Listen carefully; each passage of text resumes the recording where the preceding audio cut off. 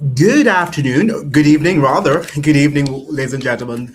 Welcome back to another live stream with us. And today, or tonight, I should say, our title is going to be Election Watch, Mia Mottley versus Ralph Thorne, Democracy, Incumbency, and Political Competition.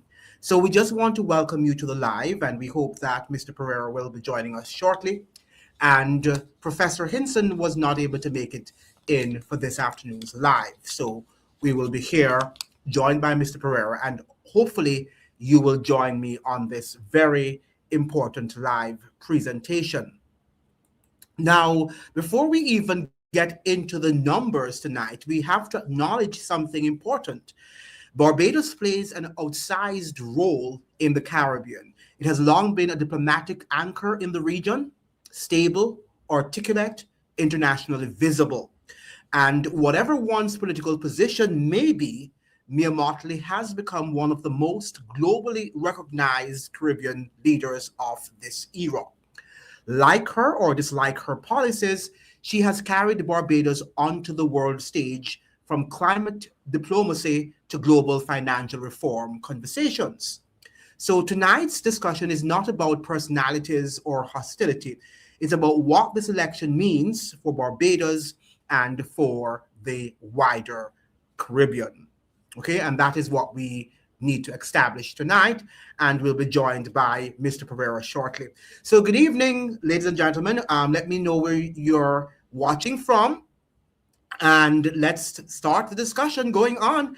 Now, for those of you who are also joining from Barbados, let me know, because I'm going to depend on you to let me know what's going on in the various constituencies there. I'm not very familiar with the terrain of Barbados, so I hope that you will be assisting me in terms of understanding the dynamics of what is happening in various constituencies in Barbados. Now, there was something coming out of the Barbados Today newspaper. Dozens of votes in St. Philip South and St. Philip West were unable to cast their ballots on Wednesday morning after their names were found missing from the official voters list, prompting frustration at several polling stations.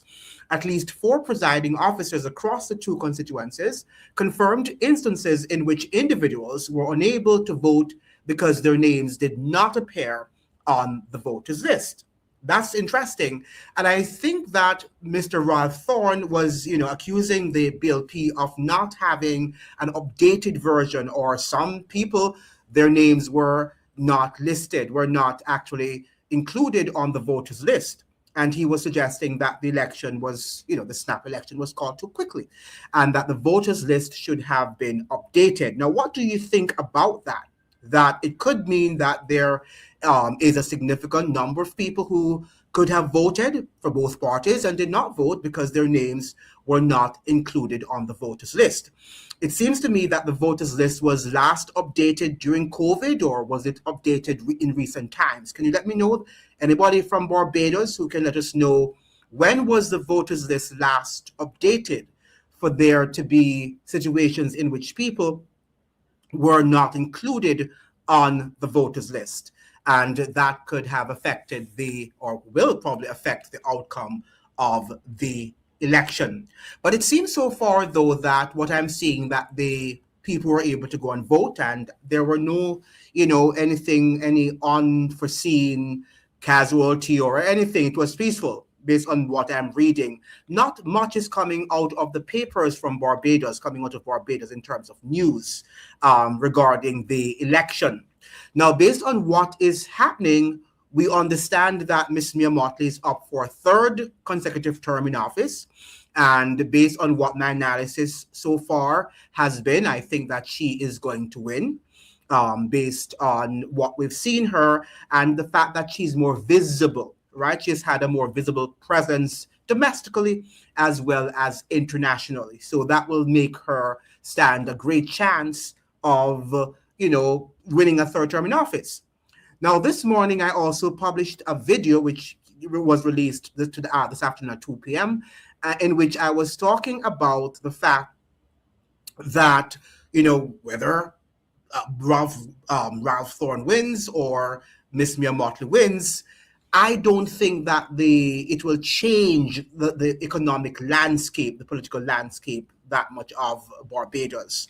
I don't think so in light of what is happening in the world.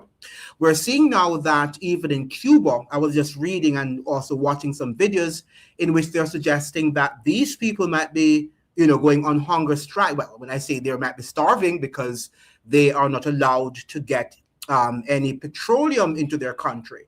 Now, if you don't have petroleum, how are you going to survive?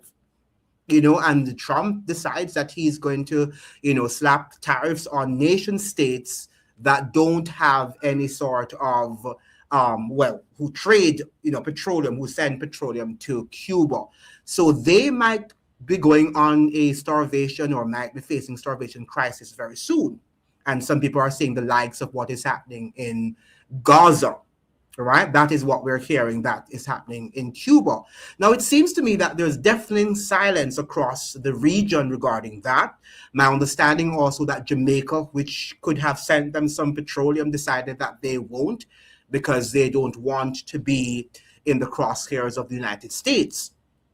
So there's a lot going on in the Caribbean, and these elections, we know that we're just, looking at who is going to win, but we're not looking at the political, maelstrom and the earthquakes that are really shattering the region.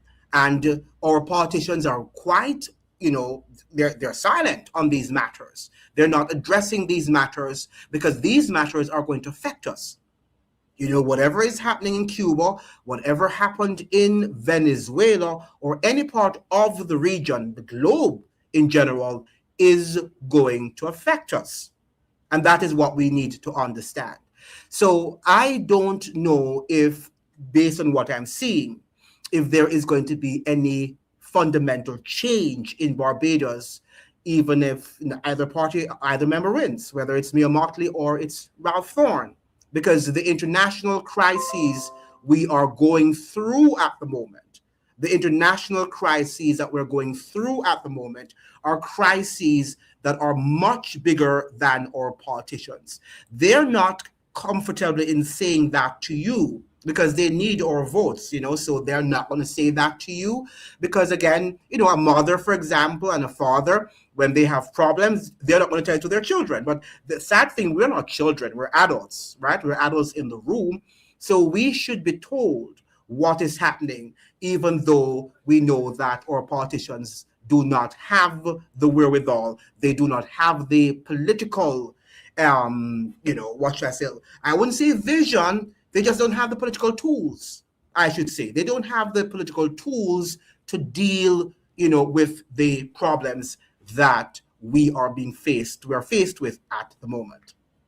So who do you think is winning? Who do you think is, for those of you in Barbados, is there any news coming out in terms of, who is winning and in what constituency? Have they started? I'm sure probably not. When did the voting booths close? Have we heard anything coming out there? Any news that you'd like to share? Let me hear from you guys because it's an interactive session. So let's hear from you who are on. And please like the live and share it with other people so that they can come in the live. So please share the live as much as you can and give the live also a like so that it can go around on the platform and we can have a very lively discussion. I hope we would have been joined by now by Mr. Pereira. Maybe he's getting himself ready. He did accede to coming on the program, but maybe we don't know. He might also not show up. But the fact of the matter is that we have to understand that we're living in some critical and serious, if not dark times, right? And we have to move beyond the whole notion of just winning an election. And Miss Mia Mottley, or it is Ralph Thorne, it's much bigger than just winning an election. We have to look at the policies, particularly foreign policies that are being set and being crafted by our leaders. And what we're seeing the same old. So everything that Trinidad is doing, Jamaica is doing, or Barbados is doing, even though they pretend as if they're not doing it, and they think that, and they have different rhetoric about different things. But when it all, when you look at the full picture, the big picture, we realize that they're all walking down a similar path. So this is where we find ourselves in. How do we become agents of change? How do we force our leaders to walk on a visionary path that will free us? Or are we going to support them in their effort to enslave us? These are the things that we have to ask ourselves. Now, we can look at many things happening. The IMF agreement in Barbados, we know that they are still going through the likes of an austere agreement with the IMF. The IMF is bad business, ladies and gentlemen. The IMF is not there to clean up shop, as they're telling you, right? They're there to demand, right, authority, not authority, austerity, not authority, but austerity. And what they do with that is that they are paralyzing your economy. So that is what the IMF does. There's no other way to describe it. And even though our leaders like to tell us that after the debt has been repaid, then we are going to be prosperous. But that is not true. Because what you've had, if the IMF sets you back in terms of your social services, your hospitals, your schools are leaking, they're bleeding, how are you going to be prosperous? And so if they've set you back 20 years, you're 20 years behind, how are you going to be prosperous? When your entire infrastructure, your health infrastructure, your education infrastructure, have declined. So we have to look at these things, and we have to move beyond the rhetoric of what our textbooks are telling us, but what our politicians are telling us, and begin to accept the reality. That the reality as we see it is not necessarily what they're telling us. Right? We're living in a different reality, a different era. And people are concerned, and rightly so. People are concerned, and rightly so. Please let me know where you're calling from. Let me say hi, and let us be more interactive, so that I don't want to become a lecture here tonight. I want it to be as interactive as possible, so that we can have a wonderful chat with each other. So please let me know where you're watching from, where you're viewing this live from. Make sure that you're liking the live, and you're also sharing the live with your neighbors and your friends and your family members, so that we can grow this live and have scintillating discussion tonight. Okay, so let me know where you're watching from, and let us begin to welcome you and to acknowledge your presence in the chat, in the live. So start the chat rolling. Who do you think is going to win? Do you think Miss Mia Mottley is going to win? Or do you think Ralph Thorne? I see some people are suggesting that, there is time for a change, right? In Barbados is desirous of a change. They've had Miss Mia Mottley in since 2018, so they think it's now time for a change. But will she override all of that in terms of people voting for her? That's the question that we have to ask. But let me hear from you. Who do you think is going to win, be the ultimate victor in tonight's election as the results are being tallied? Any comment? Let me hear from you. We don't want to make this live into a lecture where I'm talking. I've done a lot of talking on my pre-recorded videos. So I want to hear from you. I want to hear your voices and what you think about this election as we see it. Quite silent live tonight. What's going on? You normally are interactive. Let me hear from you. Who do you think is going to win this election? Do you think Miss Mia Mottley is going to emerge as the winner and obtain a third consecutive term in office? Do you think that's what is going to happen? Now, do you think that this election really represents? What do you think this election really represents? Continuity, fatigue, or consolidation of power? Do you think that this election represents continuity, fatigue, or consolidation of power? What do you think? Do you think it represents, let me say the three categories again. Do you think this election represents continuity, because Mrs. Mottley has been there since 2018, fatigue, or consolidation of power? What do you think that this election represents? Stephen Knight is saying that Motley is doing what she is told. Yeah, and I think that is what she's doing, and I think that all of them, Stephen, is doing what they are told. Right? I don't think that any of them is acting independently. So even if Ralph Thorne gets there, he's going to be doing what he's told to do. Trump is doing what he's told to do. In fact, today I was reading an article, Stephen, and they were suggesting that Trump does not even want to go into Cuba, but he wants to talk. But Marco Rubio is pushing him in that direction. So she's a vassal. Yeah, she is a vassal, and many of our politicians, that's what they are. That's what they have to do, because if not, they are going to be taken out of office by the powers that be. Yes. So we have, yes, politics is theater. Absolutely. It is theater. That's what it's all about. And I think by now we should have grown up to know that the politics that we're seeing every day and the difference between Miss Mia Mottley and Ralph Thorne is as thin as, I don't know. There is absolutely no difference. Difference, of course, in style, and in gender, so we can see some superficial differences. All right, so let's not now be stupid and say, oh well, Ralph Thorne a man and she's a woman or whatever she is. The fact of the matter is, I'm talking about policy right now. All right, we're not looking at personalities. We're looking at policy decisions, and there is not going to be any substantial difference between Miss Mia Mottley and Ralph Thorne should he win the elections tonight. Now, Fassi saying voter turnout should be interesting. Yeah, and what is it? How was the voter turnout in Barbados today? I was just reading from the Barbados. For those of you who are just joining, I was just reading from the Barbados Today newspaper, which is suggesting that some of the members from the different, this constituency was in St. Philip South and St. Philip West, were unable to cast their ballots on Wednesday morning after their names were found missing from the official voters list, prompting frustration at several polling stations. And I was saying that Mr. Ralph Thorne did say that the voters list was not, updated, was not current, and the election was called too early.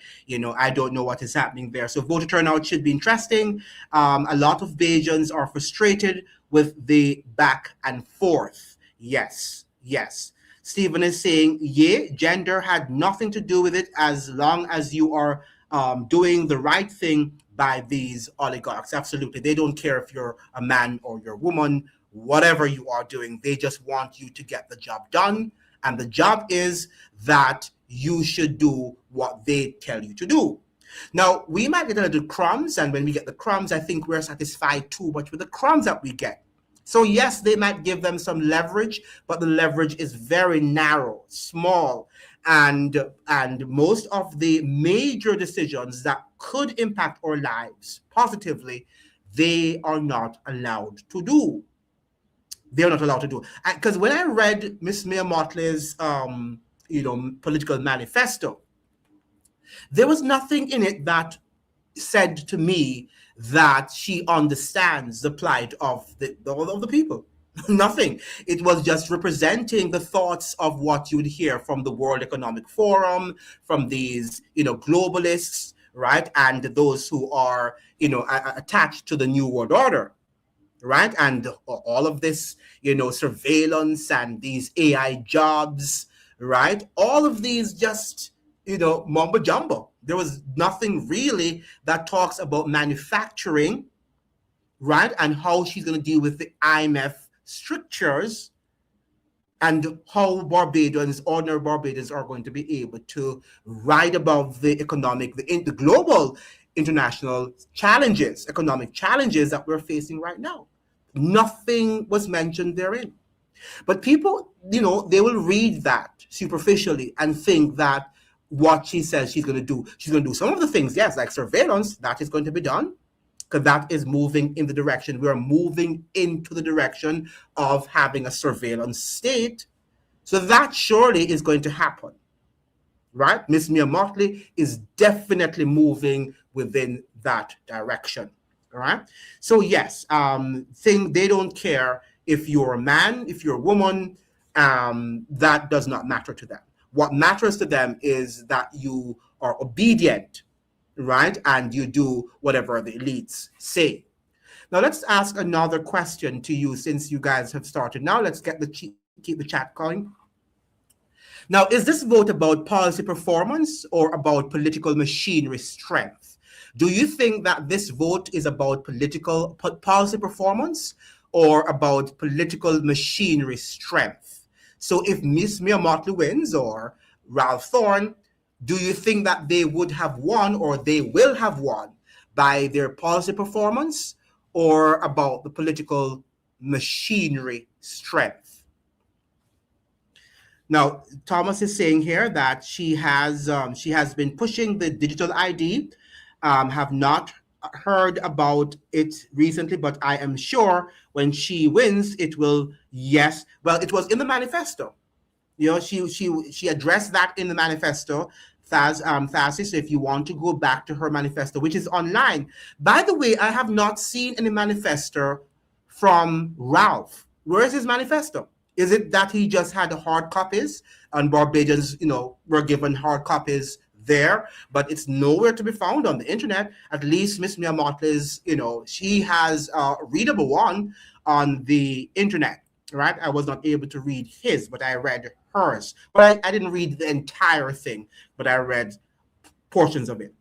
Now we have Stephen Knight saying, I'm glad you read it because a lot of people do not read these manifestos. Right. Now, if we're going to be fair to them, we have to read them, right? So we can't criticize her if we're not reading what she has, and that is what we have to do. If I'm going to be fair to her, I think that even though I was very bored by what I saw, but the fact is that I had to be fair to her in terms of what she has in there. And I'm sure she has some good, ideas of what she wants to do for Barbados, right? But I wasn't able to see, Stephen, have you seen a manifesto from Ralph? Didn't see anything. I was looking, and somebody told me, by the way, I think a Barbadian told me that I was wrong because Mr. Thorne had published a manifesto and he published it long before, or he made it up long before the election, but I have not come across it. Have you? Have you come across any manifesto from Mr. Ralph Thorne? Please let me know. I haven't seen one. So I don't know what his. Right, I haven't seen any. And all the papers have done, the papers seem to have known some of the things he had in his manifesto, like the Barbados Today, but I have not seen an entire manifesto as what I saw from Miss Motley. Now, no one has seen his manifesto, right? So I don't know what she was saying. She was saying to me that I'm wrong because he did publish. So I was wondering, perhaps I am the one. Maybe he didn't put it online. He didn't post it online. He just had hard copies and there they distributed them in Barbados. But you are telling me now that he never had a manifesto. I didn't see a manifesto from him. So if he didn't have a manifesto, how are people going to vote for him? Because what are his policy? He has none if there's no manifesto. And yet he's saying that he's a credible, people are suggesting that he's a credible opposition. What do you think, those of you who are from Barbados, do you think Ralph is a credible, viable opposition? Yeah, I believe he probably handed out, okay, right. That's perhaps what he did. He might have handed out hard copies, but it's not online. And shouldn't you want your thing to be online nowadays? Because many people, including who are not in Barbados, there are many of the Barbadian diaspora outside of Barbados, living in other countries, and they would have loved to see it if they were on the grounds. They would like to read it, to see what he has in it, right? So I think that nowadays he should ensure that his manifesto would have been publicized, would have been made public on the internet. No, he came from the other side. Yeah, he came from the other side. I know that he came from the BLP, right? So, and he said he did that because he thought that Barbados was slipping into an autocracy in terms of an autocratic state. Now, what do you think about Ralph Thorne? You think that because he came from the other side, he's not credible? He is actually, as you're suggesting, maybe a hypocrite. I'm very skeptical about Ralph Thorne. They say the way he keeps switching. Yeah, I understand he even switched in 1989. Initially, he was a member of the DLP, then he switched to the BLP, and now back to the DLP. And that should tell us that that is how they do things, that they're not necessarily serious about ideology, right? They are just about, theater and having the people who control them, once they're able to get into a power center to do their bidding, they don't care if they switch, if they're BLP or they are DLP. And I think that my opinion, this is not something factual, my opinion is that he is being used to keep Miss Mia Mottley in power, that she will go back, she will easily get a third consecutive term in office. That is my take on the matter. The same thing happened in Jamaica, where, the PNP in Jamaica was weak, has a very weak leader, Mark Golding. And they could have chosen a better, leader to have, run against Andrew Holness the last time in Jamaica. And Andrew Holness in Jamaica emerged the third time. He got his third consecutive term in office because he had a weak opposition. And the same thing I think is happening in Barbados. They're having a weak opposition so that Miss Mia Mottley can remain in power. I believe the Trojan horse, this is my opinion, that I think that this is the Trojan horse, that they want her to remain in power, and they sent him as if he's opposing her while he is mostly he is a part of that agenda. Now, Fassi is saying, yes, he's very weak, he's a very weak opposition, because he's none. He's no opposition. He is just a supposed opposition that they are foisting onto the Barbadian people to believe in the illusion of democracy when there is none.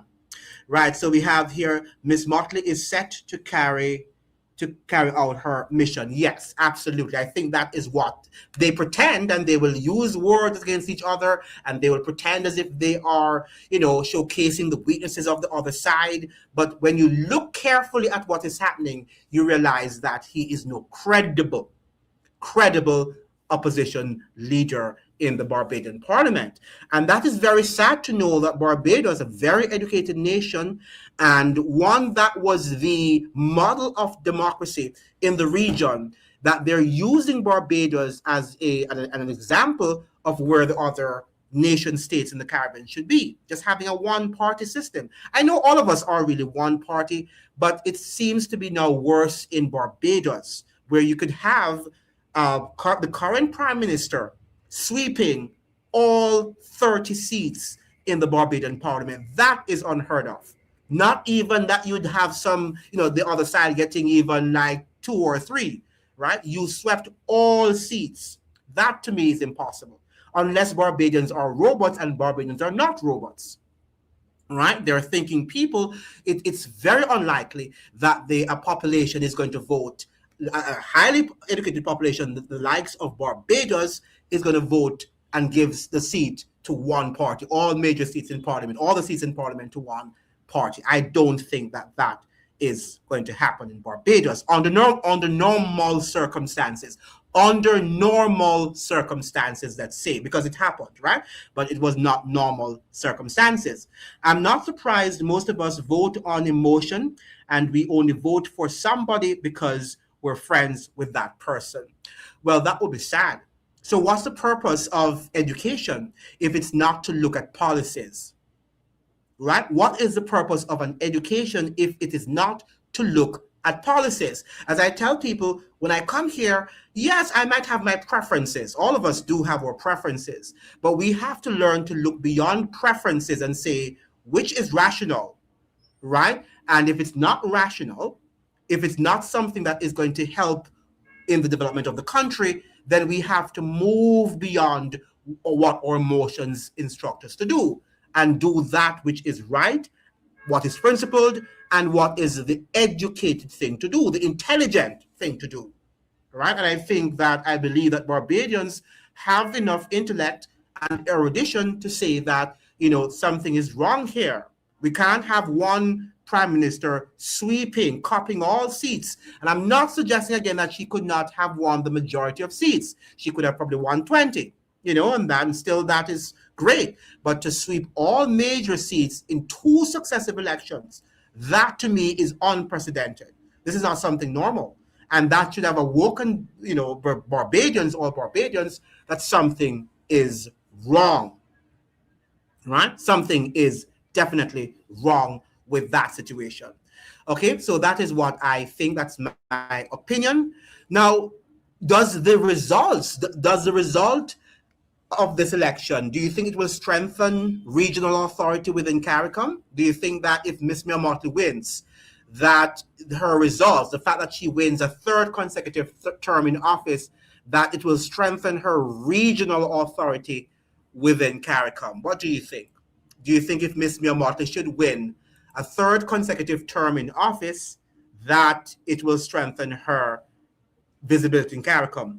Voter fraud. Yeah, voter fraud is something that is, I think all Caribbean states, including the United States, are talking about, that the elections are neither free nor are they fair.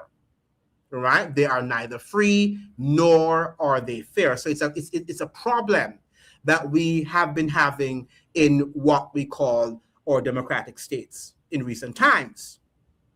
Right? And that is a big problem. That is a big problem that we are faced with.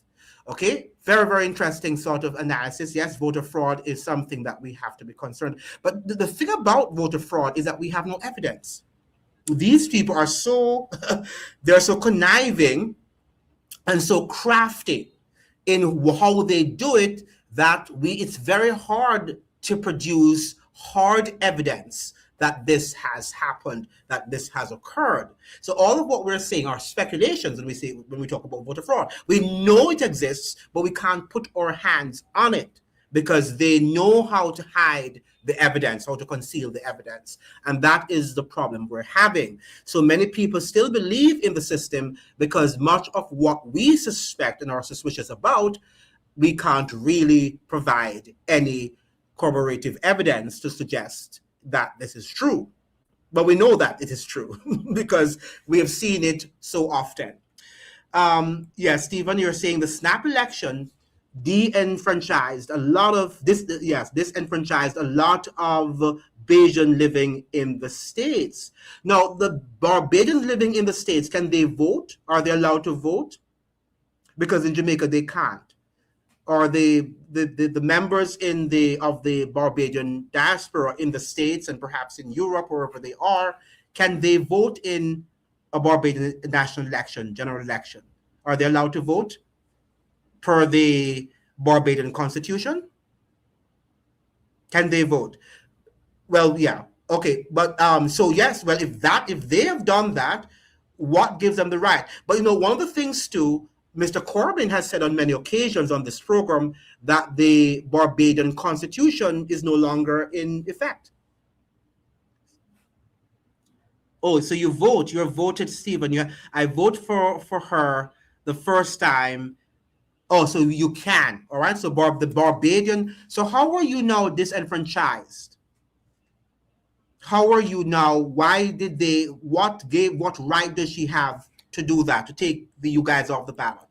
And he's saying in Trinidad they can, okay, once they are still citizens. Oh, wow, that's interesting. So Jamaica perhaps is one of the few in the Caribbean where they can't vote, and they should be able to vote. And people have been complaining, those in the Jamaican diaspora, that they should be allowed to vote. But according to Jamaican constitution, they are not allowed to vote. So in Trinidad and also Barbados, members of the diaspora are able to vote once they're citizens.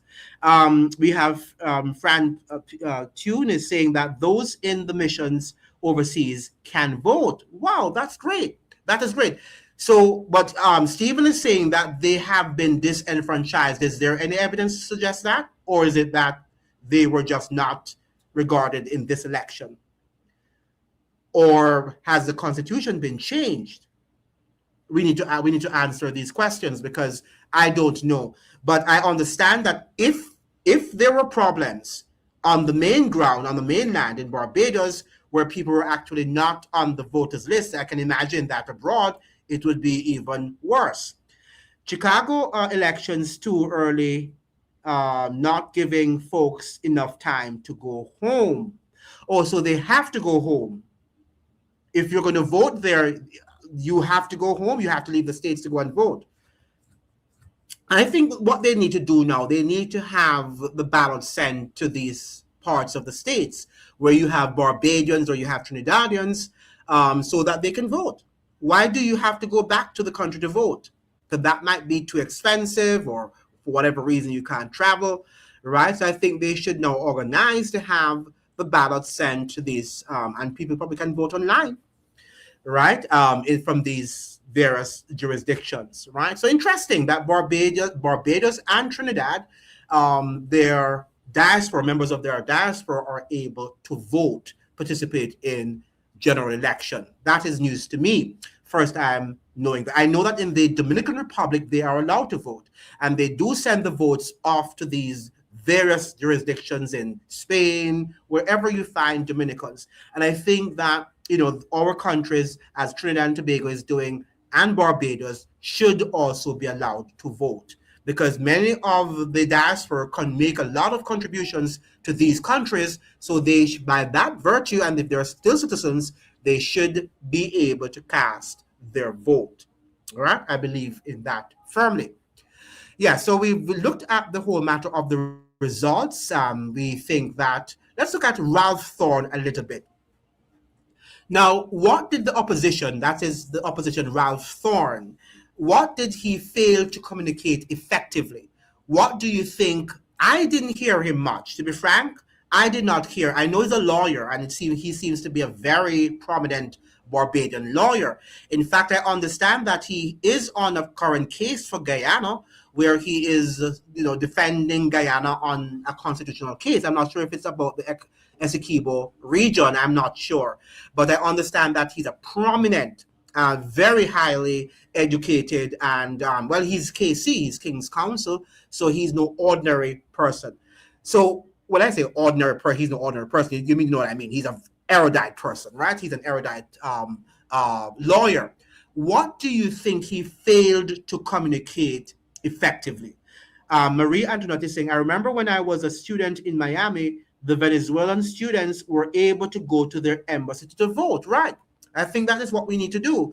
If it is not sent to the state, then it should be sent to the embassy so that people should be able to vote, right? But it seems to me, Marie, that people are suggesting that in Barbados, even in some of the constituencies there on the mainland, that their names didn't appear on the voters list. So people are crying foul. It could be voter fraud, right? It could be voter fraud.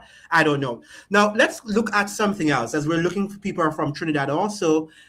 What do you guys think about this whole matter of the discontinuation or the proposed discontinuation of the Cuban doctor medical program, in which the United States now is telling governments in the Caribbean region that they have to discontinue this program?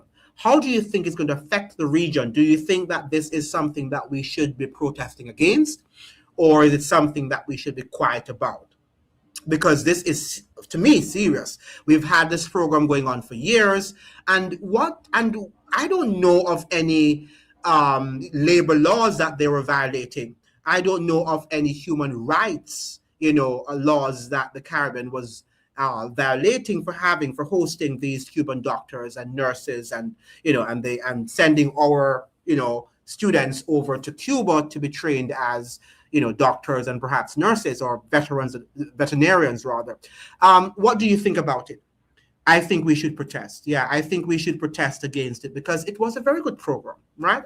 Many people, especially those who could not afford medical school in the Caribbean, because you and I know that to study medicine in the Caribbean is expensive, right? And we know that they don't. And Trinidad gave this was it Trinidad, or I don't know if it was Trinidad or Guyana, gave this very nonsensical excuse about the fact that, we're telling them not to go back because they don't like the infrastructure. The infrastructure has always been poor in Cuba. We know that, right? I've heard many doctors in training who left Jamaica, and they complained about the infrastructure there, but they continued and they finished, and they are successful doctors. So we all know before, long time ago, that the infrastructure, the physical infrastructure in Cuba is not the best because of what is happening there. And after the fall of the Soviet Union, and they went into greater poverty. It will affect the region in a big way. America is just trying to isolate Cuba. It is going to affect us in a great way. And I'm sure they won't be giving us scholarships, right, to come to America to study medicine. Stephen is saying this is serious. They're trying to economically strangle Cuba, and yeah, and we are also going to be affected. Remember, it was a two-way, beneficial stream. So they were being benefited, and we also are benefited from their medical resources, right, and training. So it's not just they who are going to be impacted, we are also going to be impacted. And in what way there could be a deficiency in our medical system because of the lack of this program that has been ongoing for years. So we are going to be impacted severely too in the entire region, not just in Trinidad or in Guyana, but the entire region will be impacted. We have that Marie saying, as someone who did an emergency room rotation in Cuba, I was taught very well by the Cuban doctors. I was very pleased by my learning experience in Cuba. I studied general medicine in Trinidad. Okay, good. And many people have said that to me, that their training in Cuba was just magnificent. Right, so we know that's one of the reasons why they continued to go, because others would come and they would say that their training there was great. Not that they liked the infrastructure, but the training that they got, that's what they went there for. And we have Marie saying again, but I plan to return to Cuba for more medical studies in the future. Yeah, well, the fact is that now it seems to me that that program might now be discontinued, Marie, because the United States is hell-bent on taking out that regime this year, just like they did to Venezuela. So that program will be discontinued if the United States takes over.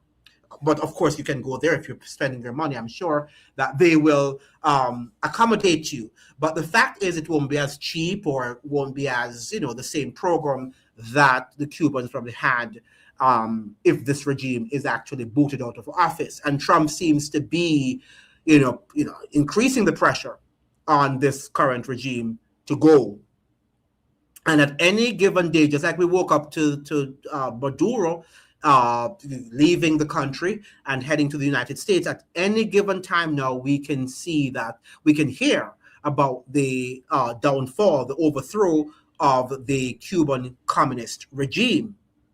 I think that it is closer than we think it is. Right? And it's the same playbook. And that's the whole thing. We can actually read whatever they're doing now because they're not changing their their playbook. Right? It's the same playbook, and we just have to pay attention to realize that this is some serious stuff. Any news? Any news coming out of Barbados? When is the results scheduled to be officially reported? One of the things I did not see in Barbados too, I don't know if it's in Trinidad, I did not see any debates. Were there any debates among the politicians? For example, the Minister of Finance on the incumbency side and those on the opposition side, education, these critical areas of the economy. Did they have any debates against the two leaders, too, Mia Mottley versus Ralph Thorne? I did not see any debate. And shouldn't there be a debate so that people could see what the leaders and journalists asking them questions about what is their vision and their policy stance and all of that? That did not happen. And I was very shocked to see that Barbados did not have something like that. Stephen King said, and you notice when they so-called overthrew the Venezuelan government, they want the Caribbean governments to buy from their economy. Absolutely. Absolutely. And at a higher price. That's the whole purpose. That now the prices also are going to be higher. The price of oil, Venezuelan oil, is going to be higher than it was under Chavez, not under Chavez, under Maduro, right? Then we have Fassi saying there were no debates, right? There were no debates. Now, is it that Barbados doesn't have a culture of having those debates? Because there should be one. Right, there should be one to give Barbados a chance. For me, it's a lot of theater too, but at the same time, you can listen to your leader, extrapolate on an idea like how are you going to fix the hospital here, what's your vision for healthcare or education, and they should be able to state that under duress, right? Because they talk a lot on these platforms, but when you ask them specific questions of how they are going to tackle some very specific problems, many of them can't say anything. Do you know that? If you tackle them and ask them to tell you how they are going to fix a certain problem, they can't say. They can only make these general statements on the platforms. And that's why it's very critical for them to have debates. Um, let's look at I did not see yet. There were no debates. I did not see any debates coming out of Barbados. And I think that should have been something, especially Mia Mottley, who is going up for a third consecutive term in office. She should be able to stand up and say why she deserves a third consecutive term in office and give Ralph Thorne now the stage to say what if he thinks what are her weaknesses or strengths or whatever. And for him also to defend his policy stance. Now, we have Sazi saying many years ago there used to be debates. So this tells me that the entire political process in these times is just a sham. Because if there were debates and they're now it's suddenly cancelled, something is wrong. In those debates, they would declare their manifesto, absolutely. And this is because we know that Barbados was always a model of democracy in the region. People spoke highly of Barbados. Everybody, not only Caribbean people, but people outside of Barbados, foreigners, people outside who live outside of the region, always spoke highly of Barbados democracy, right? So it was very, very strange to me that they could not have had a debate. That could have been set up because Miss Mia Mottley actually announced the election in January. They could have organized some form of debate so that the contestants, the critical ministries like education, finance, and the political leaders could have articulated their policy stance and what they were going to do to improve the lives of Barbadians. Now we have, she can't defend her policy. She's a globalist. Most of them talk out of both sides of their mouth. And that is for the constituents to determine, Stephen. So if you had good journalists to ask her some questions, and if she's iffing and butting, then the voters will determine if she's good or she's not good.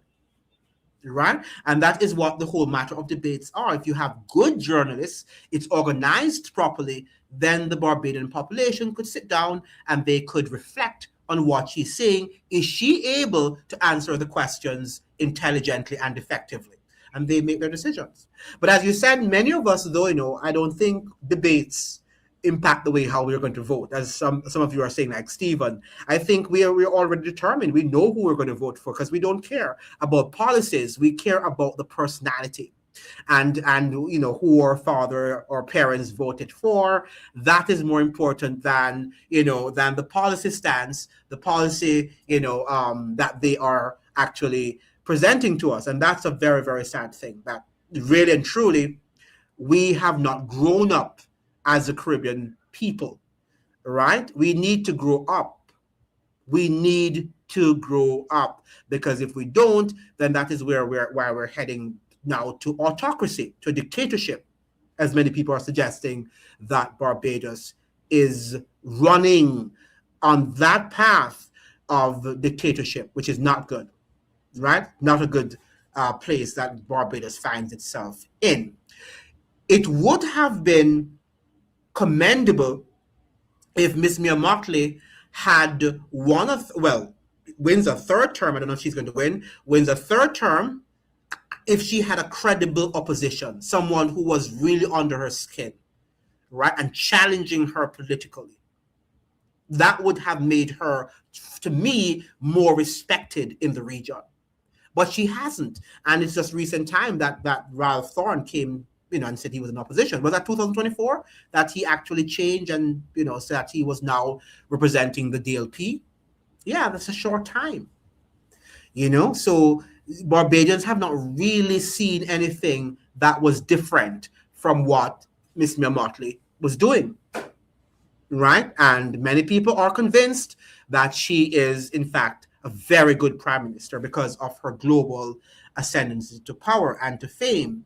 Now, I just saw some breaking news from the CBC in Barbados. It said that Ralph Thorne did not vote. He said he went to cast his vote, but he was told he had to cast his ballot at another station. So, how does that work if the opposition leader was not able to cast his vote? So this seems to now to be a drama. So the more drama is now being, because don't tell me that the opposition leader did not know where he was supposed to cast his vote, or they did not know where he was supposed to have cast his vote. It doesn't make any sense. It does not make any sense to me, right? So if this is what is happening, then we can say this is drama. This is not even believable to be happening in a country as organized and as sophisticated as Barbados. This is not real. This is not real at all. It's a joke. Absolutely. It's a joke. It is a joke. This cannot be. So if that is the case, we know that Miss Mia Mottley, unless they decide to have the election null and void and have another election, which I don't think that they're going to do. It's too expensive to have elections. So I don't think that they're going to, have null and void this election. I don't think it's going to happen. Thas is saying the process is a real joke, but it was always a joke, but was never so in your face, so palpable. They would hide and pretend as if they're, the formalities, and they go through the formalities and you believe what they tell you. But now they're just playing the game right before our eyes, and they're not adding even any sort of intelligence to it, any sort of substance to what they're doing. And people are now seeing exactly that they're naked. Stephen Knight is saying because these ballot offices were not ready for the election, in my opinion. Yeah, that's what Ralph was saying too. But Ralph should be blamed because he was the one saying that they were not ready. At one point, he was saying that he was ready for the election. Another time, he's saying that the ballots were not ready. It was just a lot of confusion with him too, right? A lot of confusion with Ralph. President is saying, Jafar is saying, come on now, I was not living in Barbados and had no issues casting my vote today. People are lying. Oh, so it's not true? That's what you're saying, that people, but the Barbados today, President Jafar did say, in fairness to the people here, that there is dozens, it says, of voters in St. Philip South and St. Philip West were unable to cast their ballots on Wednesday morning after their names were found missing from the official voters list. This is coming from the Barbados Today. So are they lying, Jafar? I'm not sure. There's a lot of confusion going on right now. So Stephen Knight is saying, I'm going to say it again, voter fraud. Yeah, because we are not making this up in terms of the voting list was, some of the people their names were off it. This is coming from the Barbados Today. So this is not what I am saying. This is what an official newspaper is actually advancing to us, right? So there are people who might have had good experience and might have been able to have cast their vote, and we thank God that they were able to do that. But it seems like the system, something is not right. And from the time of the pandemic, I understand, there were people were actually saying that their names were not put on the voters list because they had coronavirus and all of that, those sort of, not criticisms, but rumors. Now, did they actually improve on the voters list? Did they update it so that people could now vote post-pandemic? That's the question that we need to ask. And it doesn't seem like I'm getting any answer. Now, Thazi is saying, I have an attachment of what that's Ralph Thorne said to the... Yes, could you send that? Could you send what the papers are saying on CBS? Jafar is saying it's your civic duty to check where you are registered. But, the opposition leader, Ralph Thorne, right? Isn't this civic duty to have checked to vote when I was coming in? Checked and I was registered and got my mail telling me where to vote a week ago. Great. And I'm happy that, Jafar, you had that experience. But how is it, Jafar, that the opposition leader would not know where he should be and what polling station he should have voted at. It doesn't seem like it's normal to me. It sounds bizarre that the opposition leader, who is a politician and is in politics for so many years. Yes, you can send to my email. Let me write my email: agtuckerus@gmail.com. That's agtuckerus at Gmail. I'm saying at email at gmail.com. This is my email address. So please send that attachment to me from CBS. And those of you who are seeing other things too, let us know, because I'm not able to look at everything now, what's happening on the news. So if there is a breaking news, please let us know so we can share it and we can discuss what is happening there. What time are they expected to have the results tonight? In Jamaica, they normally have it the same night. Do Barbadians will they count all the votes tonight, or will we know tomorrow?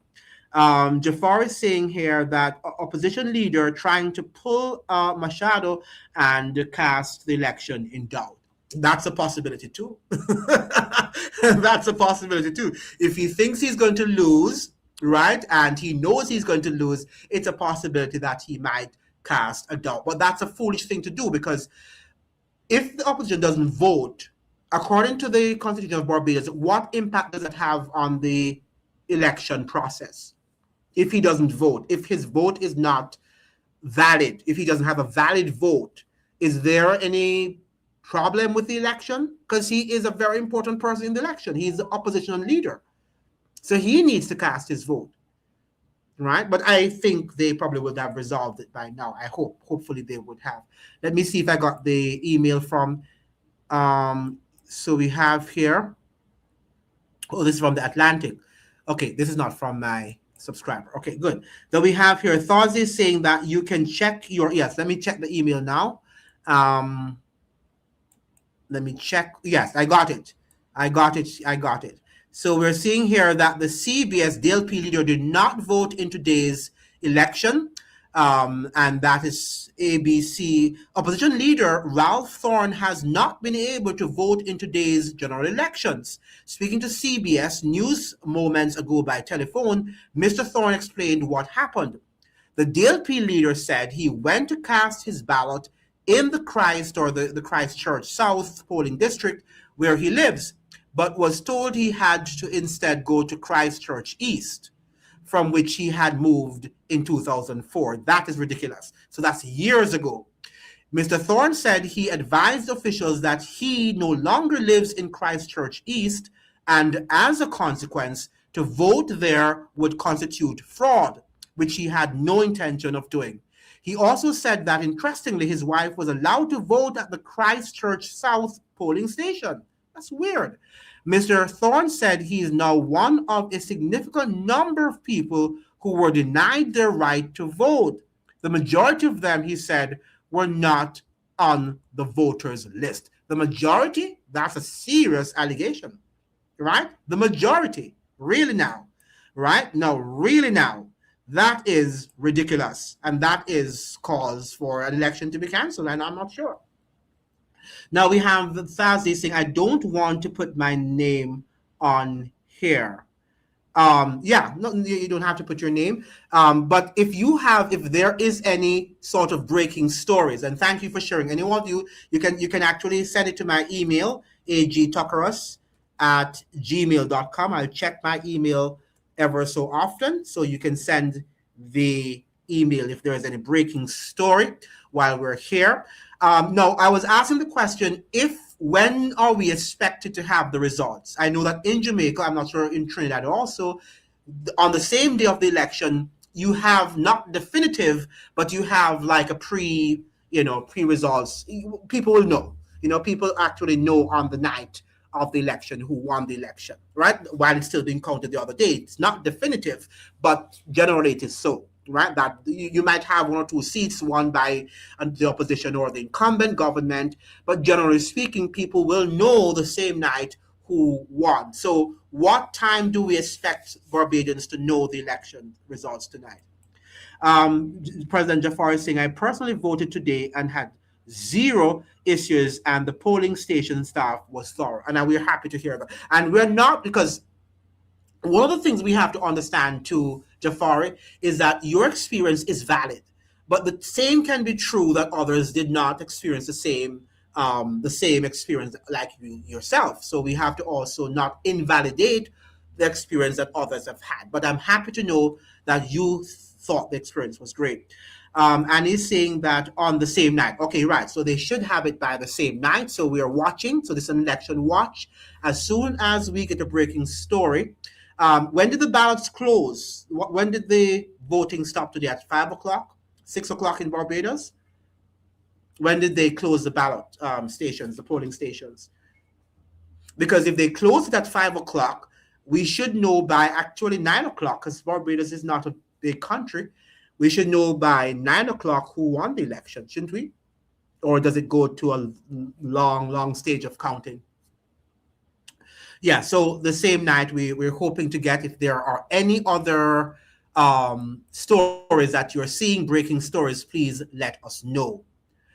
Now, let's look at the broader Caribbean implications. What message does this send to Jamaica, Trinidad, and Guyana? What we're seeing happening in Barbados, what message, as you look at what is unfolding in Barbados, with Miss Mia Mottley sweeping, two consecutive elections, all seats, and the sort of confusion that we're seeing now in a place like Barbados, which we weren't expecting it to be in. What message do you think that this is sending to Jamaica, Trinidad, and Guyana, and the wider Caribbean at large, for those of you who are also from other territories in the Caribbean? What message, what should be the lesson of what is happening in Barbados at the current moment, with all of what is happening there, with the opposition not having a viable opposition, having all the major seats in parliament being copped by the incumbent government? What lessons can we learn, if there's any? Because this is critical, because what is happening in Barbados is not that it might not happen in Jamaica or Trinidad tomorrow. It can. That's what we have to understand, and that's why we have to learn lessons from people who are impacted by what we're seeing. And people say, oh, talk about what is happening in your country. Everything that is happening in our country, we have different realities. Don't get me wrong, we're not just one Caribbean, all right? We have different realities. But the fact is that we can learn from each other. That is what we need to do. We have Stephen King saying, that's a good question. I don't have an answer right now for that. And that's honest. So we have, it was closed at 7 p.m. That's what you're saying, that the polling stations were closed at 7 p.m. That was late. That they closed at 7. If they close at 7 p.m., they won't have the results until 10 o'clock then. Right? I don't think if they actually closed at 7 p.m., I don't think the results are going to be ready for us by 10 or probably after. Now, are Caribbean elections becoming personality contests rather than ideological battles? Do you think so? Do you think that our elections are slowly becoming personality contests and versus ideological, combats, where they're telling us that they're either social democrats or they're capitalist? What do you think? Do you think that our prime ministers and our politicians are what we call them entertainers? We call them celebrities. Have we made them into celebrities rather than politicians who should be taking? So President Jafar is saying no results don't be known until 2 a.m. Wow, that's a long time. Why? Barbados is very small. They have a system in place where the third 3 hours they should be in at least 4 hours. They should have been able to count the ballots. Now we're not going to be staying up until 2 a.m. This I didn't know that, but I'm sure they should have President Jafar. They should have something, maybe not definitive, but at least a guesstimate of who won. Now we have Andrew. Can you check your email again? Yes, I will check my email. Let me check it again and see what you've sent. Yeah, thank you so much for sending, and please continue to send as we and tell me to check it, yeah, because so we have the votes. Barbados. Let me open it. Um,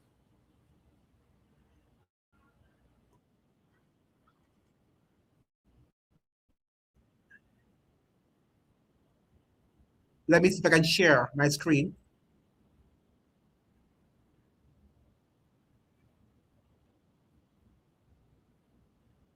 I'm trying to share my screen, so be patient with me.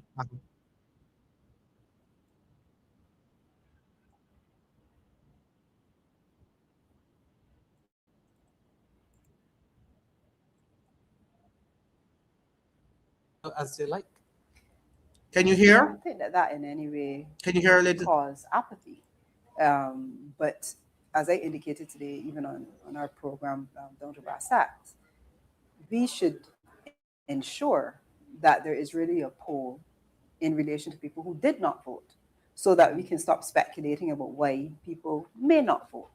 The question is for those people who on the day decided, I'm not doing this, who were not swayed or otherwise convinced to vote, what reasons did they give?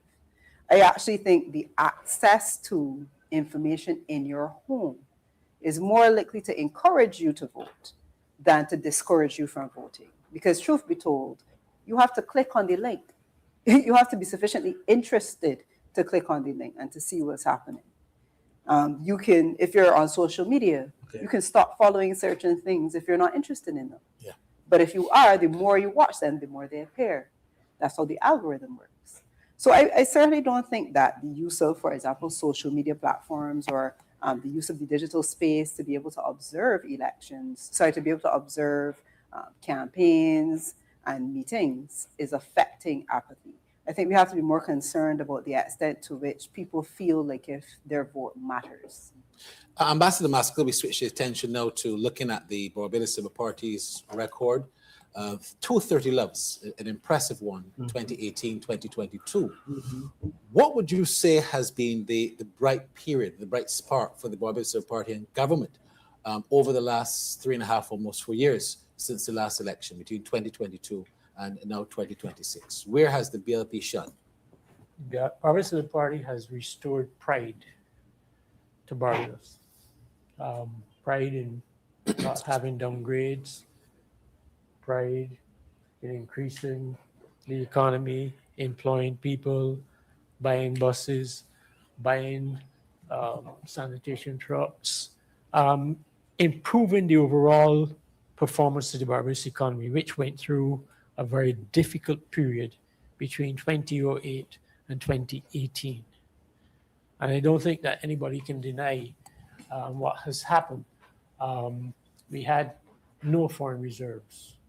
We now have 30-something weeks of foreign reserves. We were paying 68 cents of the dollar for debt. We're now down to 30 cents. We had an environment in which the Democratic Party betrayed Earl Barrow's fiscal golden rule, which is that you should always have a surplus on your current account to help you to finance your capital expenditure. It is a fiscal golden rule that has all administrations adhere to it. That had to be reversed, and it was reversed. Now, the thing is, though, that I want to speak to this thing of apathy, if you will allow me. Sure. I have a view on it. Politicians, I'm not seeing enough of them canvassing. And the EBC is not large enough to do the kind of work, when I say do, the scale that you want done in terms of checking the electoral lists. The beauty of canvassing is that you then discover that Tom is no longer at 4C, Division Drive. And you say, boy, let me go and check because I need that vote. So you then go into the EBC and you say, I have done some canvassing, and that's the beauty of, in fact, politicians use canvassing, checking the list to tell people, I'm back here, right? But what's happened in this, I think this is Clyde's view. What's happened is that having not done enough canvassing across the board and getting your candidates to be known. Because I look at the whole set of candidates here and I don't know them, right? And I think you should use opposition to become known. You see, you find something to talk about when you're in opposition. And how about Barry and David? And you don't have to be the greatest scholar in English nor math. You know what gets you by in life? Your scholarship should be your attitude. And that's what people like.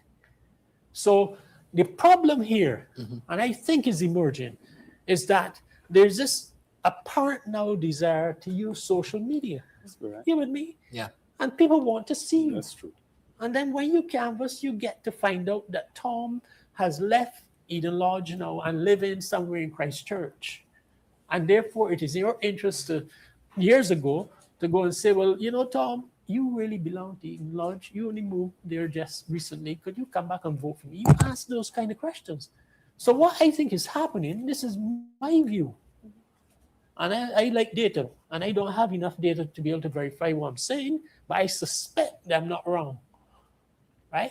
When would-be politicians go and canvass, they then help the Electoral Boundaries Commission to clean the list. And we have a problem with scale in Barbados. We can cook very well for two people, but ask us now to cook for a Dutch party or a party, we in trouble. Oh, we don't know how to scaling up. And that has been a major problem across the board in this country as well, doing things on a large scale. We saw it here tonight, you know. I know this, I'm not here to pick anybody. I'm saying you just need to start catering to doing things in a bigger way. So that my friend should have had his little thing rather using this. You with me? And again, I'm not picking at the entity. All I'm saying, we have to learn how to scale up in this country, how to do things on a big scale and do them effectively and well. All right? All right, I'm going to ask Dr. Wickham to respond to that in a minute, but let's. What do you think? Yeah, what do you think about what he was saying about that? Do you agree with what he's saying? Let's get some of the responses here. We are hearing fatigue, think time to change. Could be. Oh, sorry, where did I have this here? Could be worse watching from Trinidad. And we have here, I call it the State Department candidates. You're right. Yeah, they are. And President Jafar is saying it's paper ballots and not voting machines. That's why. Yeah. And shouldn't they try to have both? Or should they just, as the guy is suggesting, just stick to the old way of doing things? Yes. So we have Annie saying that could never be true. TNT, with a population of around 1.6 million, usually have an idea around 10 p.m. Right? We generally have an idea around that time. Yeah. And that I think Barbados should have that. I don't think turnout will be high though. Why? Why is that turnout wasn't high? In particular, in an election that people saw where you have this lady, Miss Mia Mottley, having won 2 consecutive terms in office, a clean sweep, right? Clean sweep, then I would think people want a change now, right? Why? So why is the voter turnout low?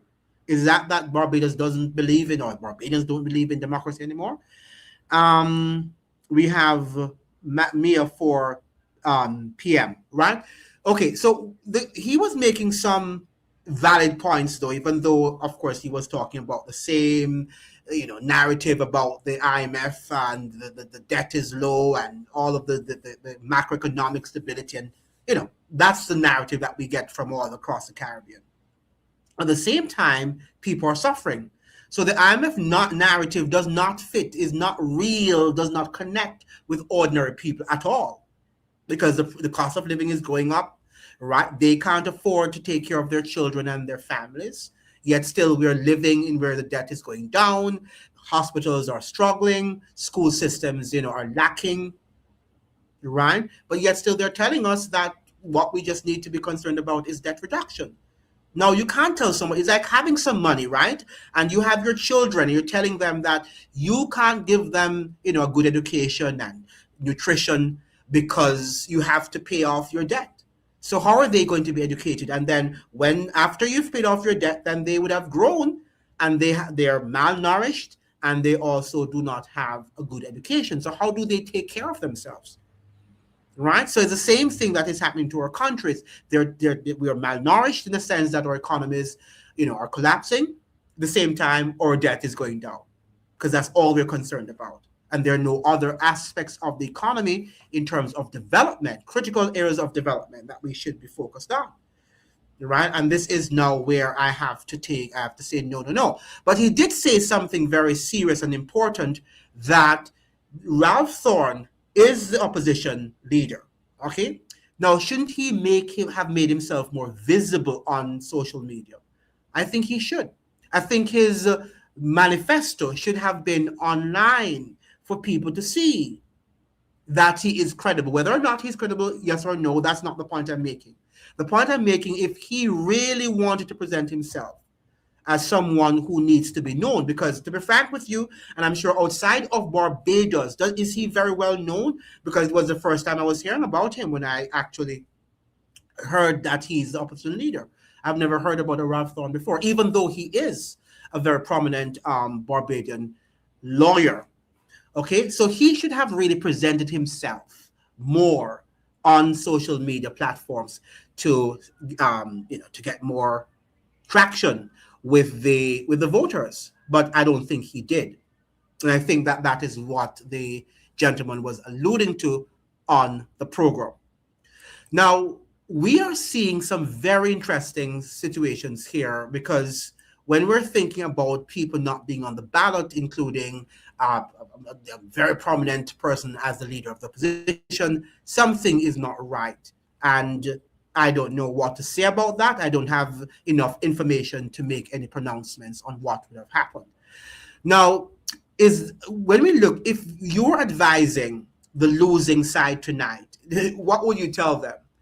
And first of all, we are declaring, I think most of us are declaring that the DLP will lose, right? Are we saying that the DLPs will lose? How many of you think the DLP will lose?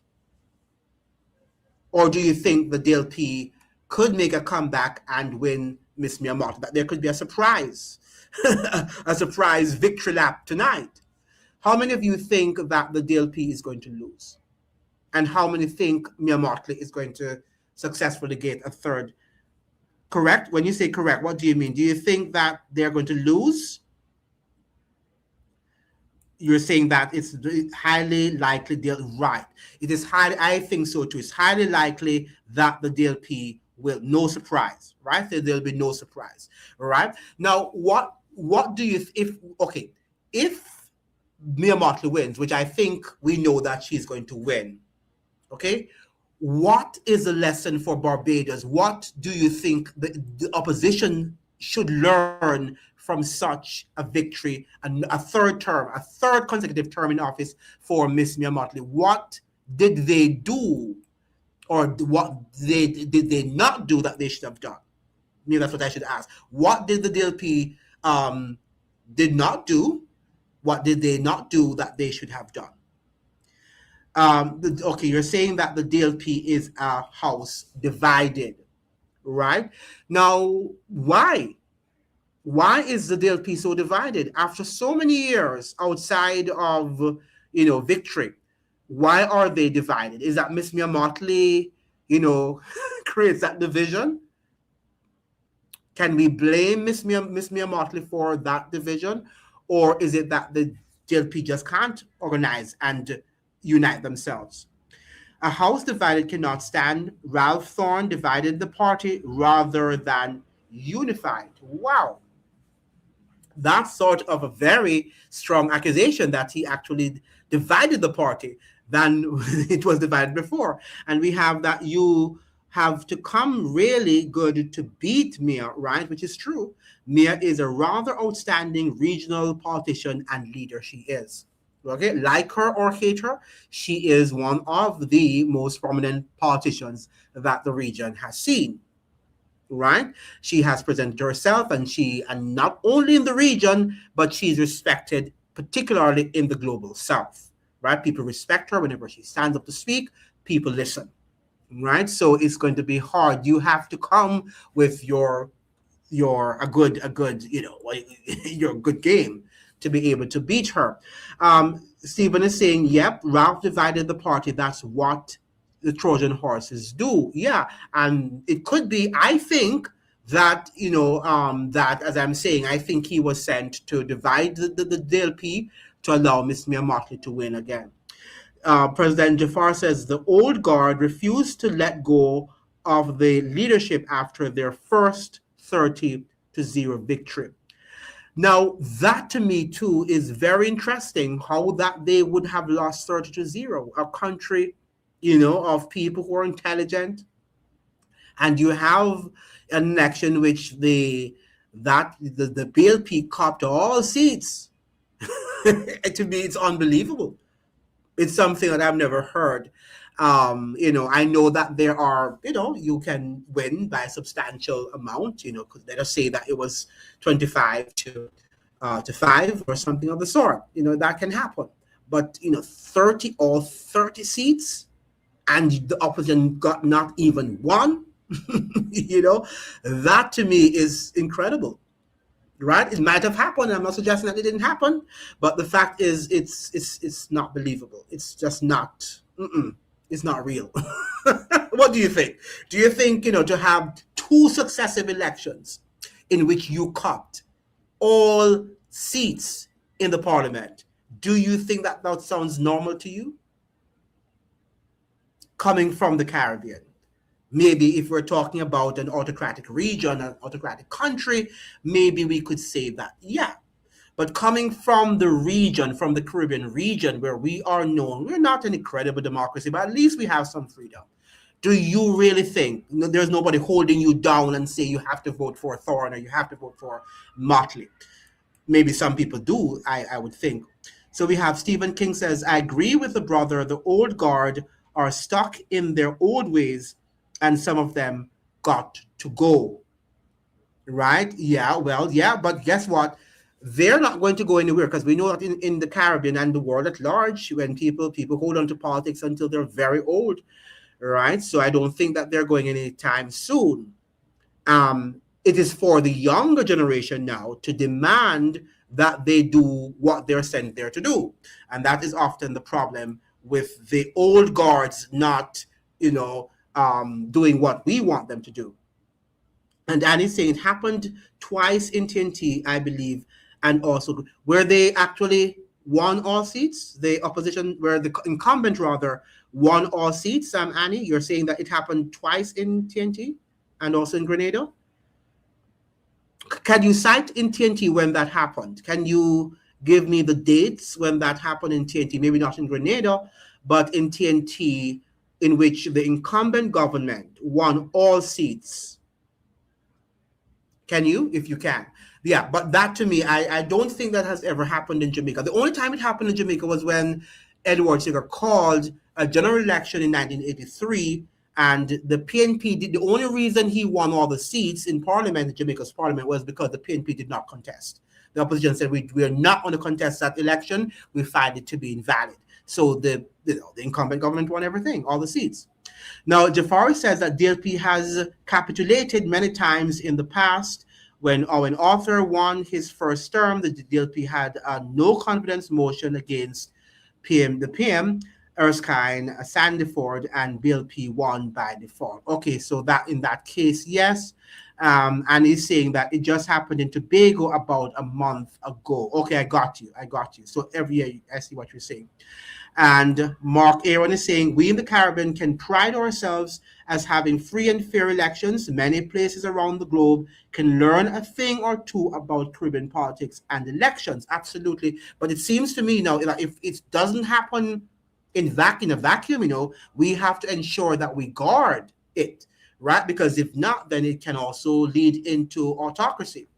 This is not something that comes through osmosis. It has to be protected and preserved. Now we have Mark Aaron is saying again, it would be remiss of me to say that 30-0 back-to-back is not plausible.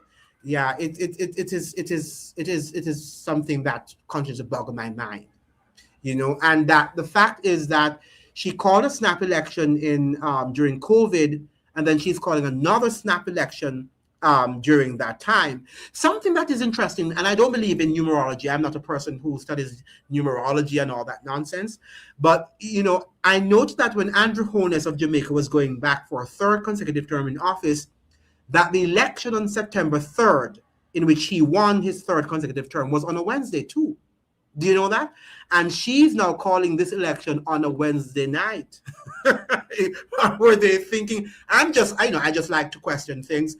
I'm not saying that this is what they're doing, but it's something to think about. That Andrew Holness, because they believe sometimes in the luck and chance and all of that thing that these politicians believe in. And it was interesting that Andrew Holness, her counterpart there in Jamaica, won his third consecutive term in office on a Wednesday night. Right? And then she now calls this election in Barbados on a Wednesday night. Will she win the third, which I think she will, a third consecutive term in office this time around? Basically, the DLP died with David Thompson's passing and has never fully recovered. I see what you're saying. And that is the problem with some of these parties, as President Jafar is saying. Their entire life is centered around one person. So, like, for example, Michael Manley, Eric Williams of Trinidad and Tobago, when your entire life is, because they've spent years in the office and they were very solid men, right? And when they leave or if they die, then the party just dies. It collapses rather. I think we need our leaders need to train people to take over the work and not to create this sort of their gods, and then when they have to leave, because when Mia Mottley leaves the BLP too, it's going to be a hard thing for somebody to really walk within her shoes, right? The DLP might find itself in the current position that the DLP now finds itself in. Because, all of this victory, even in Jamaica, the GLP under Andrew Holness, he's also bigger than he should be, right? And if he should leave the party tomorrow, the party might also die for some times. And that's what I don't like about Caribbean politics is we have this emphasis on one personality, and then when they die or they leave politics, they retire, it becomes a problem, So we have Stephen Knight is saying, no, you should question things. Yeah, we have to question things. We have to question things. And it's interesting. And they work together. Don't believe they work together. The politicians of the Caribbean, they work together. And we know that Andrew Holness got his third term. Dr. Irfan Ali got his second term. And we know, it seems to me that Miss Mia Mottley is going to get her third term in office, and they're pretty close. All right, these three they're large combo. I'm predicting 20. Yeah, you're predicting 26. I was predicting about that too, like 25 to. Well, my predictions are really 18. What did I say on my video? Was it 18 to 12, and 25 to 5? Something I can't remember what I said, but that was something that I said. Yeah, I'm predicting that too. That I don't think they're going to give us a clean sweep this time around. You know why? I don't think that they want us to believe that this election is just a farce, and they know we're questioning things. So they don't want to make it obvious again that she's going to cop all of these, a clean sweep again. So they're going to make it believable. Like, he got like 5 seats and she probably gets 25 or whatever, So yeah, I agree with that, Mark Aaron. President Jafar, we tend to have a political culture to build the party around one unifier from the party of Barry, the party of Tom Adams, etc. That's exactly what Jamaica does, and all of these countries do. Eric Williams and these people, we build it around these people, and then when they retire or they die, then it becomes a problem. It's very hard to fill the void, or to fill their shoe.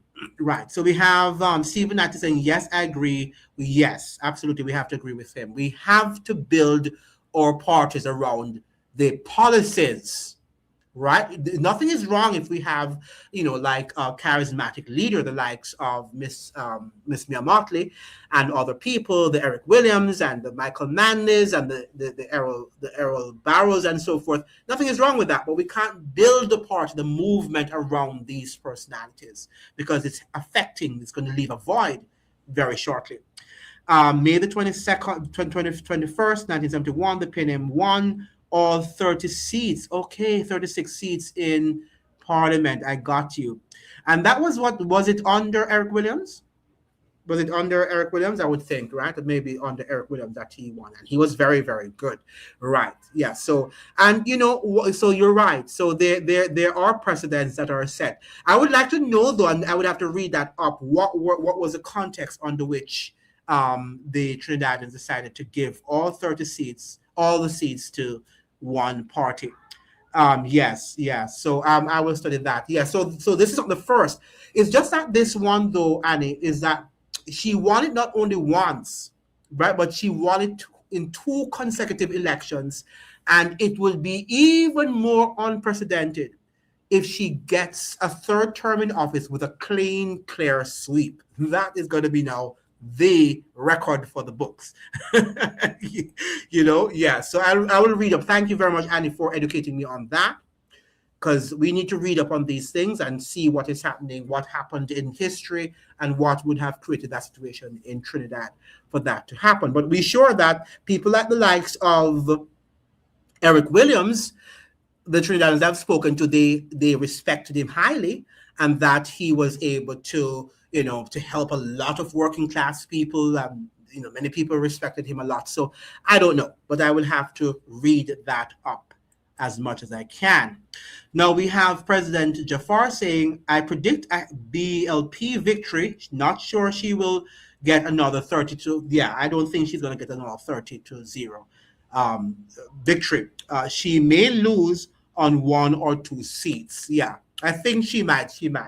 And it would be too suspicious. I don't think, even though if it's true that she won all 30 seats, they will have to give it to her. There's no doubt about that, right? Because I believe in fairness. The fact of the matter is that it's really, really interesting.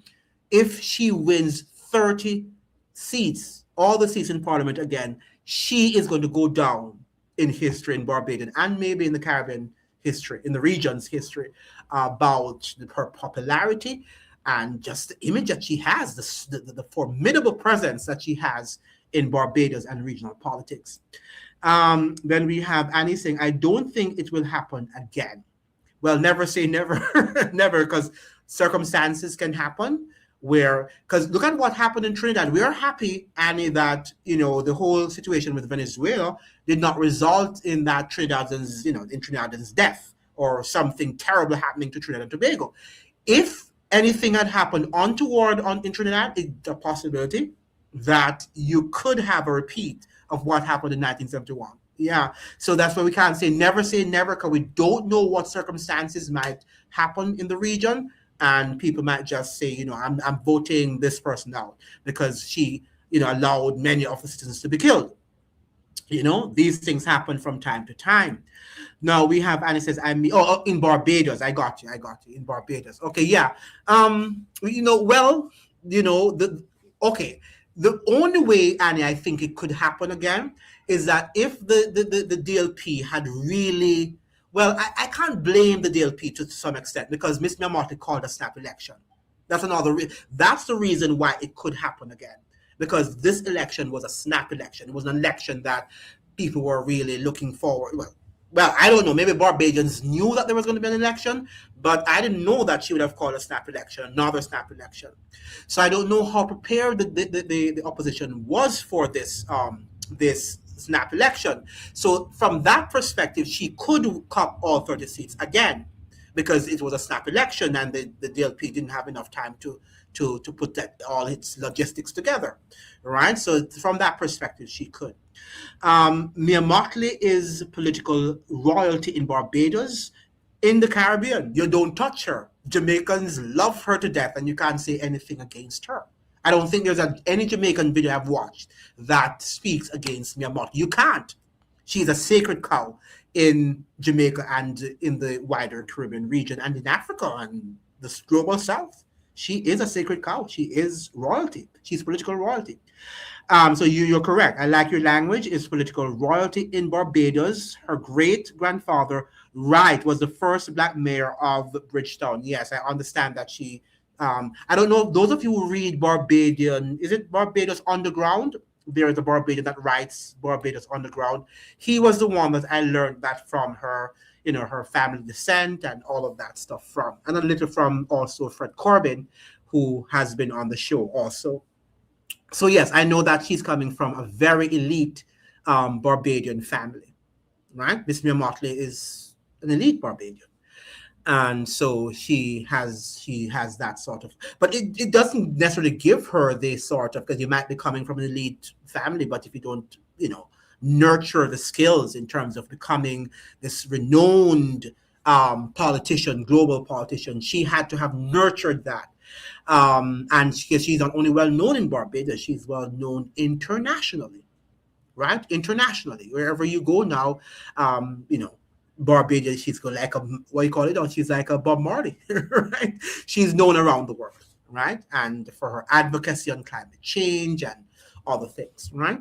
So when she speaks, people listen, and you know when you go to her videos and just to put her name on it, and if you're a famous YouTuber, you garner hundreds and thousands of views. And when she speaks, she also garners hundreds of thousands of views. So she's no ordinary person. Like her or hate her, she is a formidable Barbadian, Caribbean, global South politician, right? We must admit that, and we don't have to love her to give her her prop. Any news? Any news coming in? Any winner? By now, they should have some winner coming out of one of the parishes of or constituencies rather in Barbados. They should have some winner now. Somebody winning some seat. Should be a clear win, whether Miss Mia Mottley's seat or, I don't know. What are you seeing online? Let me see if there's anything coming out of the Barbados today. You can highlight, you can tell me any breaking news, ladies and gentlemen, you let me know so we can discuss it. Or we can discuss anything on your mind too, because we're here to discuss. Anything that we talk about is interrelated anyway. There's nothing here I'm seeing. There's nothing. The Barbados today does not give you any, news flash in terms of what's happening in the election. I don't see anything on that. Mark Aaron is saying Mia is a front runner in the shortlist for the selection of the next United Nations Secretary General. Yeah, I don't think under Trump she's going to get that though. Under Biden, I think, or under the Democratic Party, she would have a greater chance of getting that. I don't think under Trump's thing, but if Trump comes out tomorrow and the Democratic Party gets back in, yes, she's a strong candidate for that. So she does have international star power, as you have said. Yeah, she does. She does. The only thing, it doesn't seem like she's liked by Trump, and she doesn't like Trump, and he can block different, because the U.S. controls the United Nations, so right. So the U.S. can determine who they want to be and who they don't want to be. And from what I have gathered, I don't think that she is what would be one of Trump's favorite candidates to fulfill that role, to be in that role, right? But if the Democratic Party comes back in tomorrow, definitely she is, and would stand a great chance of winning that position. Because I thought she was going to be, but Trump won, and it doesn't seem like she is one of the well, she probably is on the candidacy list, but she doesn't seem to be one of the favorites right now. When is the Gutierrez? When does his thing end? His whatever in office, his time in office. I'm not sure when his candidacy is finished, is up, and for a new general secretary, but she is definitely one of the rising stars. Yeah. And we should be proud that it's coming out of the Caribbean, that we have produced, great minds and global thinkers and people who can resonate with the global community, whether we like her or not, right? We have to give props where props are due, and she's able to go and she speaks eloquently and confidently, a lot of times without any props, without any script, and she gets up and she talks whatever she wants to talk. She repeats a lot of what she says, though. But the fact of the matter, she has to speak to hundreds and thousands of people, and that requires confidence, right? So we have to give her credit where credit is due, Miss Mia Mottley. Any news coming out of any other news flash that would like to share? Please make sure you're liking the live and you also are sharing the live so many people, others can come on the live. Now, Trump is making it known that he does not like Black women. That is true, right? Especially if they are dark skinned and if they're also eloquent and and cannot be controlled like a Mia Mottley. Mia Mottley can be controlled in the sense that she has her higher, people who tell her what to do, whatever. But she is, she's going to stand up for what she believes in. I don't think Trump would definitely like a Black woman of her bearing. Let's put it mildly. I don't think he's going to like a Black. He would see her as a challenge to his male dominance, right? So she wouldn't, yeah. So I don't think they like each other. But if the Democratic Party comes back in power, I think she prefers that. That's her ideology. Any news coming out of Barbados in terms of the results? Because we are here. Any other point though? Anything that you wanted to highlight? Something on my video? Something that you read? Something that we have not brought up? That maybe I have not brought up, not, looking at that, let me know. I don't want to come and lecture. I want us to have a conversation tonight. Trump is known, I think we read it, Black women, we talked about that. Any other information, any news, any breaking news coming out of Barbados in light of the election? We are here on Election Watch. Mia Mottley versus Ralph Thorne, democracy, incumbency, and political competition, right? That is the title of our discussion tonight. Now, it's ending on the 31st of 26. Okay, that is when Gutierrez is going to be coming out. So that is this year. And Trump is scheduled to be out of office in 2028, So let us see if Mia Mottley will be able to, who to tell? Maybe he doesn't care, maybe Trump doesn't care if she plays the game well. And I doubt, though, if she were really a strong candidate, if she would want to go back for a third term in Barbadian politics. What do you think? I think if she really considered herself as a strong candidate, I think she probably would have decided not to go up for a third term, because to run a country requires a lot of time. It takes a lot of time. And if she's going up, she would have to prepare herself for that position. It's not any, the new secretary takes office on New Year's Day. 227. I got you right. So I don't think she's going up. I don't think she's even being considered at this point. And the fact that she's going up, when she said last year that she was going up for a third term in office, then was I said, I've said it before that she was not going to perhaps win under Trump. But when she said she was going up for now a third consecutive office in the Barbadian Parliament as Prime Minister of Barbados, I said, I think she was just declaring then that she's no longer considering herself as a strong candidate, or probably she doesn't want it anymore. I don't know. But to be Prime Minister and be preparing herself for that candidacy would be too much for her. What do you think? I doubt she is going to be considered at this time. And that's why she went up for a third consecutive term in office, right? I think she has enough information on the ground for them to inform her if she was going to make it as a strong candidate. Let me just say something to you. These people know who they want years in advance, right? So maybe she now know that she's not going to be. And she decided that she is going to go up for a third. That's the best position to have, to be Prime Minister again of her own country. Okay. Yes. Any other news? Any other breaking stories? Annie's saying, is it true Mia and Kamala are fighting because Mia believes Kamala is interfering in the election? They said Kamala said yellow is the code. I don't think they are. I think these are distraction. Because Mrs. Kamala Person Bissessor was trying to avoid even that question. She says, I have not spoken to Miss Mia Mottley. I don't think they're fighting. They're the only two. How many women prime ministers we have in the region right now? We have Mrs. Person Bissessor and we have Miss Mia Mottley. I think they're the only two female prime ministers we have in the region at the moment.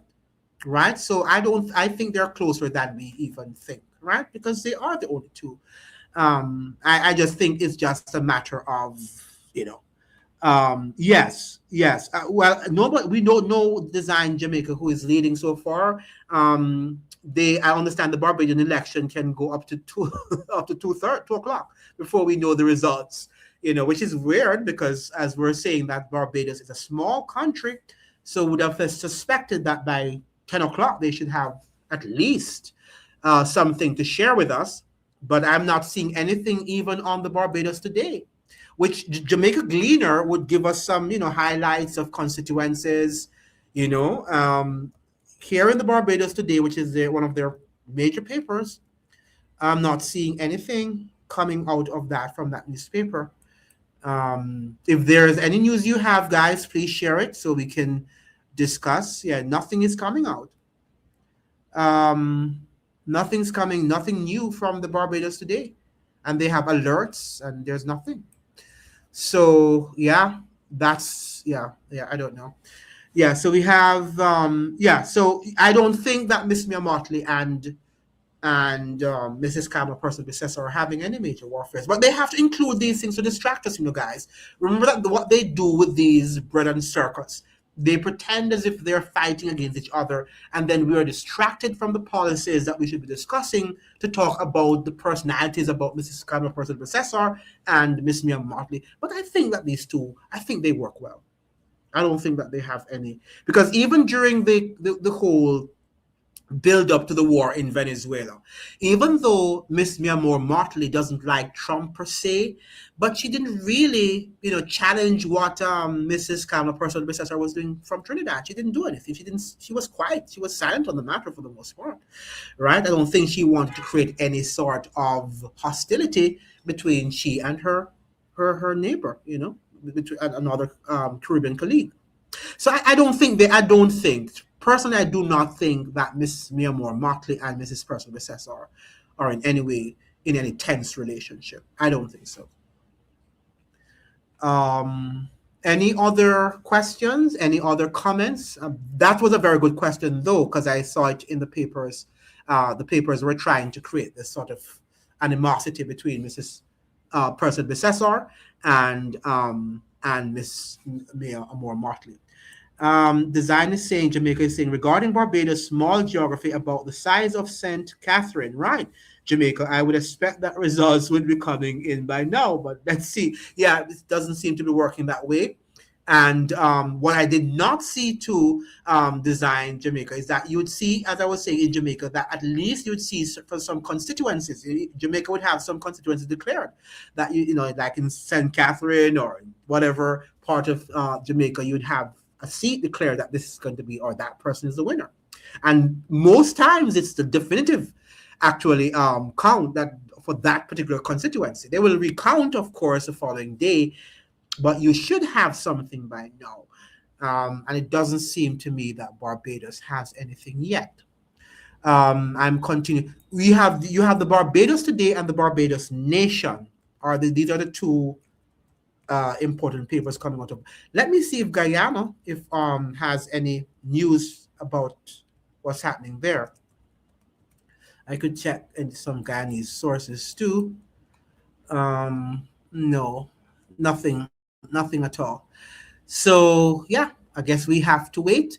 Let's talk about something else, or anybody any other news flash, any other stories that you're seeing that you want, or any other comment that you would like to register on the chat, in the chat. Now, if you were I think I'd asked that question already. What is the biggest miscalculation made in this campaign? What do you think was the biggest, or is the biggest miscalculation made in this election? What would you say? And I would like to hear more from the Barbadians, since you are the ones on the ground, especially if you're there on the ground. What do you think is the biggest miscalculation in this election?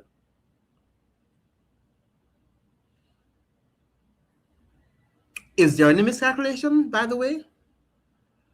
Do you think we are underestimating the DLP, that's the opposition leader, and the opposition party? And do you think that that could result in, some surprises? Might not win, but might, cop a number of seats that we thought it was not going to cop? Because it's possible. Let us say that he gets, 14 of the seats. That's a lot. That would be a lot for the opposition to have won, right? So that could be a miscalculation on our part that we never saw where that came from, right? That the DLP could even have won 6 of the 30 seats, and if they won like 12, or if they will win 12 or 14 seats, you say, oh, I wasn't looking that we never saw that coming, right? Sometimes these things happen in politics, right? And you say, where did that come from? I never knew that would have ever happened, but it does sometimes happen, Okay, so any other questions? Let's get to any other comments. I'm talking here, and I want you to participate. I want to hear more from you guys in the chat. Let's see if we can hear more from this guy on the. Let me share my screen with you guys.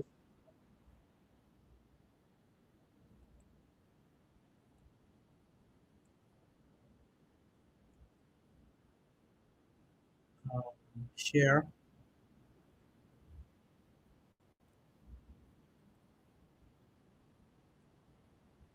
Where the polls will close at 7 o'clock.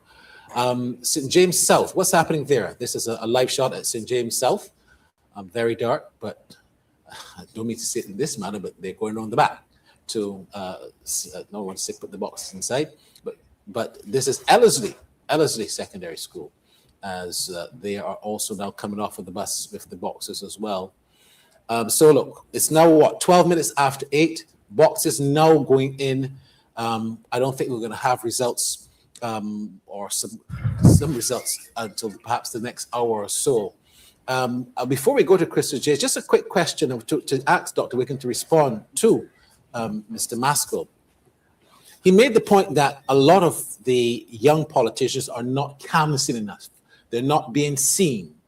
We had a situation, I have to bring it up, that Dr. Ronnie Yearwood would have been working with the Democratic Labour Party. In 2022, he was indeed just came in after Veronica Pisa would have demitted office, and he was trying to build that young kind of politician to be seen. And when Ralph Thorne would have crossed the floor, there was that note or connotation that effort was indeed dug up, unspoiled. How do you respond to that, to what Clay Maskell is saying, that a lot of young politicians are trying to make a name for themselves? They're trying to get in there, be seen, canvass, but that effort might have been viewed by some people as somewhat thwarted, and people believe that to this day that caused some eruption within the Democratic Labour Party. How would you respond to that? I can unequivocally say from the time of my association with the party that our leader Thorne has he has not thwarted young persons at all. He's extremely supportive. Persons are allowed to speak freely in meetings. I do agree with the point Ambassador Maskell made that candidates in general, politicians in general, need to be out there and I wouldn't use the expression of helping the EBC to clean up the list, although I do get his point. But I do agree with that. The more time you spend in the constituency is better for you as a politician, better for your party, etc. I do have to say or remind us that this election was called over a year before it was due. So yes, the EBC has a problem with scale. Mm-hmm. I take that point, but it was called over a year before it was constitutionally due. That time could have been used to get the list properly sorted. I also want to respond to something else Ambassador Maskell made, a point he made when he said that the debt is now 30 cents out of every dollar that is being used to pay debt. I do recall central bank review at the end of September 2025 that it was 76 cents per dollar that was being used to pay a debt, leaving only 24 cents to be spent in Barbados. So I'm not sure where the 30 cents came from. So something you wanna dramatic respond to might that? have changed. Oh, Lord. Something dramatic might have changed between September and Sir, report for the end of December. Sir, Clarify that. you're making an error. You're making an error, a major error. What's the fact? That was taken from, No, you're making an error. Let me just correct you before you go in the wrong direction. Is a simple error. Debt servicing includes amortization plus interest payment. This is why it appears to be. This is why it said it was 68. And then if you ask yourself the question, well, how could it be 68 when wages and salaries and goods and services and transfers and subsidies still got to come out of this, right? The reason why it is because like a mortgage, when you borrow money to build a house, the mortgage is converted to a real asset called property. It is the cost to the person with the mortgage is only the interest component. So when you do debt servicing, we also include the amortization, which is the principal payment on the loan. But technically that is taken out of the deficit. You hear me? So that when you pay a loan, you also pay back the principal. Mm-hmm. But economists take out that principal so that it kind of overstates. And that's why you can then be confused that, hey, but your debt servicing at 68 out of the dollar, but you still got 32 cents only. The only is only because you would take the amortization payment and put it below the line. So you can still do wages and salary. There are 4 categories of current expenditure: wages and salaries, transfers and subsidies, interest payment, goods and services. But amortization is included in the debt servicing, just like how we pay back a loan. But you take it out. Technically, you should take it out. So that's why it sounds like 68%, and then you only have 32. That's not true. Yeah, we treat that below the line. So in fact, when you see the fiscal deficit being quoted in any publication, it does not include amortization. All right? All right. Krista J. Paul, she has something new for us. Krista J. Yes, we're heading now to Combermere School, St. Michael Central, where we have Josue Nelson there with a report. Josue? By the way, let me check, show you where this is. Josue, are you with us? Yes, I am with you. All right. What's happening there at Combermere School, St. Michael Central?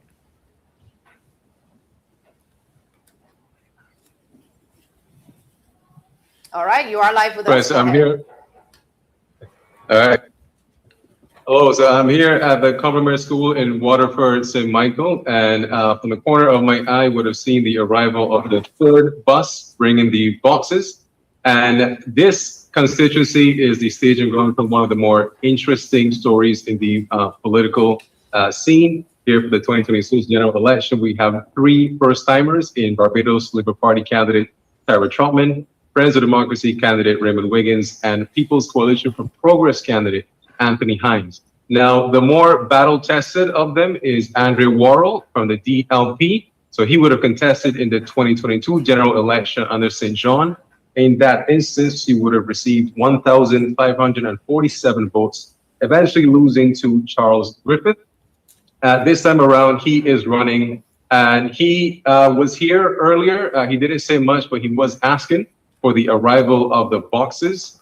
He's the only one that has shown so far. We've seen members of Tara Trotman's campaign here just waiting for her arrival.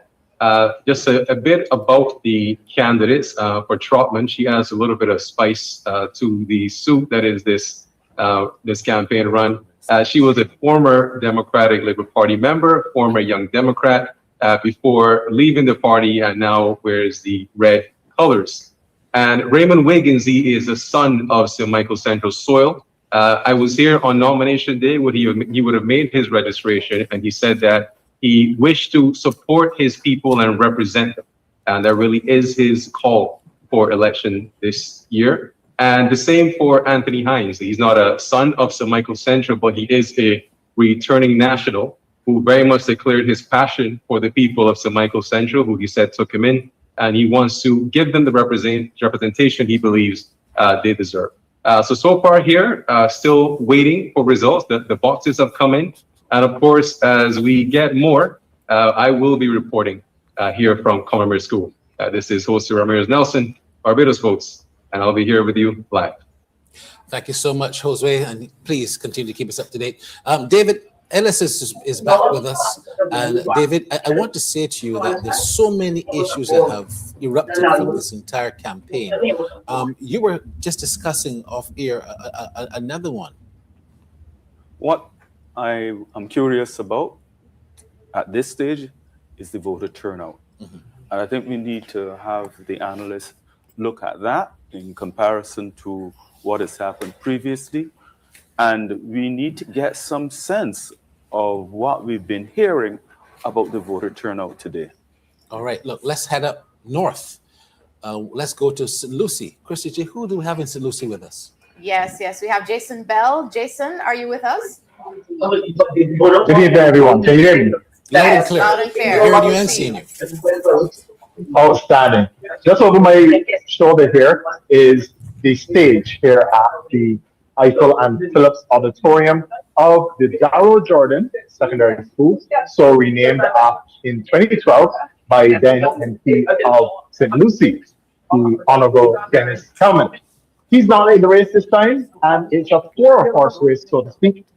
We have two clear front runners, the incumbent, Mr. Peter Phillips, MP of the Barbados Labour Party, Mr. Ian Griffith, who has taken over from the dearly departed Alvin Toppin on behalf of the Democratic Labour Party, Sherlyn Davis of the Friends of Democracy, FOD, and Wayne Griffith of the People's Coalition of Progress, PCP. Now, speaking of Wayne Griffith, I saw him a couple hours ago as the sun set here in St. Lucie, and he was on his way out as I was on my way in. We shared a quick word, and he will be here. So we're looking forward to hearing from our candidates as we go on.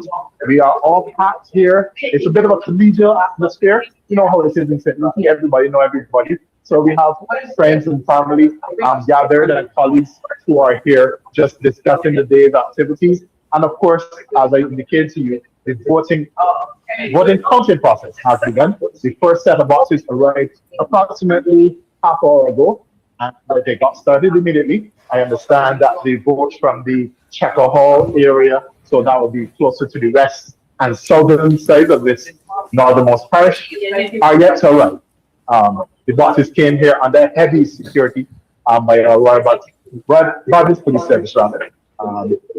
Yeah, we're looking forward to a long night. I have my own water, given the water prices here, so we're looking forward to a long night. And for a bit of context, about 48.5% of the eligible voters for the last time. The eligible voters are around 9,000, and we have about 4,500 votes in total. And the incumbent, Peter Phillips, defeated Berla de Pisa, erstwhile leader of the Democratic Labour Party and candidate for St. Lucie, by about 1,000 votes. We're looking forward to a much closer race this time around. For Barbados Votes, this is Jason Bell. All right, thank you very much, Jason. They're in the beautiful parish of St. Lucie at Darrell Jordan Secondary School, where counting has begun. And we must say a big thank you to our advertising partners for Barbados Votes 2026, Western Wholesale Service at the right price, Blue Water. Okay, so what do you think is happening here with the votes? Let's see if we have any response here. There we go with their funny moth. Now, what do you think is happening based on what we're seeing here with the election and the results coming in? You know, I don't know why it took so long. When were the polling stations open? Shouldn't it have been that they should have been closed by 5 o'clock? Why did they close so late? And knowing that people have to go to work tomorrow, somebody was suggesting on the live that, you know, they need the results because they have to go to bed.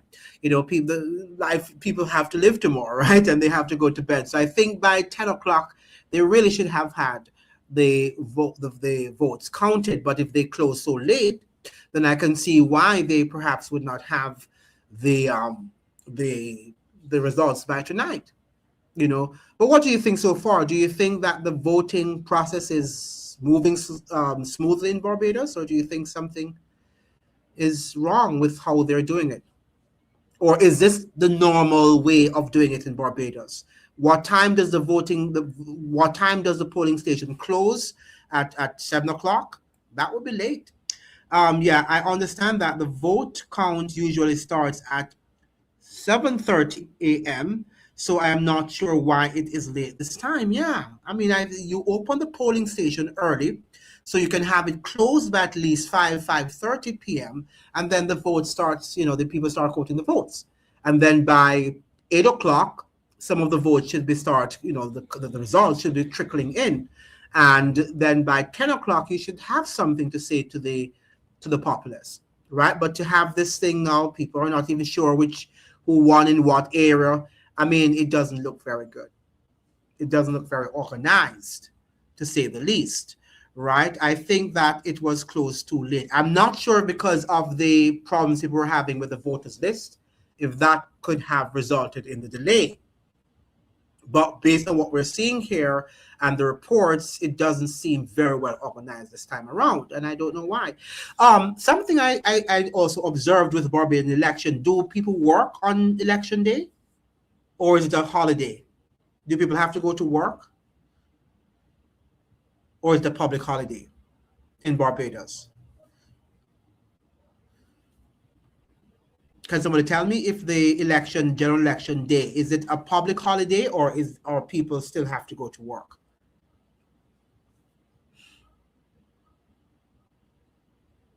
Okay, well, let's move on to something else. So what do you think? We might not be getting any official count tonight. Let me see if we can continue with some of the watch with these gentle people. Let me see here. Let me continue to move on now to the commentary and see what they are continuing to tell us, if it might be valuable to us. Share. Let me just move across from. We have our blue waters on the table. Oh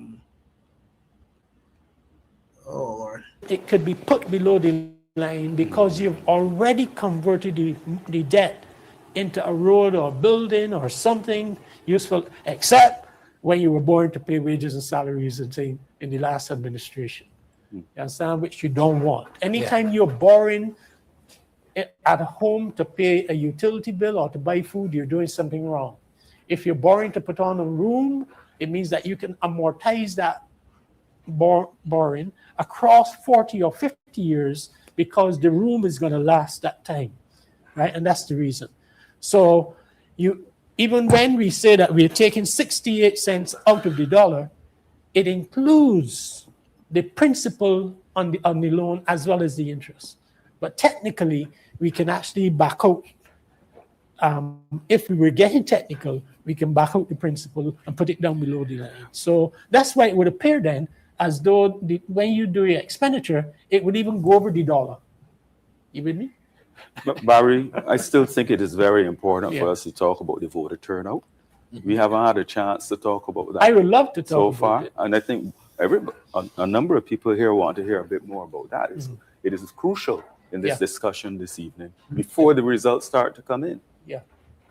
Yeah, we would love to hear about the voter turnout. Colville is a good man. You're a good man to go to because you were on the road all day. We had crews on the road as well. Philippe Amy, Chantal Legault Gibson, and Adiel Beezer, who we're going to talk to a bit later on. I was also out between 6 and 8 this morning, and I must tell you that the turnout looked to me like it was very snaily and very slow and low.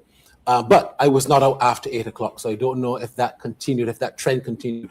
You were out a lot. Were there long lines throughout Barbados at the polling stations today? I, like you, Barry, would have been out just for the early morning up to mid-morning. So I cannot speak equivocally to the turnout past that time period. But like you, I did observe that, especially St. John, persons trickling in, especially compared to 2018. You saw Oh no, that was good. very long lines, persons from as early as Minister 6 getting there. There was no comparison this time around. Very, very slow trickles for the mid-morning votes, the early morning vote, sorry. As I said, you'd have to defer to someone else that would have captured those voters that came post just close to the end of work and see what that turnout was like. I want you to send us your WhatsApp messages. We can now take your live messages at 1-246-826-5827. We have a number of persons who are commenting on the YouTube who are watching from Canada, from England. 826-5827. That's 826-5827. You can send us your messages to the panel. We have an open discussion as we look forward to the boxes continue to come in and the count to start very soon. It has started in some places. Jamal, you look at the fact that we speak a lot about the whole voter apathy, but I know you wanted to share something about that particular comment. I noted Dr. Maskell's comment earlier with regards to the actual consideration of people needing to canvass. I don't think that's the only factor that you have to take into consideration. The truth is, when you look at the two political parties in Barbados, one of the two political parties has been able to get out its base over a period of time. And I think the other aspect is that the other hasn't been able to attract people by way of turning out. So if you look at the St. James North by-election as an example, you would have seen that Chad Blackburn was able to get just under the amount of voters expected from the Barbados Labour Party. But if you look at Felicia Dujan's performance, she was unable to be on par with her opponent. The truth is, I think it comes down to another component as well. Barbadians recognize that there are 30 seats awarded to the Barbados Labour Party in the last election, in the last two elections. Can you get an opposition, or can you get a government formed out of the Democratic Labour Party? I don't think so. Most people don't think so. And therefore, they don't see it as a reason to go out and vote. You know, the Dems can't win, so why am I going to vote? So if you look at all the international publications today, Reuters, all of them said Prime Minister Mia Mottley is moving towards her third term. Mm-hmm. I don't think, even coming out of the poll that was conducted by Starcom and Nation Group, there's any conviction that the Democratic Labour Party is in a form government at the end of this evening. Mm-hmm. So therefore, Barbadians also don't see it as a necessity to go out and vote for the opposition, even though they may have concerns about what is happening in the country. And therefore, with that being said, because they are also concerned with what's happening in the government, they're not going out to support the government of the day. So you have a challenge where one political party is losing the confidence of Barbadians, and the second, Barbadians are not able to trust them as yet. They don't feel confident in them either. And I think that must be taken into consideration. Yes, the concern about canvassing and politicians being able to go out there and get familiar with their constituents. We see them all over social media. They go out for a couple photo ops to say, yes, they were there. But Barry, even I want to touch the matter with regards to the EBC as well. I agree in principle with Dr. Maskell. The deliberate use of vague quantifiers to draw some form of a conclusion. It is not evidence, it is the construction of narrative. And I think that we must avoid doing that. But what I also want to lean towards is that I reject the notion on the end of Dr. Wickham that you had a whole year to call election. Look, the truth is, it is embedded in the Constitution from the time immemorial for the Prime Minister to have the right to call an election wherever he or she sees fit. It's happened all across the region. You look in St. Kitts and Nevis, Timothy Harris had a collapse within his government. He called the elections. You saw in Gaston Brown. He called midterm with no COVID, by the way. And he decided to go to election, leaving the UPP with one seat in in Antigua and Barbuda. Is it the thing that Barbadians want? Maybe not. But the truth is, it is in the Constitution. So to paint this idea that, oh, you had a whole year to go towards an election, why rush? The truth is, it is in the Constitution. It is a constitutional right afforded to the Prime Minister. And if we look at the reality, it wasn't the Barbados Labour Party that constructed that constitution at the time. I think a very important question here is the extent to which the way things are done in Barbados, to what extent are they undermining people's faith in the system? That is a crucial question. And if you are going to be able to win a majority of the people who have voted, but you have far more people who have stayed away from the polls than have actually voted, then what kind of environment are you creating? I'd like to hear Deveron Bruce on that, because I think we need to talk a bit more about that voter turnout issue. No, what I would say is that had you looked at turnout over the last couple of cycles, you've seen a steady decline in voter turnout in Barbados. There's several reasons why. I think Jamal is spot on when he spoke to the political party being weak, that being the Democratic Party, because his assistants support him. The Barbados Labour Party at no point has fallen under 40% support. Even 1986, where people talk about only winning 3 seats, they won 3 seats with 40% support of Barbadians. If you look at the Democratic Labour Party, they fell under that 40% in 1989. They fell under 40% in 2018. They fell under 40% in 2022, and they will likely fall under 40% tonight. So what you have is a circumstance where you have a dominant political party in the Barbados Labour Party, and the Democratic Labour Party is simply not performing at the same levels, and therefore it not being to perform at the same levels means it's not pulling out many Barbadians to come to the polls. So yeah, I agree with Jamal on that. I want to ask on the flip, Deveron, what did the levels of the Barbados Labour Party fall to in 2008? The level of support. What were the levels of support for the Barbados Labour Party in 2008 when they lost? What was the level of support? Oh, they lost with 48% of the vote. Yeah. So they've been able to keep their base and more Barbadians beyond their base supporting them. So they've always done well. I think the real issue is the Democratic Labour Party not being able to pull its votes out and not being able to attract new voters to the process. Not saying that the Barbados Labour Party is not losing, I don't want to say support, but the love aspect, because I'm saying you may very well see a loveless landslide tonight. Barbadians continue to support the Barbados Labour Party, but it is not out of a great admiration. It is simply the fact that they don't have a viable alternative in many instances. So I would caution. And you're using that thought process based on what? Based on the poll. So you're seeing an increase in support based on the poll that was done in January. And if we look through electoral history, as I mentioned, the Barbados Labour Party has been able to maintain its support even in loss. So this is not, to my mind, a Barbados Labour Party issue. It's a Democratic Labour Party issue in many instances.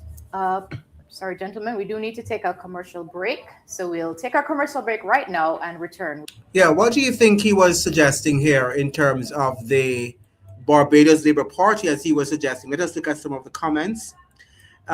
We have here that not a holiday, but people get time off from work by law by working half a day. Well, that would also affect the voter turnout if they're not getting the full day.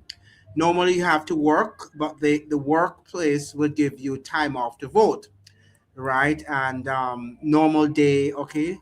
And smart, rebutted by this man. Yeah, what do you think about the fact that he's suggesting that the Bill P always gets the support and always get 40 and above? They've always been able to maintain the support at 40% and above, while the DLP, goes below 30%. So even if the BLP loses, he's suggesting, which they're not going to lose tonight, but even in recent years when they've lost, like in 2008, I understand they lost with 48% of the electorate. So, voting for them.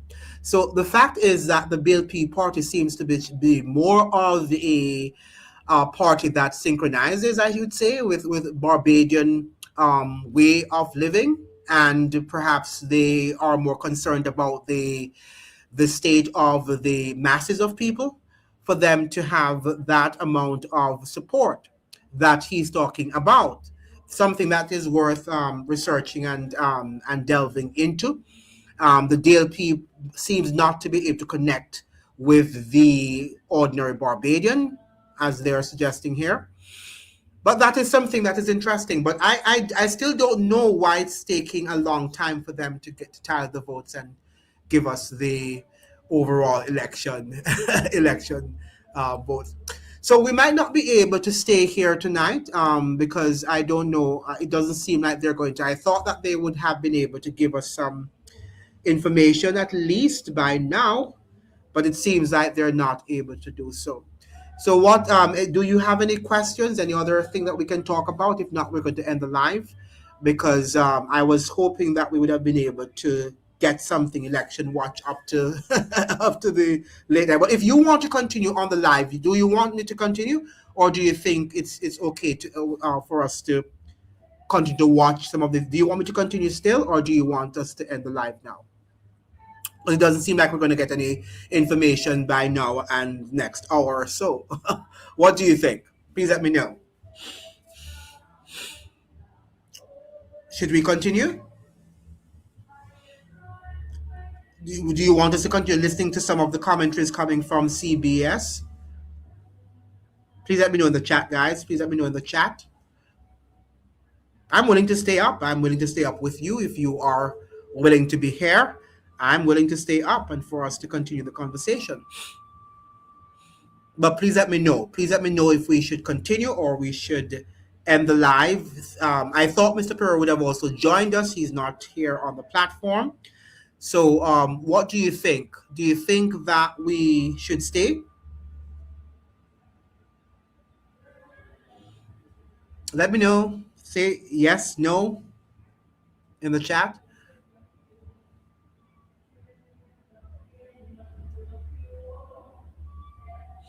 All right, so we hope that, yeah, okay, sure. So we should stay. Should we stay? Okay, let's stay then, and listen to some more of the. Let us listen to some more of the commentary that is coming out of CBS, and then we can see how that works. So let me share my screen. Okay, yes. Okay, good. So let me get back on the sharing the screen, and then we can talk in terms of what's going on here. All right, so we share. With this robust discussion. In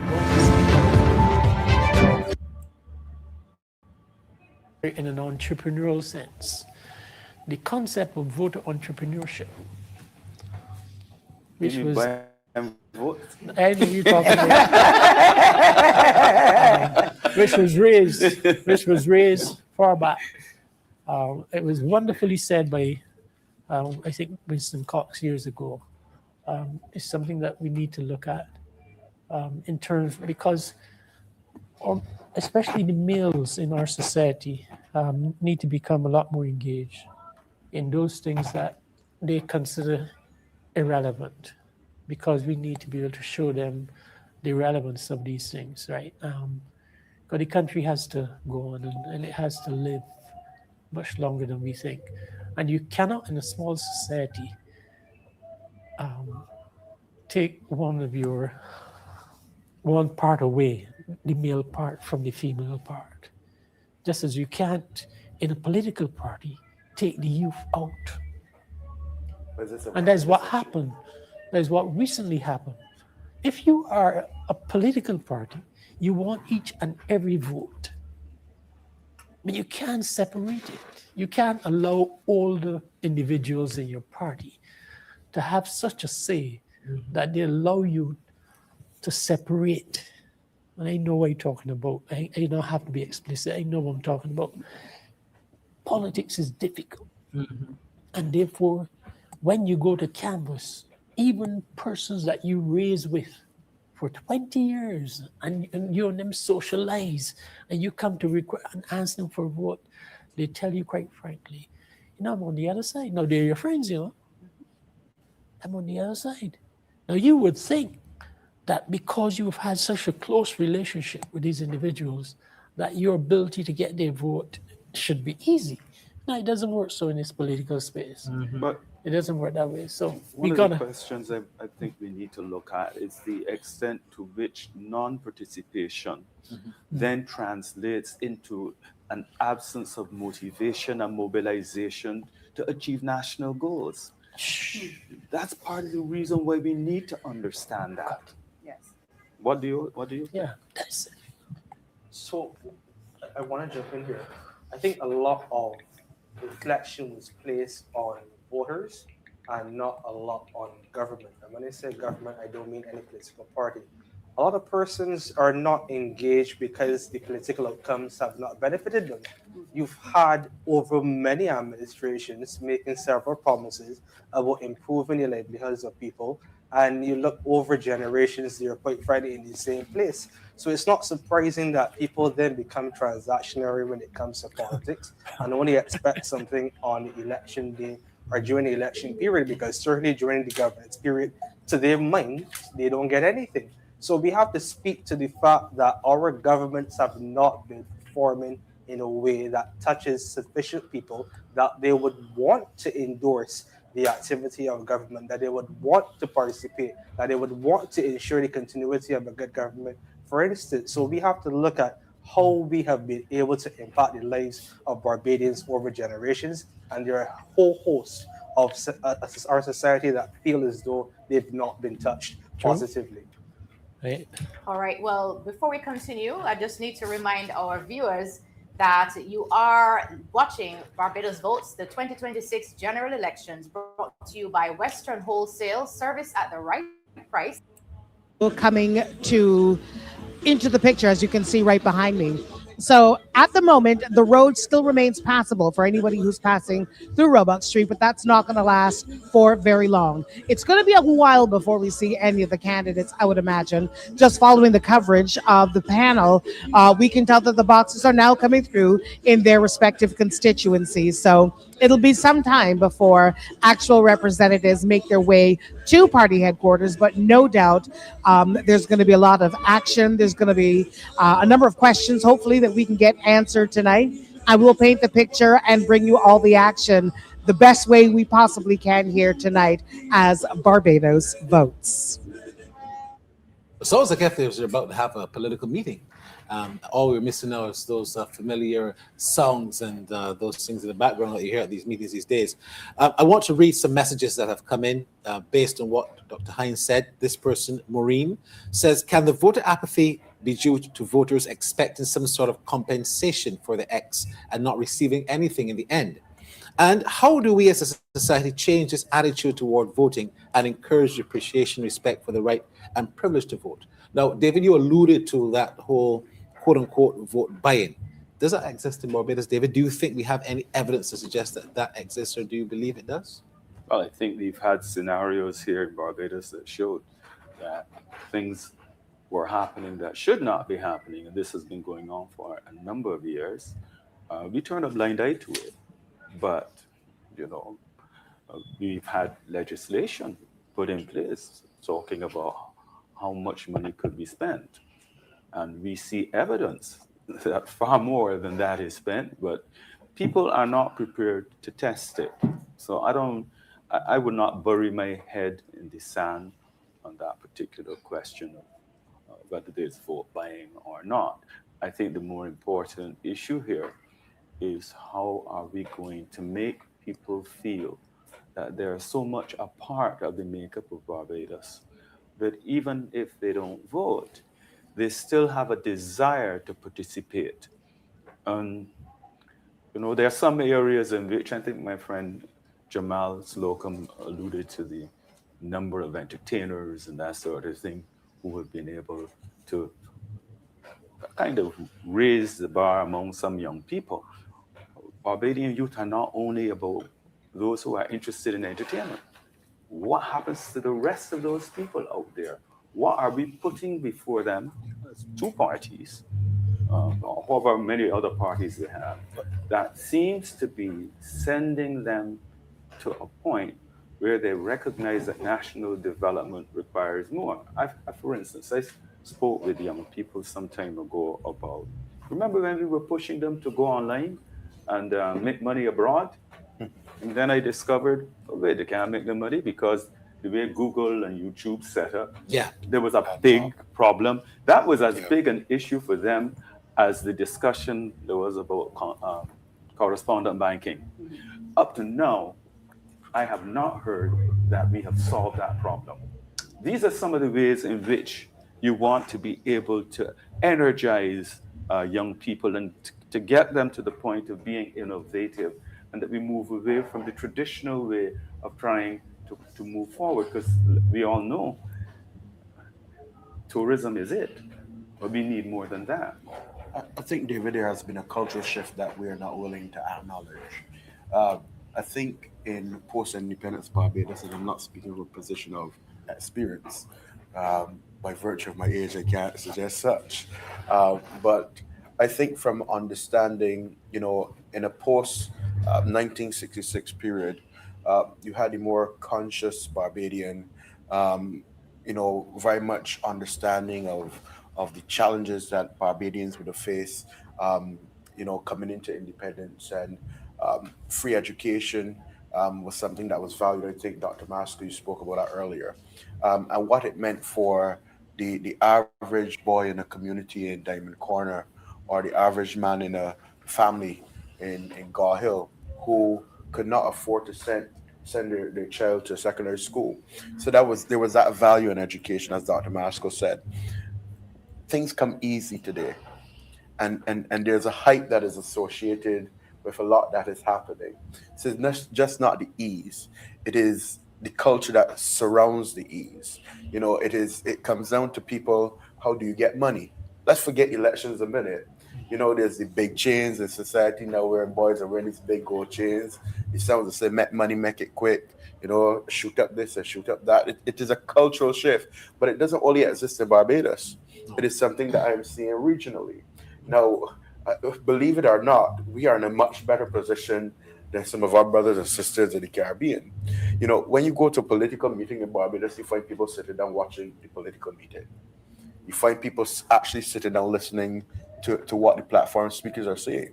In other Caribbean islands, if you do not fly in the big international artists, you can't pay a sing. And that's the truth. We saw in St. Vincent and the Grenadines just recently, Shensia versus Massacre at the final rally. Did Vibes Cartel come in for? No, he didn't come in, but he made a video at the end for former Prime Minister Gonzalez. So, I mean, we are still a little more subtle than other Caribbean islands, but I still believe that there's a lot left to be desired.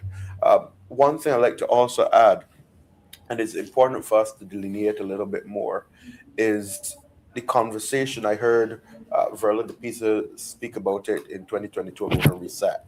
The society needs a reset. You heard Prime Minister Mottley speaks about a new national consciousness. People in the US talk about the woke culture and these things. I believe that in the global context, there are a lot of challenges that people are experiencing with governance and with political figures, political actors, and we can't shy away from these issues. Look at Donald Trump versus Kamala Harris. There's a lot left to be desired. Now, the truth is, if you look at the Democratic Labour Party's campaign, you didn't see any major Barbadian soca artists. There was no Mo, there was no Lead Pipe with Tech Charge, Jordan English snapped last night in Bay Street.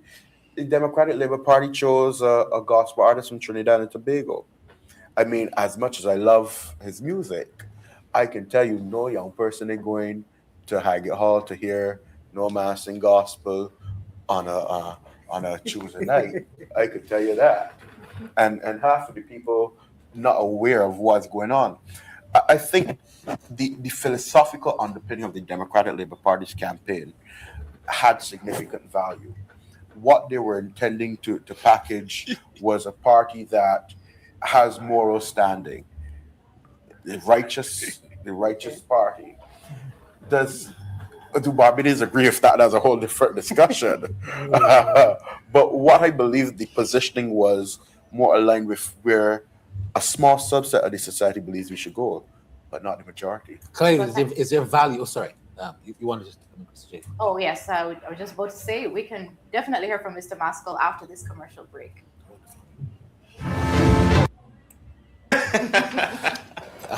I was going to ask you if that was one of those Trump versus Kamala Harris maps. No, not this time. All right. St. James South, counting on the way at St. James South. That also apparently is going quite well.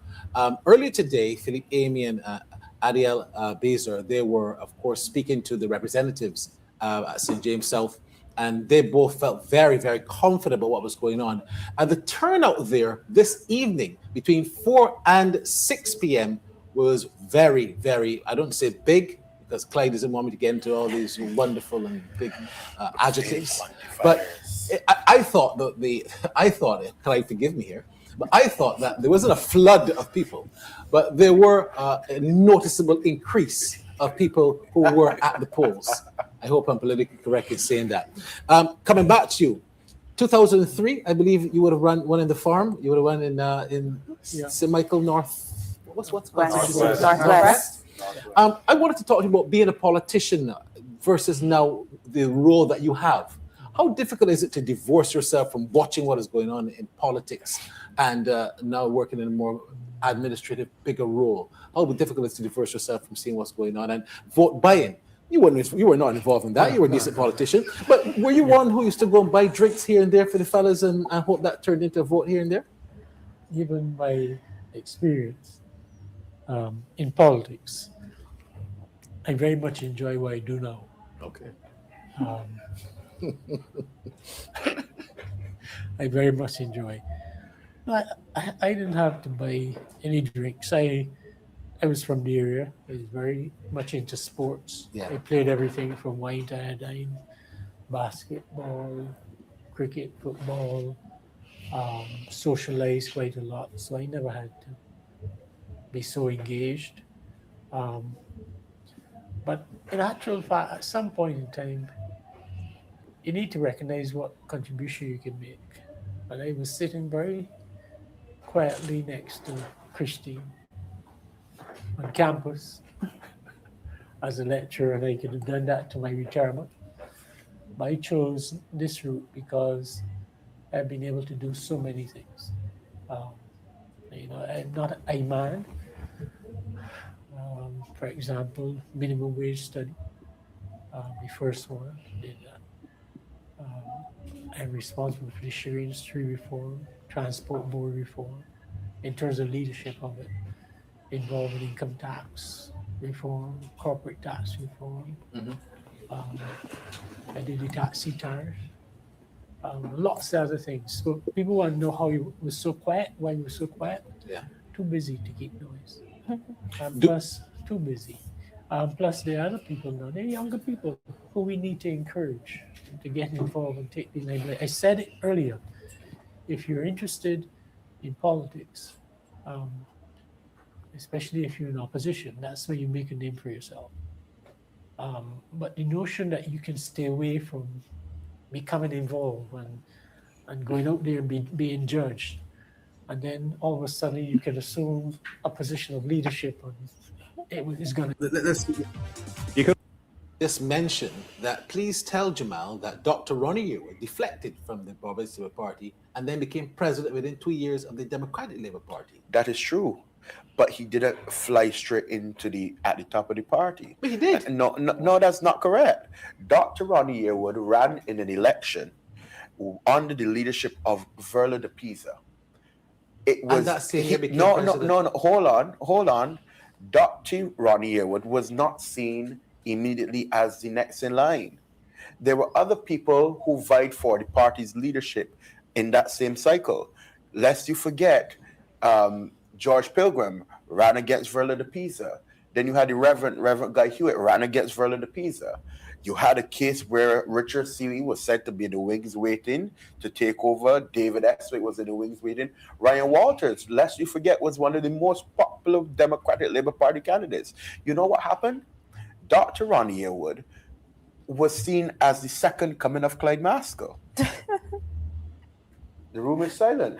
That is the truth. Many Barbadians saw Dr. Ronnie Yearwood as the second coming of Clyde Maskell. And I will say this, I'm going to predict this tonight, the first prediction. If the Democratic Labour Party is unable to make any headways, Corey Greenidge will be on the consideration blocks for the leadership of the Democratic Labour Party. And I say this because the Democratic Labour Party has a certain a way of characterizing the type of profiling the type of candidates that they're looking for. It is not working, however, because here you have a demigod, almost like a strong political figure in that of Prime Minister Mottley, that all Barbadians love. Is almost like a celebrity figure. And there you have the Democratic Labour Party with a more philosophical, academic, crunchy numbers sort of guy. And the truth is, at the time when the Barbados Labour Party had Owen Affer and the Democratic Labour Party had Dr. Clyde Maskell, you had two economists head to head. But then you had David Thompson, who came in with the whole liming on the blocks and making people feel good about themselves. That's the reality we have to face. David, I think you wanted to respond to that? Well, all I can tell you is that when I watch the movement of the politicians over the years, I'm among those who would state here that it comes across as though they're all the same. Yeah. Yes. And there's no real distinction between them. And we talk a lot about the buying of votes, but it looks to me as though a lot of money is spent in trying to attract people from one to the next. All right? Whether that person is offered a consultancy, or if that person is told that they are better positioned financially if they cross from one to the next. I mean, let's look. We can look at people who have gone over to the BLP, but the same thing could be said, for instance, of Ralph Thorne, who bettered himself in a sense out of the fact that he became opposition leader. And from opposition leader, it's a better position for him. But I'm very curious, because we have not heard anything from you, Right. So, Dr. Wickham, for quite a while. And I mean, the balance dictates that we should hear. Opposition leader Thorne, our leader Ralph Thorne, made it very clear when he crossed, why he crossed. Now, as it stands right now, persons can switch parties for whatever reasons. There's nothing against that. But he made it clear why he crossed, when he crossed. I think the crossing, as has happened in some cases, has contributed to the cynicism and the apathy. Going back to what you're saying, Jamal, you have the two persons who could be accused of being the chief architects of the 2008 to 2018 period crossing over, not say for philosophical reasons. And in fact, one of the individuals back in 2013, then opposition leader, said criminal charges should be pressed. No mention or discussion of that. So the public looking on be like, okay, so they're all the same. That was just telling us what we want to hear at a time to get a vote, but you didn't really take it seriously. You didn't mean what you said. All politicians are the same. Leader Thorne, when he crossed, he made it clear that things were happening that he could no longer remain silent. Yes, he tried to toe a party line to a point, but that last budget speech, while he was still a member of the Barbados Party, where he was very critical of the then government, he would have pointed out he couldn't stand the situation that he was seeing. So he made it clear when he crossed, it was for philosophical reasons. His conscience could no longer allow him to stay on the side of the Barbados Labour Party. He told you why he crossed. Is that any different from what Michael Ashley did? He was not, obviously he didn't cross the floor, but he switched parties. What about his reasons? He's allowed to cross for whatever reasons, and the public of Barbados will judge. But his explanation had to do with treatment. how he was treated in a party where he was a senior member. He performed at the highest possible level in the last election. Everybody lost, and he got, I think, the most votes, right, of everyone in terms of Percentage the wise. margin. Yeah. Right. And the way he was treated, or he says the way he was treated, is what caused him to leave the Democratic Labour Party. Yeah, but I would be I'm very not- cautious. I'd be very cautious Yes. about listening to only one version of that. Precisely. And There- he's there's- presenting- there is- No. What I'm saying is not necessarily accepting what he said or anything. I'm saying we're being told Ralph Thorne said his philosophical reason for leaving. We can't say that and accept that and then ignore that one of the people who's being criticized now is saying he left because he was mistreated. In the same way that Tyra Trotman is saying, you locked me out, I am not staying, I'm going elsewhere. Right? The point is, I think we have to treat those differently from how someone might perceive what happened with Christopher Sinclair. But what about the persons that left the BLP? Why did Dr. Yearwood leave? Did he ever say? No one knows, but what was his position? Like, did people know who he was? When he was with the Barbados Labour Party, right? Was he a significant figure? I don't know that he really was. I don't think he was a major player at the time. No. And I think what He bigger was barely chairman at Alexander School Board. Right, so people leave. People leave. I'm not saying that we should just accept people leaving. In fact, what I believe is that no, people are more conscious about the leaving. And there are a lot of people who are losing trust because of the leaving. But there are some instances where people see, I mean, with Tyra, for example, when you locked the doors to your members and they leave, I think Barbadians were more sympathetic to those people who left that party for that reason than they might be for somebody else. We do need to, yes, we have another report and we need to help. Well, we were trying to reach Calvin earlier, so he's now ready. Calvin Callender in St. Philip North. Calvin? Yes, good evening. You can hear me loud and clear? Yes, sir. We can see you as well. Good, got you know. Okay, well, I'm here in the Scheme Primary School, St. Philip North, where is a rather quiet evening, quiet and quite windy here in St. Philip. There's tight security, really tight security.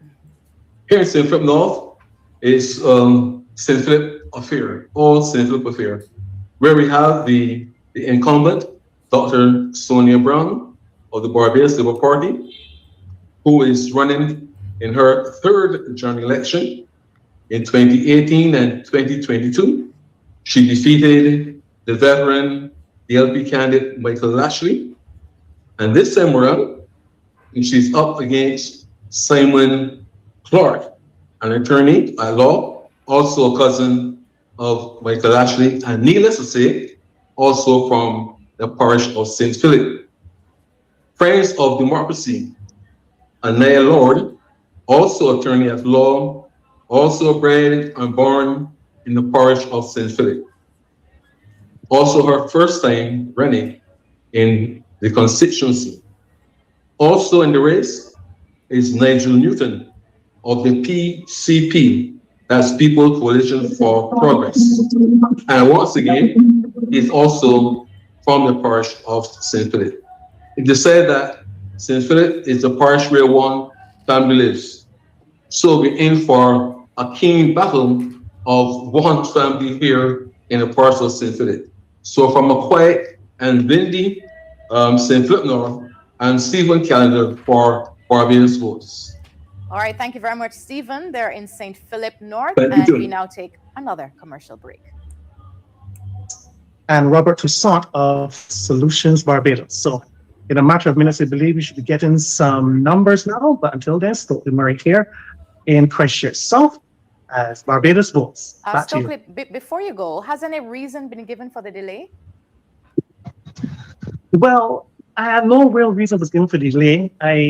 I was just in my observations, buses came relatively late, and the last box, the special box, came maybe 45 minutes after the bus came and delivered the initial boxes. There were two buses, and after they came, they were 45 minutes later, the special box arrived. And then the counting began in earnest. So no doubt they were ready and raring to go to get the process going as it's pretty late. But no real reason was given, I just think, at all. But for what I observed, it's just a matter of just getting the process going. And they were more focused on that than anything else. All right. Thank you very much, Barry. Yeah, thank you so No much. problem. I was See you tempted to soon. ask you, as you said, that you were hearing the names of the counting and which name you were hearing more, but I won't put you under that pressure. Don't forget Dr. Jerome Walcott, who's the campaign manager of the BLP. He would have also represented Christchurch South as well. Just I wanted to mention him. You were saying, David? Made by Stokely in this report is what I've been searching for all evening. Yeah. What has been the voter turnout today? There's no discussion really about, especially the people who are out in the field. They need to do what he has done, which is to ask those who are in charge what kind of voter turnout we've had.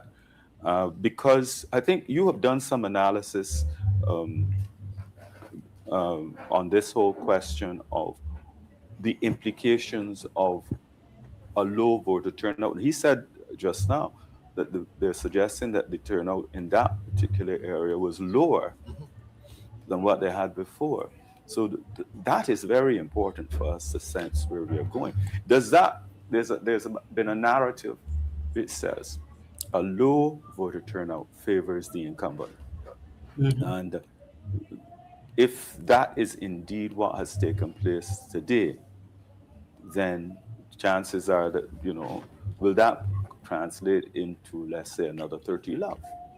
So what it means is that the Barbados Labour Party will just have to repeat what it did in 2022 if the voter turnout is around the same 45-43%, for instance. What was it in 22 again? 2022 was about 43%. 43%. 42.7%. So 43%. And if you have a similar turnout, the Barbados Labour Party quite literally just has to perform in the same way that it did the same things to have the same outcome. And it was not even a circumstance where in 2022 the election was close, and therefore we could say that a similar circumstance could mean an advantage for the Democratic Labour Party. It was not even close. So I think the Barbados Labour Party is in a good place if the turnout is low. I pointed towards the fact that they actually have a very good history of bringing their base out as well. And we know that they have a good ground game. We know that they have the financing. We know that they have the political leader as well to get individuals out there. So I think you have a situation where if the Democratic Labour Party is performing at 27% in 2022, what it needs is substantial growth. It needs a 23-point swing to take government. You don't get a 23-point swing in one election if the turnout is low. So the goal of the DLP had to be growth. And if the electorate is not coming out, then quite frankly, I think that their fortunes are highly questionable tonight. Kristen, we look a lot and we spoke a lot about, Dr. Master spoke a lot about the good things that we've seen between 2018 and 2026 so far, where the Barbados Labour Party is concerned. What are some of the things that would concern them and concern the public? Where have they failed, in your opinion? I think it's really a question of implementation.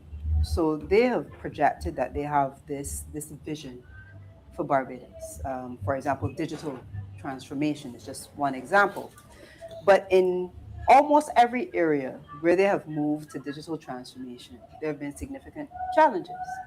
And we've had challenges with the functionality, for example, in terms of the Supreme Court online filing. There were several problems with documents not being filed for several months, and the implications of that for limitation periods. That is something that plagued them for about 2 years. Now, it seems to have settled quite a bit now, but what about all the cases that were affected during that time?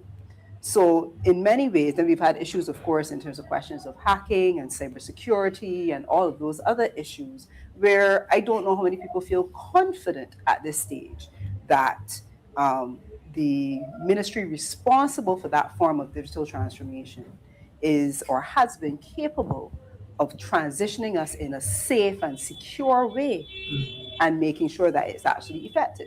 That's just one example. But there's a general issue that we face, and it has to do with this idea that you are divesting, government is divesting itself of this and that. But when it comes to policing and having a focus on protecting the public, we are not getting that right. I have seen references in the BLP manifesto to strengthening, let's say, the regulation of telecoms. But that's one example that right now is forcing people to go and look for holes elsewhere. And it has to do with the ease with which telecoms are increasing their prices and that sort of thing. We talk about the transport board and the privatizing of that. But the big question is, what are you going to put in place to make sure that the public does not feel terribly disadvantaged by privatization? And I think I think we heard earlier from Ambassador Maskell about our inability to raise the bar when it comes to scale. Those are the areas that I think cry out for some attention. And one more point I wanted to make. Before you make that, David, we have our first box in. We have our first box in. St. Michael South, I believe, is the first box. Let's go there to Ted Roy. Ted Roy, St. Michael Southeast, and that is with Santi Bradshaw. First box that also came in 2022 is now coming back again in 2026. Let's have a look at the results. Ted Roy, go ahead.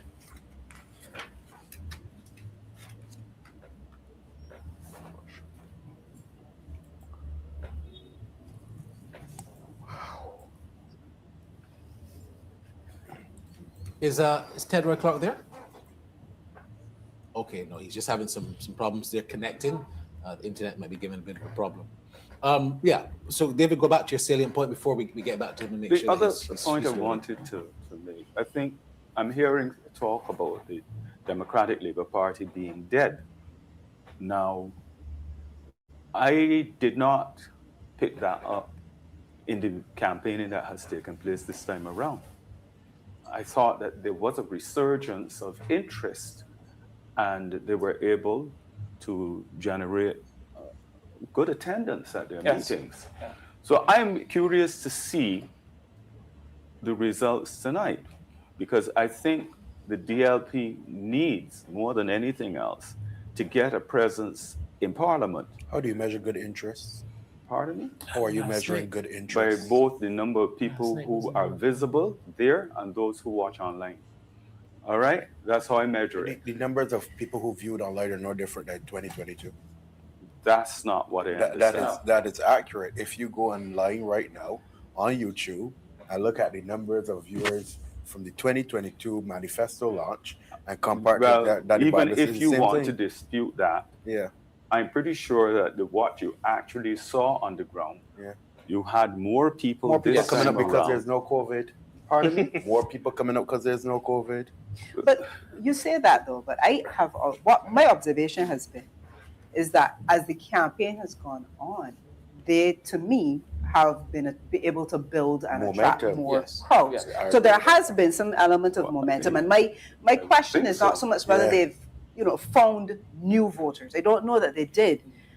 In my limited view, I think that the people who are their supporters did not vote in 2018 and they did not vote in 2022 because they simply were not satisfied. And I think that as this campaign has gone on, they have felt more comfortable coming out and supporting.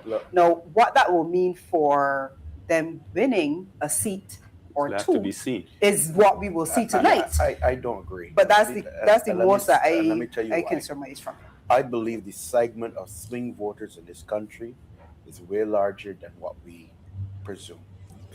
The Democratic Labour Party in 2018 received 33,000 votes.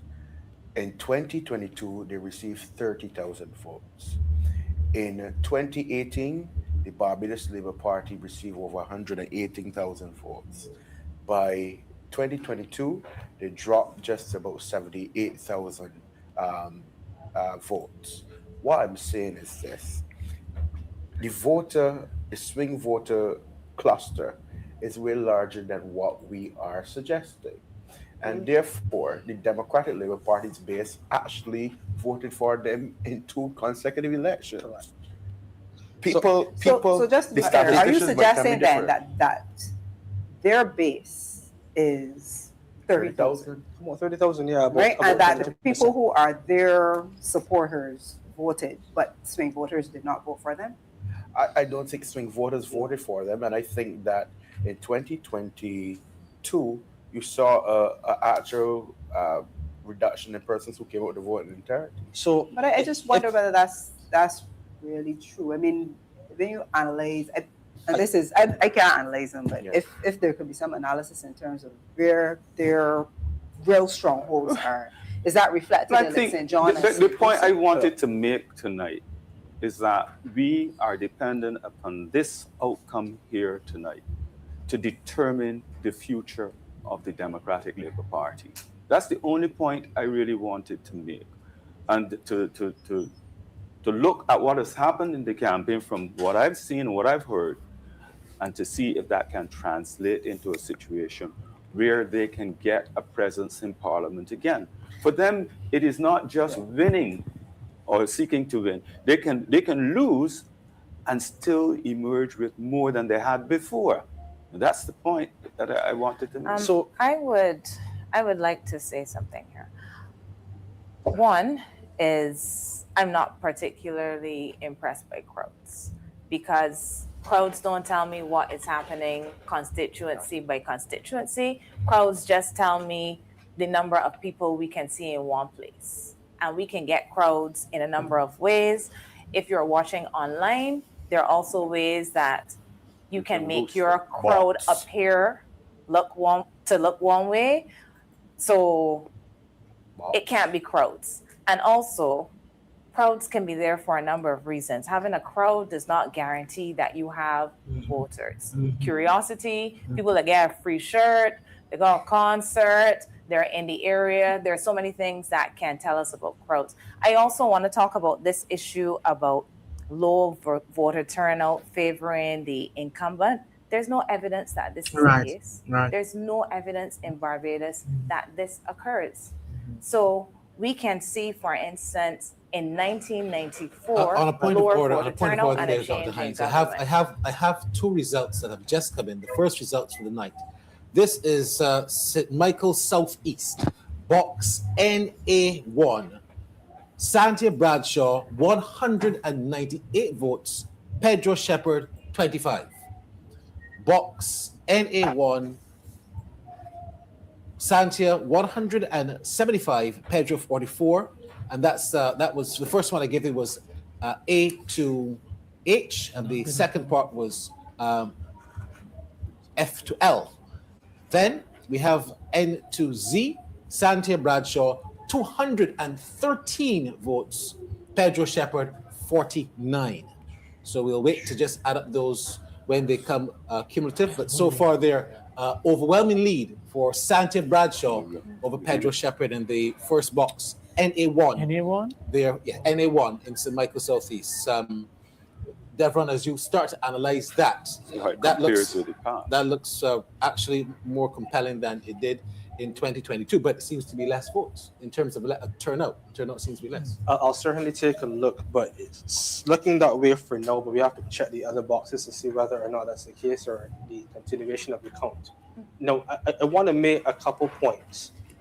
So regarding the base of the Democratic Labour Party, just Roy Turney, 5 votes. He, of course, was the BSP. So regarding the base of the Democratic Labour Party, the way that I look at the strength of a base is how you perform at your worst. Because if you are performing at your worst, the individuals that came out and support you, that is likely your base. So when you look at the base of the Democratic Labour Party, the 3 worst performances, 1999, 33%, 2018, 22%, 2022, 27%. The average about that is about 27. I would say the base of the Democratic Labour Party, voting wise, population wise, is about 27, and they have to move from there. Second point I would make as well too, you mentioned the swing voter. I would approximate the swing voter in Barbados to be about 20% of the voting population, or those who come out to vote. The reason I say that, you've had about 15 elections, general elections in Barbados history. On majority of those instances, it was a circumstance where both political parties received at least 40%. There were only 3 instances where they don't. So it's safe to say that in a competitive election, the Barbados Labour Party gets 40%, the Democratic Labour Party gets 40%, and they fight for the 20 in between. That is a way to gauge, to my estimation, where the swing vote is as well too. So those are the 2 introductions that I would make. Let's look at the graphic. I believe we should have that first graphic coming in for St. Michael Southeast, and then I have some more results this time from St. Michael West, where Chris Gibbs is concerned. A look at the live results so far.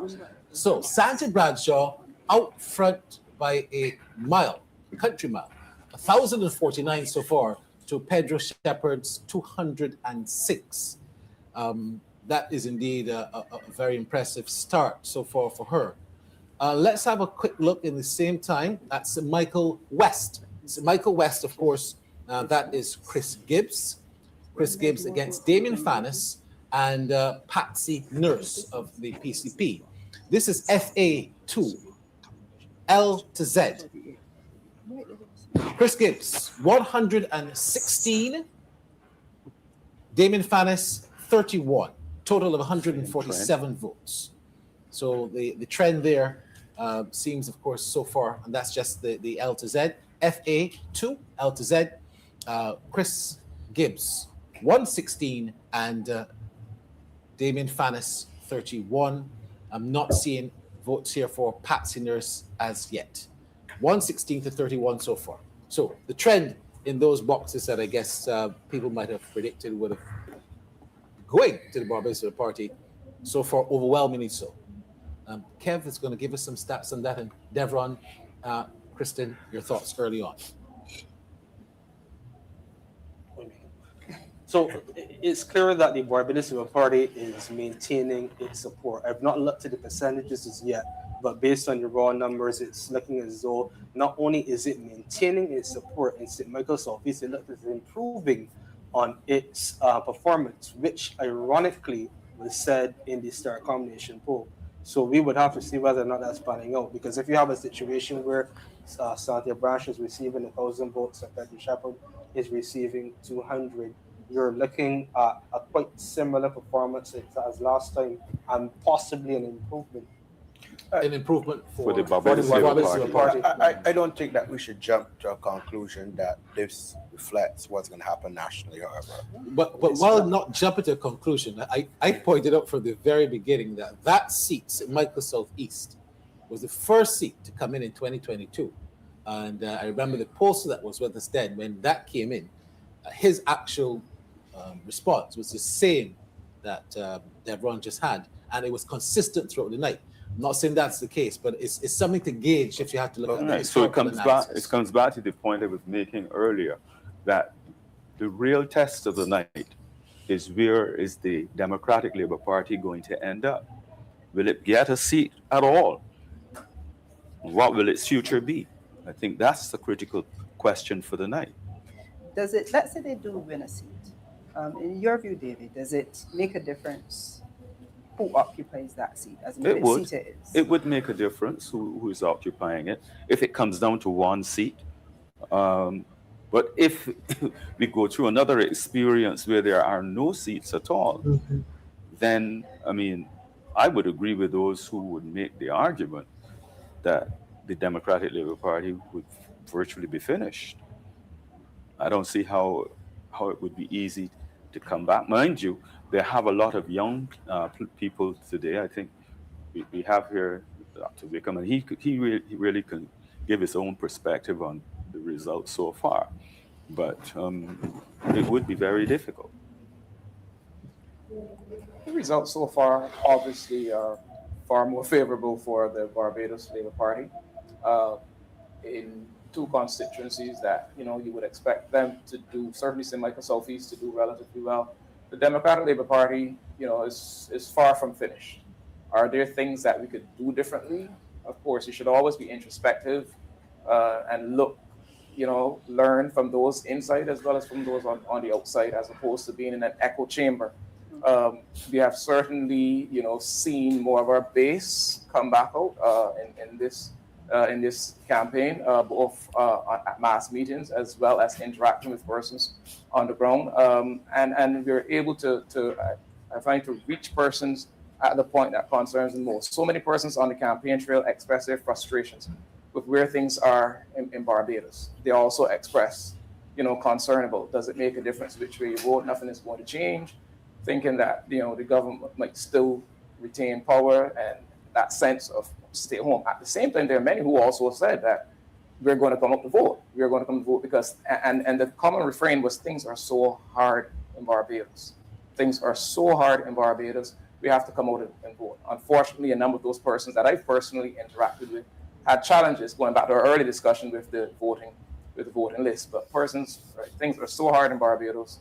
It has not really been working well for us. Barbados Labour Party seems interested in looking after those at the top, thinking that trickle-down economics will work, which it practically never does. And I spent all of my life more or less in a rural setting, and things are extremely difficult for persons. And the Democratic Labour Party has pushed a message that tends to appeal, to the persons having those difficulties. I would like to say of St. Michael Southeast. One of the things that we saw in this locking out was the locking out of Undine Whitaker. And if the DLP really wants to mobilize their base and mobilize people on the ground, then losing somebody like Undine Whitaker, who was quite successful in this same constituency, she didn't win, but she came quite close. This is a significant loss. So I think that one of the things that the DLP also needs to come to terms with is that it has a lot of work to do in terms of mobilizing people on the ground. And when you lose significant persons like that, to be a little bit dismissive about they were disruptive in a meeting and they were singing and so on, it forgets the fact that you will soon have an election.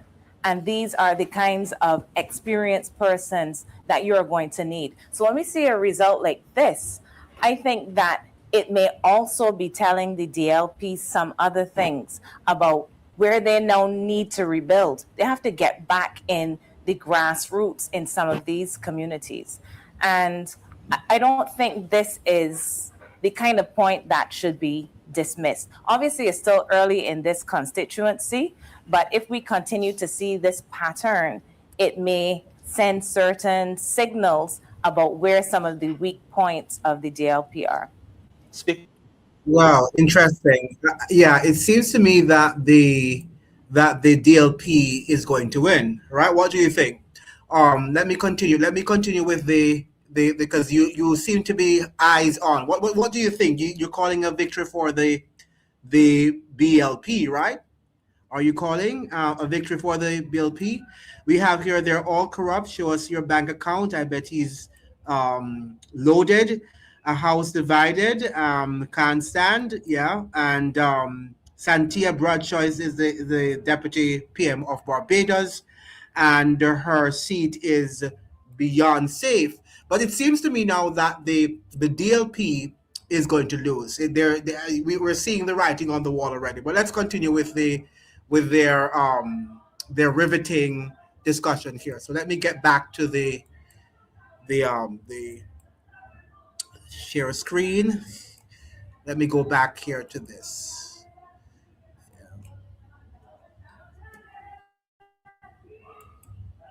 Have a 4-point swing away from the Democratic Labour Party so far in St. Michael Southeast. And a political party at this point should be growing in the support. You should not be seeing a swing away from an opposition party. We've seen it in St. James North, which I made mention of before, was critiqued several times, but is an early indication of how the party is performing. So far, we're seeing a swing away from the DLP. These are actual numbers, not polling, despite the fact the polling also showed a swing away from the DLP. But we'll have to see how the night develops further. I just want to add again, it's important for us not to treat what we've seen here as an indication that the result tonight will be 30 love again. I have But more nobody results said coming in. that. I have more results coming in. This is now the Prime Minister's box. St. Michael Northeast. St. Michael Northeast, KA1, A to H. Mia Mottley, 222. Jamal Sandyford, 27. Clarine Howard, Barbados Sovereignty Party, 7. KA1, I to Z, Mia Mottley, 225.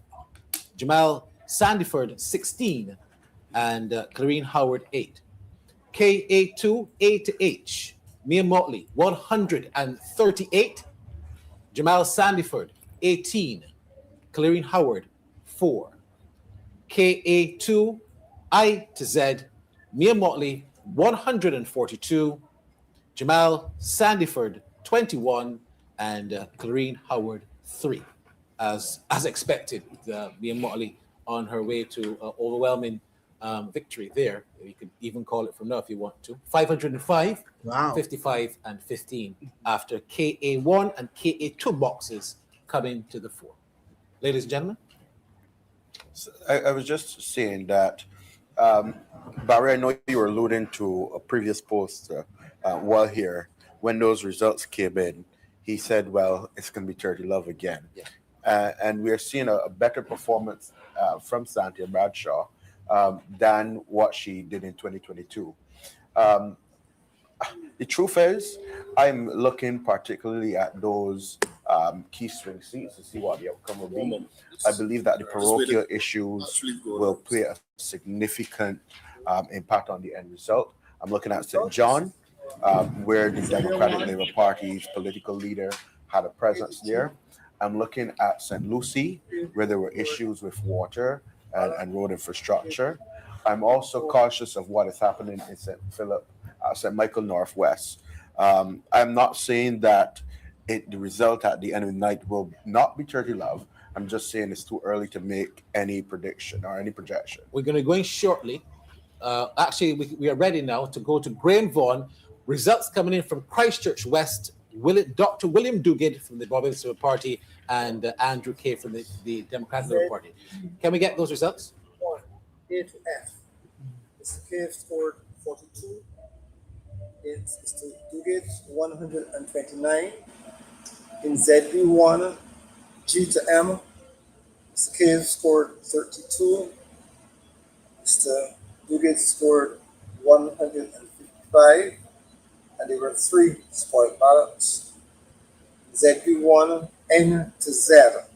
Mr. K scored 47 votes. Mr. Duguid, 159 votes.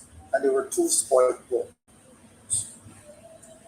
Totals for ZB1, Mr. Andrew K scored 121 votes.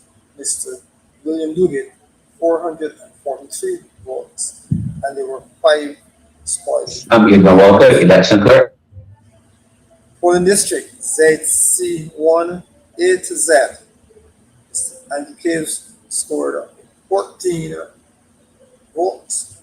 Mr. William Duguid 118 votes, and there was 1 spoiled ballot. Thank you. And we will update soon.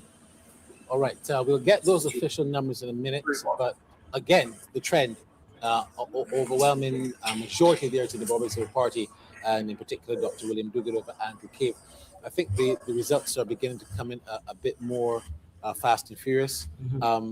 Those boxes that we've seen so far are consistent with the projection that was indeed in the Nation Star poll for those particular seats, which have been dominated previously by the Barbados Labour Party. But then again, all have been dominated by the Barbados Labour Party, but those overwhelmingly so, and that trend continues to be overwhelmingly so for Mia Mottley, Dr. William Duguid, and Chris Gibbs, of course, to a less extent.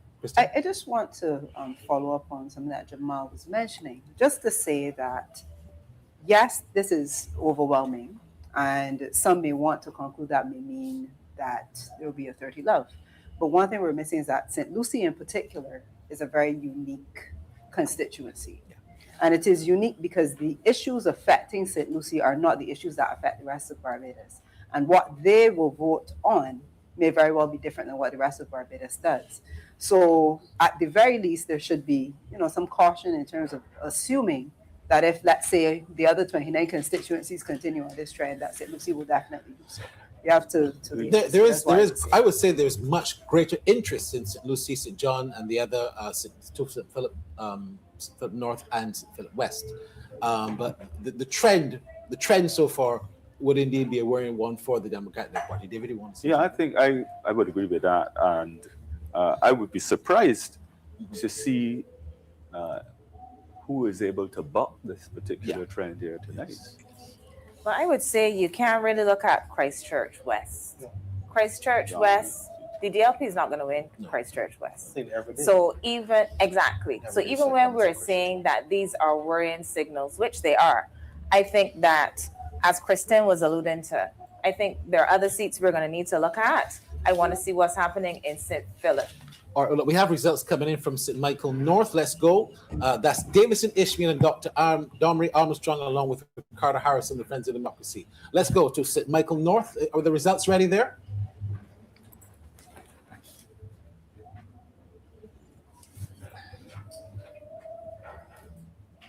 All right, so we are live. I guess he's not too interested to give us results at the moment. But apparently those boxes, one or two boxes have been completed there. We'll see if we can get those results. Continue your discussion, Dr. Hines. Well, that was basically it. I would like to see what's going to happen in St. Philip. These are the constituencies that I think the DLP probably has the best chances in addition to St. Lucie being quite interesting. I'm not one that is as confident in St. John right now, but of course we're going to need to look at St. John because this is a traditional stronghold, of the Democratic Labour Party. And if they can regain that, I think that is a positive sign for the DLP. But we haven't seen any boxes come in for St. John yet. So we're just going to have to wait. So we were having a bit of a discussion on whether or not the DLP is dead, as was mentioned before by someone. Even if the Democratic Labour Party is able to get 1, 2, or 3 seats, if you compare the current performance of the DLP, even with those 3 seats, the previous DLP performances, the party overall is in serious problems. In 1999, the DLP had 2 seats. By 2008, 8 years after, it had government with 20 seats. Currently, 8 years after, we're discussing a DLP if it's going to win a seat. Not government, but a seat. That is reflective of the state the party is in. And until it has a wider discussion beyond 1 or 2 seats in St. Philip or St. Lucie, you have a serious problem with your hand. Ambassador Maskell, you had a point to make. Yeah, I'm just waiting for more results. Because I think that the performance of the government is being understated or underestimated by several Barbadians. And I say that because people seem no longer interested in the fact that Barbados' pride has been restored. And when I say that, I'm talking about on the economic front. And that we're now positioning for its industry to be uplifted, but its pride. There seems to be a lack of appreciation for where we were. We denied all of the fiscal, what I call golden rules, managing the Barbados economy, right? And they were restored so quickly because decisions were taken. This is an important seat. Yeah. This is important box has just come in. This is St. Lucie. Ding dong battle. LA1, A to G. Peter Phillips, 99.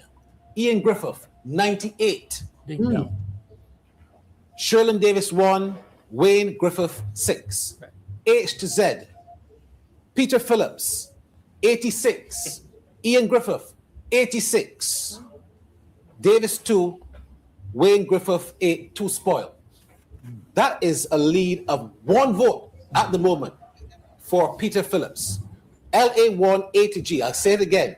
Maybe Peter more than Phillips, that. 99. It may be more than Ian Griffith, 98. even where it is.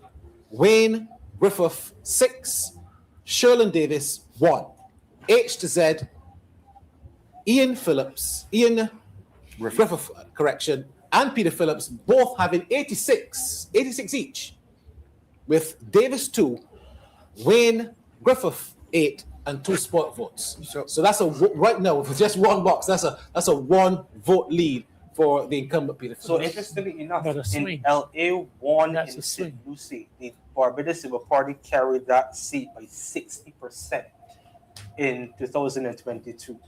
So if So the in Dems have turned it LA1 back there. you have a situation where the Democratic Labour Party is behind by 1 vote, and it's traditionally a stronger seat for the Barbados Labour Party, that is an early indication of what could possibly happen in St. Lucie. So, and that is my very point. You cannot come here and conclude that because St. Michael, Southeast, Visanti, and Bradshaw is tripling the numbers of our opponent, that you're going to see the same result in these seats, especially when the issues are so unique. Yeah. And I add to that, if you further dissect the numbers that have been presented to us so far, LA1 and LA2 are on the western side of the constituency. It is the area in the constituency that the Barbados Labour Party has always won. Even when Dennis Kelburn was the Member of Parliament, Checker Hall has been the stronghold of the Barbados Labour Party. It is where Roy Brathwaite won the seat for the Barbados Labour Party in that first instance, because he got out of that seat with big margins in that area. So when you go onto the eastern side of the constituency, which is LE1, LE2, LE3, you know, it is traditionally where the Democratic Labour Party performs better. Now, I'm not saying that it's all over for Peter Phillips at this stage. The reality that you must confront is that Ian Griffith is also very familiar with that western side. I understand that we have results coming in from St. John. I believe Chantal Legault Gibson has indicated her readiness. Can we go to St. John? Chantal Legault Gibson is saying that St. John's first box is ready. If we don't have her there yet, I think we will get those digitally. We'll get that very shortly for you, because that also will be a very keen and contested box. You were saying, Jamal. So yeah, with that early indication, the Democratic Labour Party, there's a swing away from the Barbados Labour Party in that seat.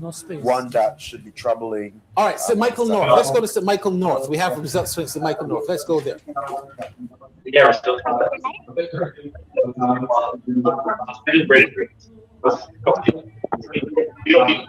you ready for St. Michael North?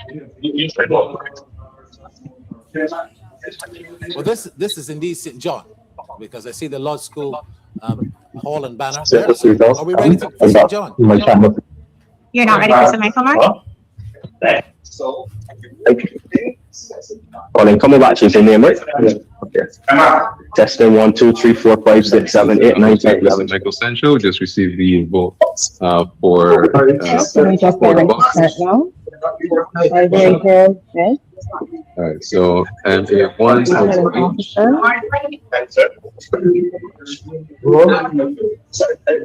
bear with us as they're trying to get the broadcast actually ready, but I see the returning officer. I see she's ready to go with the first box of St. John. Can we get the returning officer to proceed? In polling box LA1 A to G is as follows. Mr. Sherlin Davis received 1 vote.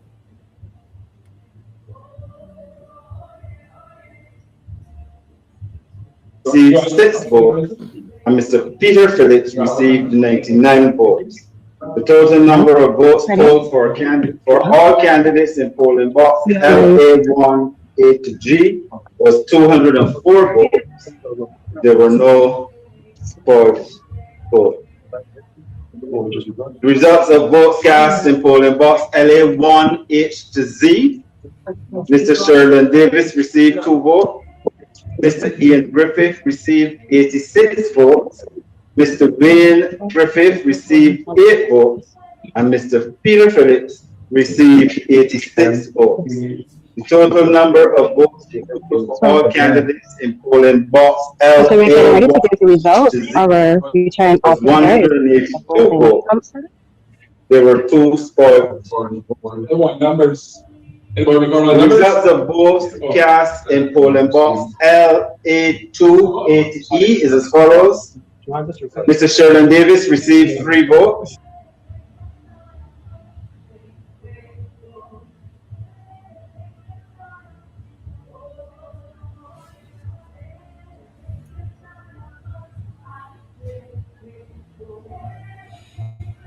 Seems like we have lost some amount of, I'm not sure what's happening there, sound quality. So what do you think? What do you think so far? It seems to me that Miss Mia Mottley is on another third term, on for another third term, third consecutive term in office. Now, what they could have done though, why do they have to, let me go back. Let's go back. Let's go back to the broadcast.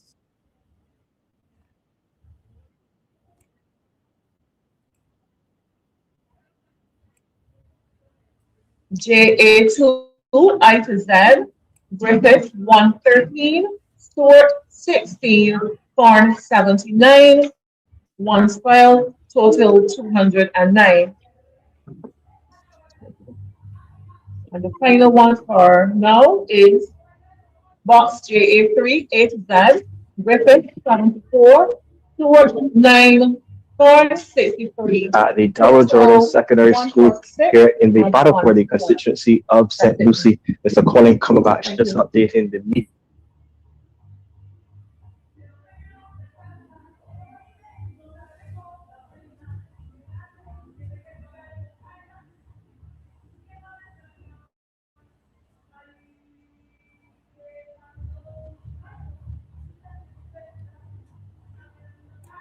Okay, we're not hearing anything more coming from that. So the votes, okay, let's go back. The sound. This is St. Andrew, they're saying.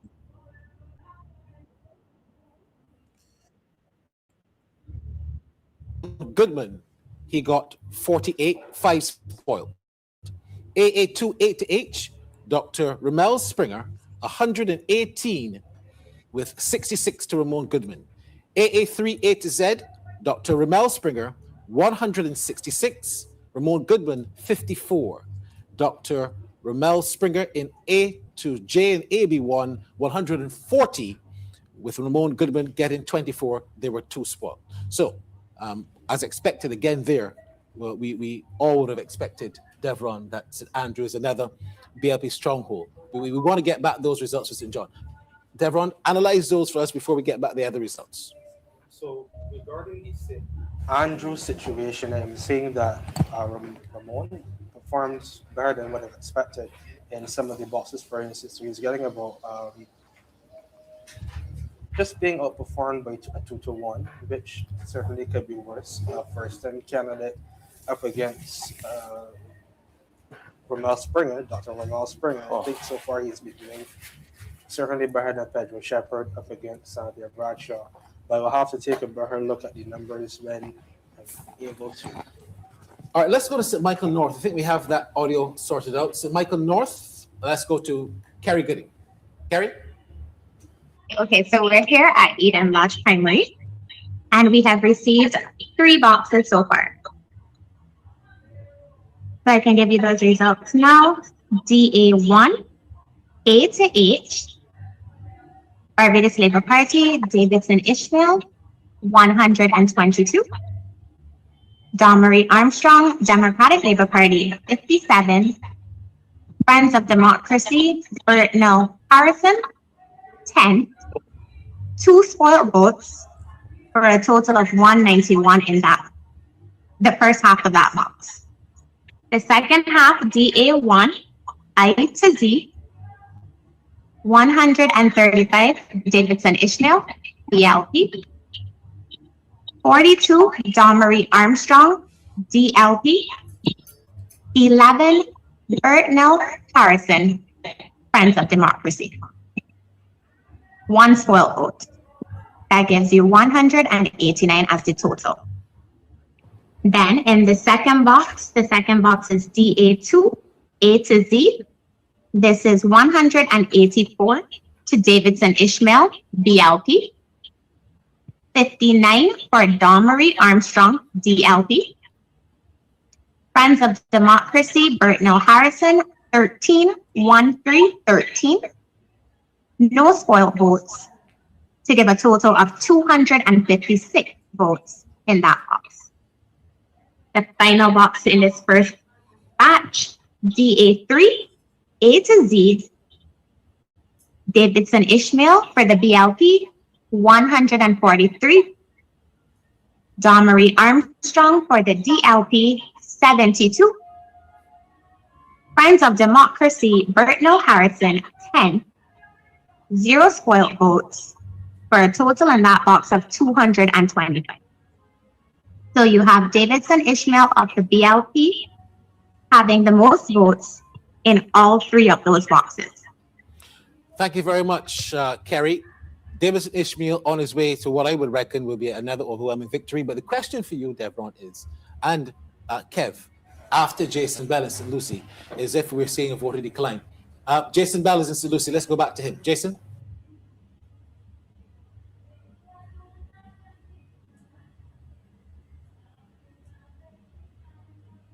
We've received the results of 4 voting boxes. I'll give you them by the box. So for box LA1, A to G, LA1, A to G, Barbados Labour Party candidate, 99 votes. Democratic Labour Party, 98 votes. Friends of Democracy, 1 vote. PCP, 6 votes. No spot votes for a total of 204. LA1, H to Z, we have a dead tie between the 2 leading candidates. BLP and DLP each have 86 votes. There's 2 votes for the FOD, 8 votes for the PCP, 2 spot votes for a total of 182. LA2, A to E, BLP candidate, 151. DLP candidate, 100. We ain't got a problem. It's just he couldn't hear. We ain't got problems. There's just so many Bluetooths on right now. There's a break in the transmission. We're not hearing Jason Bell, unfortunately. So I'm not quite hearing what he's saying. The boxes that he did give us is the ones that we would have previously announced. So there was no new news there, so to speak. I understand that in St. John is at the moment leading with the incumbent in Charles Griffith, but I'm going to get those numbers for you. Ladies and gentlemen, you can feel free to analyze while we get those numbers out. I think there's more information that Jason may have with us from St. Lucie in the LA boxes. I think that's what he was trying to articulate. The LA2 box. We only have information coming from LA1. My understanding is that there's information coming out from LA2 as well, which shows some difference in the margins as well again. So I think that we should try to get that information from Jason afterwards to give us a better understanding of where we're at in St. Lucie. Yeah, we're just going to ask the correspondents as well to still send in your written vote results in the chat so we can continue to read them. That's very important. We seem to be having some transmission issues there, which is proving quite hard to digest. Yes, David? I think that's a better way of dealing with it. Right. So that we wouldn't have these interruptions and people would clearly hear what those results are. But clearly the trend that we are seeing is picking up. It is a definitely pro-Barbados Labour Party. And the big question here now is just, can they hold on? Can the Democratic Labour Party hold on to 1 seat? At least 1. So that's my interpretation of what we're hearing here. I think that what we heard, what Kristen said, as I mentioned earlier, is pretty accurate. I think that St. Lucie is interesting to watch because of all these issues with the brown water.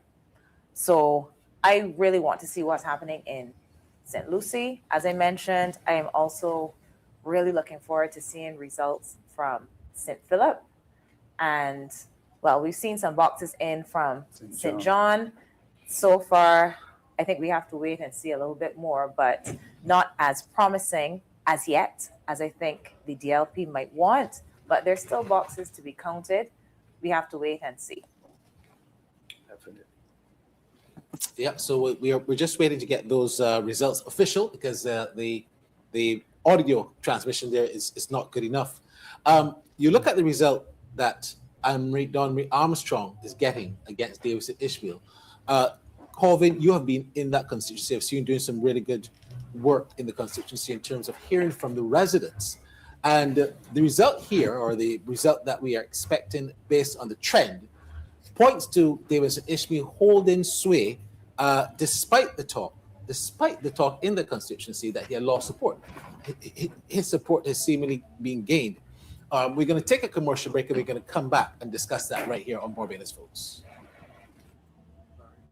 Wow. So what do you guys think? What do you think is what do you think is happening? Do you think that Ms. Mia Mottley is going to be getting her third term in office? Let us look at what you guys are saying. We haven't had any more research. So what do you guys think? Do you think that Mia Mottley is going to save, or do you think the DLP will be winning at least one seat in the parliament? I was calling for at least 4 seats for the Democratic Labour Party and the rest going to Ms. Mia Mottley, but it seems to me that we might be getting another maybe 30-love or 30-1. What do you think so far? Do you think that the election will be swept by Ms. Mia Mottley another time, as we're waiting for other seats to come in? What do you think? But this is a very interesting election, I must say.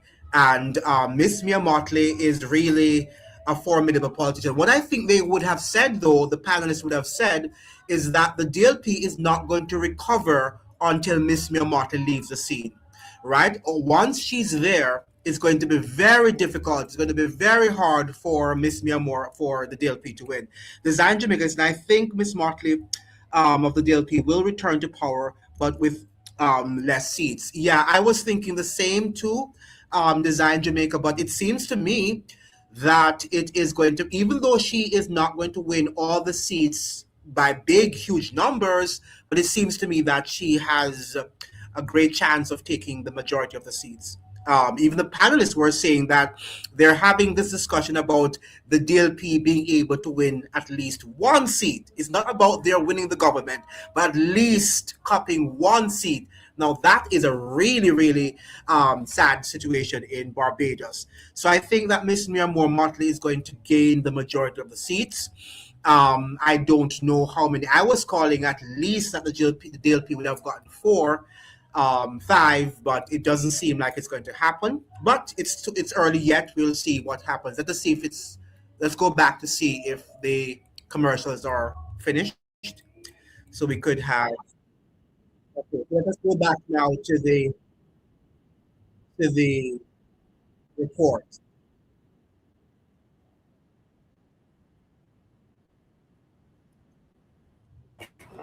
So this is what I've been trying to touch. All right, it's not there. Let's get off their commercials. I don't think YouTube would want me to have their commercials on. So give me a second until they get back. I don't want to be showcasing the commercials.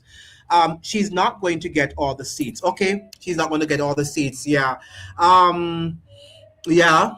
Yeah. But do you think how many seats do you think she's going to win, and how many you think the DLP will win? Let's have in the chat. So let us have some guesses here in the chat. To how many seats do you think Mia Mottley will win, and how many seats do you think Ralph Thorne will win? I am guessing that Miss Mia Mottley is going to get at least 26 of the seats, and probably Ralph 4 at this point, right? If he gets so many. But let us say that I'm guessing that it's going to be 26-4. 26-4. So that's my election, count. Where are we now? Did I miss something here? Yeah.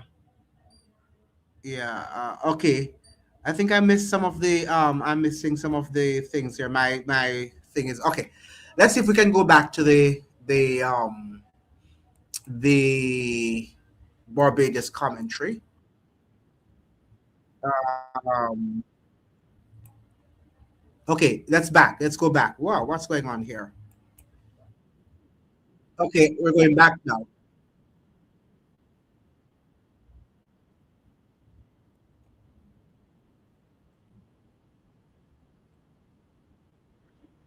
That's not encouraging so far. Agreed. You would expect to, to have done better to this point in St. Lucie and in St. John. We look to see how further results come in.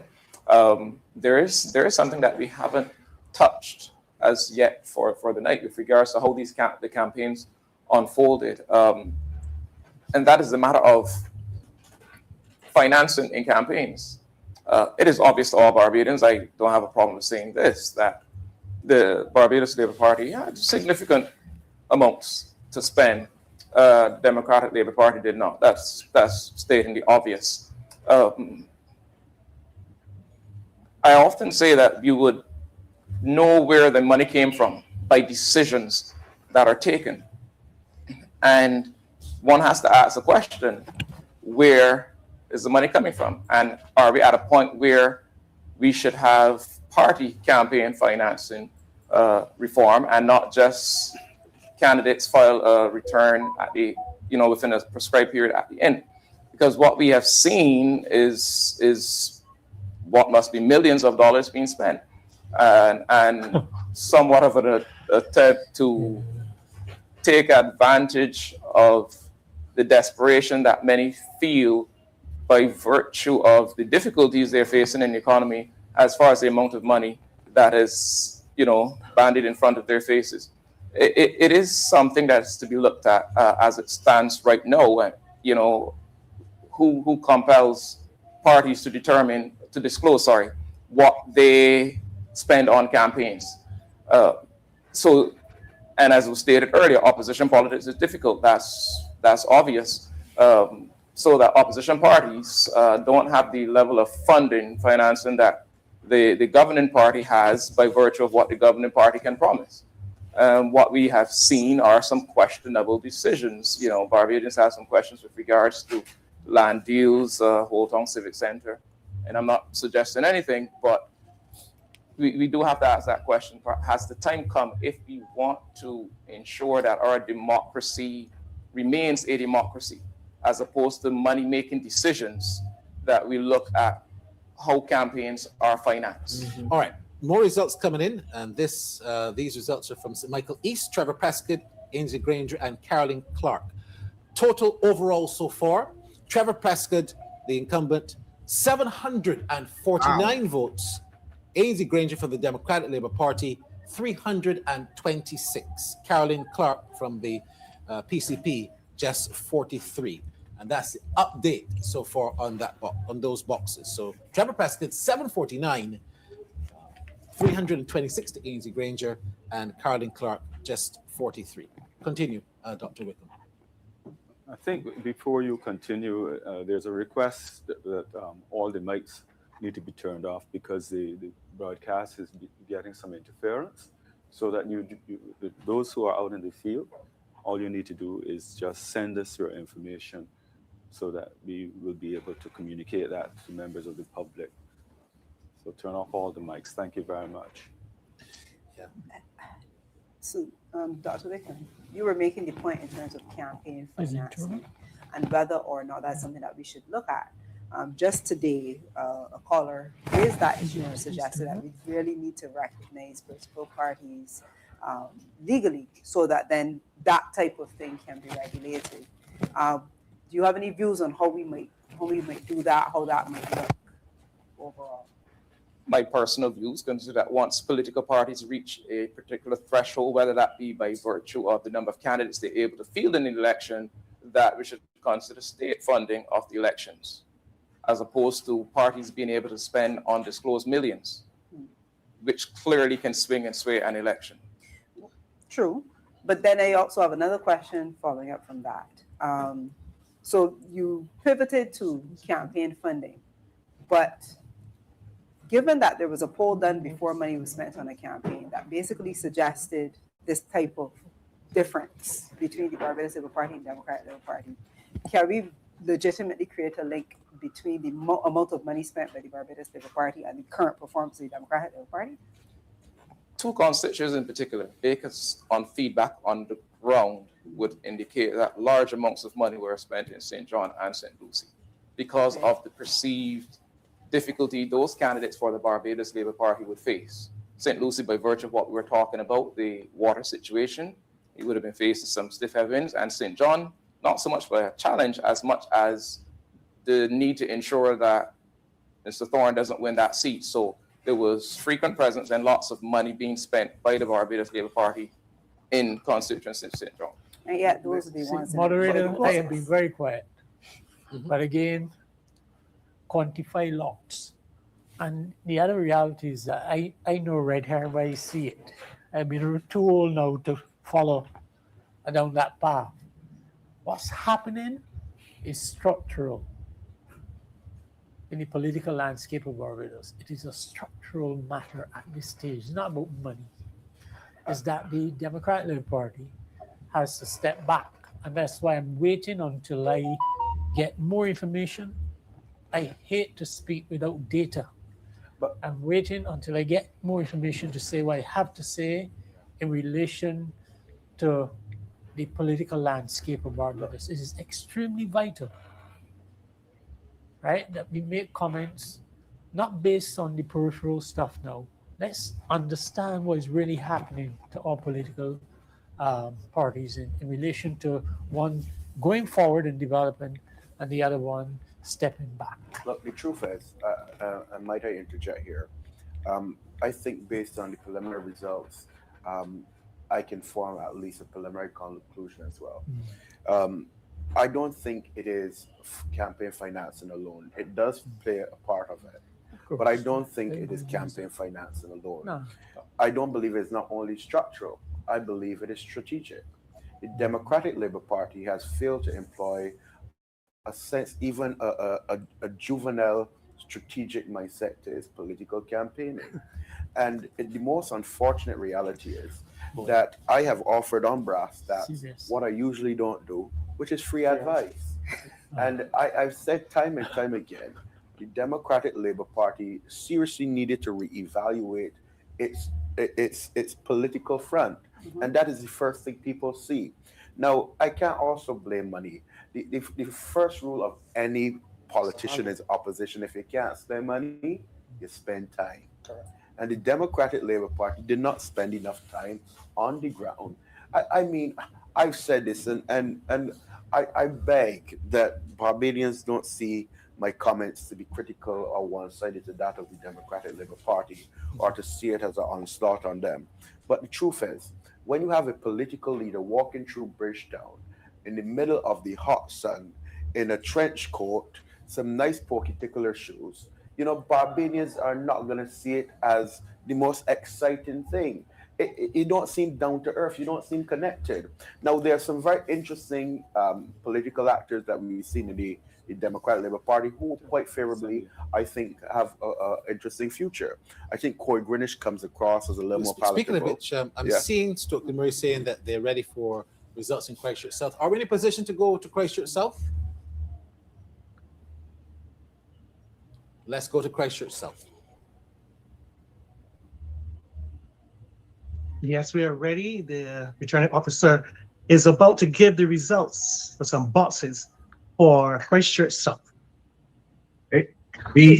BA1, Aline, 2, Greenwich, 55, Monroe Knight, 174, Tucson, 1, BA2, Aline, 6, Greenwich, 62, Monroe Knight, 136, Tucson, 4, BA3, Aline, 10, Greenwich, 69, Monroe Knight, 307. Toussaint, 0. There you go. All right, so that is indeed a huge lead so far for Dr. Shanta Maronite, already a minister or a previous minister in the last administration. And we were hearing there, of course, that Corey Greenidge, you were just talking about Corey Greenidge and him having an exciting future. But at the moment, the present is not looking very good in terms of getting a chance to perhaps go into parliament. Look, let's not draw conclusions based on I'm basing on results so far, as I said. But this is his performance in his seat alone. Look, we've seen political figures change seats and had greater success. But I think Corey Greenidge is suffering from the failures of Ralph Thorne in this seat. You cannot abandon a constituency. Wake up one morning, go to the president of this country and sign the oath and say, hey, I am now the opposition leader. All right. Etienne Fraser is ready at St. Michael South Central. That's Marcia Caddo, Richard Sealy, and David Gill. Etienne, can you come in? Panel, we are here at the St. Michael School for the constituency of St. Michael South Central, and I have here with me returning officer Leanne Butcher. Box RA1 A to Z, Cattle 175, Gill 6, CD 71, total of 252. Box RA2 A to G, Cattle 73, Gill 7, CD 29, total of 109. Box RA2 H to Z, Cattle 74, Gill 7, CD 45. One spot vote, total of 127. All right, there you have it, panel. All right, so again, another trend in the upward trajectory in terms of Marcia Caddo. She would have won quite overwhelmingly in 2022. But so far with those three boxes coming in, she is again indeed out front in a major way. I want to bring in Kev, who has, of course, been doing any analytics. Anything you have to offer us so far, Kev? Just don't have a mic. Get back to you in the next couple minutes. All right, so he'll get back. He's getting those Just one numbers second. together. That young lady is an outstanding representative of her constituency. You're speaking about Dr. Marcia. Oh, Marcia Caddo. Here I tell you, I talk about being on the ground. I know you said some things on the air. You were heard, but that's why it's on the ear. Yeah. To be heard. Right. No. I still think you're right. But I want to say this though. How do you become a leader of a political party without being a member?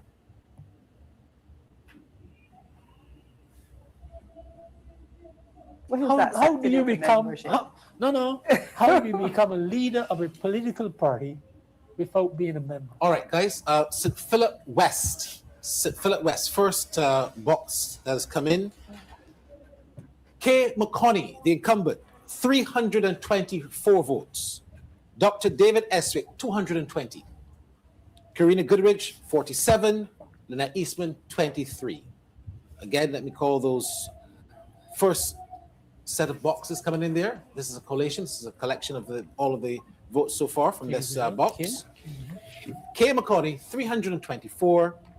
Dr. David Eswick, 220. Karina Goodrich, 47. And Lynette Eastman, 23. So we were looking for St. Philip West. We were all saying that would have been a keenly contested event. Early days yet still. What box? But I'll get that box confirmed. That was just the overall coalition of the box. I'll get the box confirmed in just a second. But again, Devron, some domination here for the incumbent and for Kay McConney of the Barbados Civil Party. Devon, I just wanted to add in this presentation.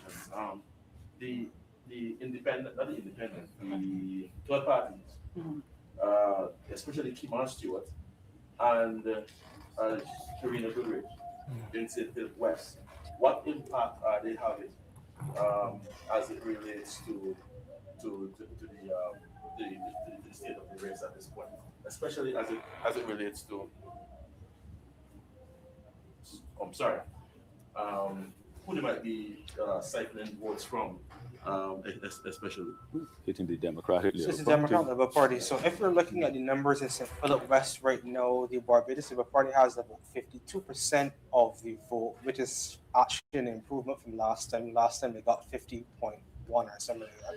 And the Democratic Labour Party has about 35% of the vote, which is actually down from last time. So last time they received 41%. So combined third parties are eating into the Democratic Labour Party's vote. And it's spoke to that before, because had you had, for instance, 10 apples, as I put it, and the Barbados Labour Party is going for it, the Democratic Labour Party is going for them as well. The Democratic Labour Party receives 3, the Barbados Labour Party receives 7.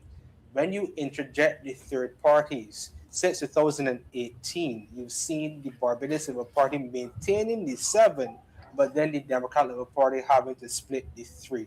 So the evidence shows that third parties are hurting the Democratic Labour Party. Not only in the statistics do we have to use that, or rather, it's not just the statistics that we can use, but we can look at the personnel of the third parties. For instance, Friends of Democracy is another version of the Democratic Labour Party. So if the Democratic Labour Party wants to move forward, it needs to consolidate its vote, because you're actually seeing David Esmith losing support from last time, interestingly enough. In the constituency of St. Michael's of Central Marshall, she's actually also maintaining the vote. So it's about 70% of the vote she has. Celie has about 30 as well. So that's maintaining from the 2022 election. Yeah, I'm Barry in St. Philip West as well. St. Michael North. We have to go to St. Michael North. Let's go to Kerry, St. Michael North. More from St. Michael North. Kerry, go ahead. Hi, good night. Okay, so we just got a few more boxes here at St. Michael North, and I will start with DA4. DA4, A to G, 116 votes for David Ishmael, DLP. 46 for Dawn Marie Armstrong, DLP. 7 for Friends of Democracy, Burtnell Harrison. 0 spoiled votes, 169 total in that half of the box. DA4, H to Z, 139 votes for the BLP, Davidson Ishmael. 30 for Dawn Marie Armstrong, DLP. 9 for Burtnell Harrison, Friends of Democracy. 1 spoiled vote, 178 total. There was a change in locations in this constituency, and so they're no longer using the Ebenezer Revival Center. Christ the King added a box this year, and that is DA5, A to Z, the Christ the King Church in Rockdundo. Davidson Ishmael, BLP, 124 votes. Dawn Marie Armstrong, DLP, 38. Burtnell Harrison, Friends of Democracy, 15, 1 spoiled vote, total 177. And then the first half of DA6, A to H, which is also at Christ the King Church, Rockdundo, 150 votes, Davidson Ishmael, BLP. 60, Dawn Marie Armstrong, DLP. 12 votes, Burtnell Harrison, Friends of Democracy. 2 spoiled votes for a total of 222. Now, what I just wanted to say is, as it speaks to the voter turnout and persons, saying that right now we don't have any numbers to show anything. I'm not seeing low voter turnout in my constituency based on these numbers in comparison to 2022. So in 2022, for my DA1 box, a total number of voters who would have come out would have been 340. In 2026, it's now 380. DA2 was 244 in 2022. It's now 256 in 2026. DA3 was 242 in 2022, 225 in 2026. That's a slight decrease in that one only so far. Then DA4, 380 in 2022. There was a slight dip in that one as well to 347, 2026. And then DA5 was 184 in 2022.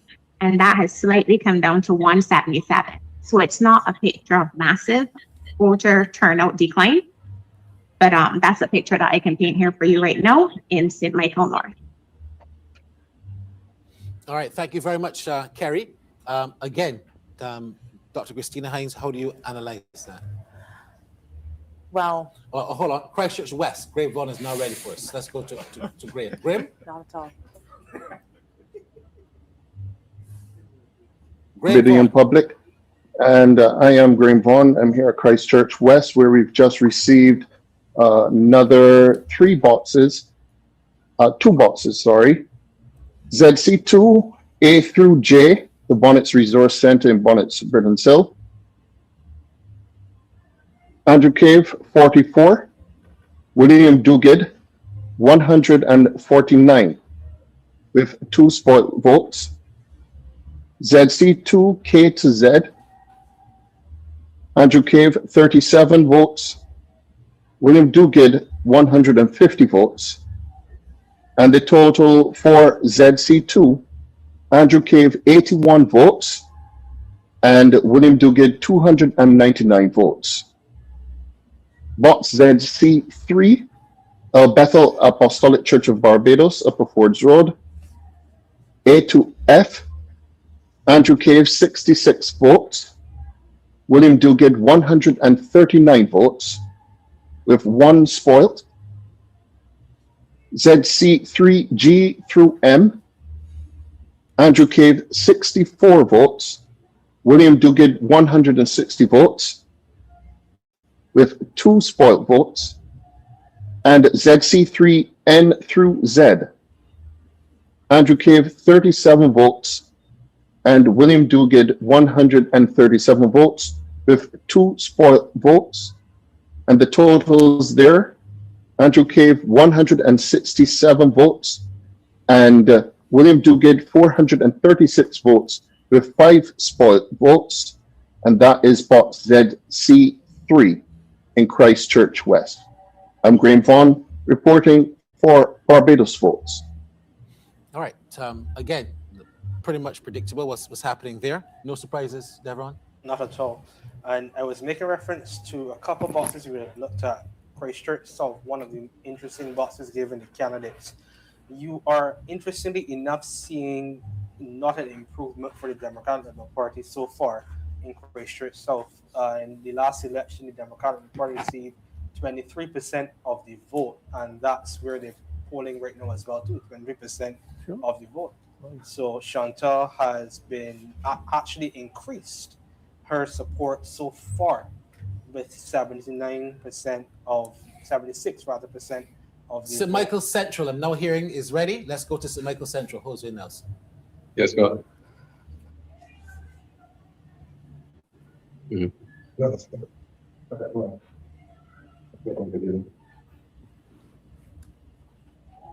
Yeah.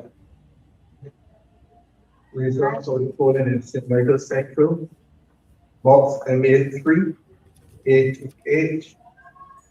Anthony Hines polls 6 votes. Tyra Trotman, 143. Raymond Biggins, 14. Andrea Worrell, 29. Total of 192 valid votes. 1 vote was rejected. MA3, I to Z. Anthony Hines polls 7 votes. Tyra Trotman, 132. Raymond Biggins, 5. Andrea Worrell, 29. A total of 173 valid votes. 1 vote was rejected. 1 ballot was rejected. MB1, A to H. Anthony Hines, 2 votes. Tyra Trotman, 93.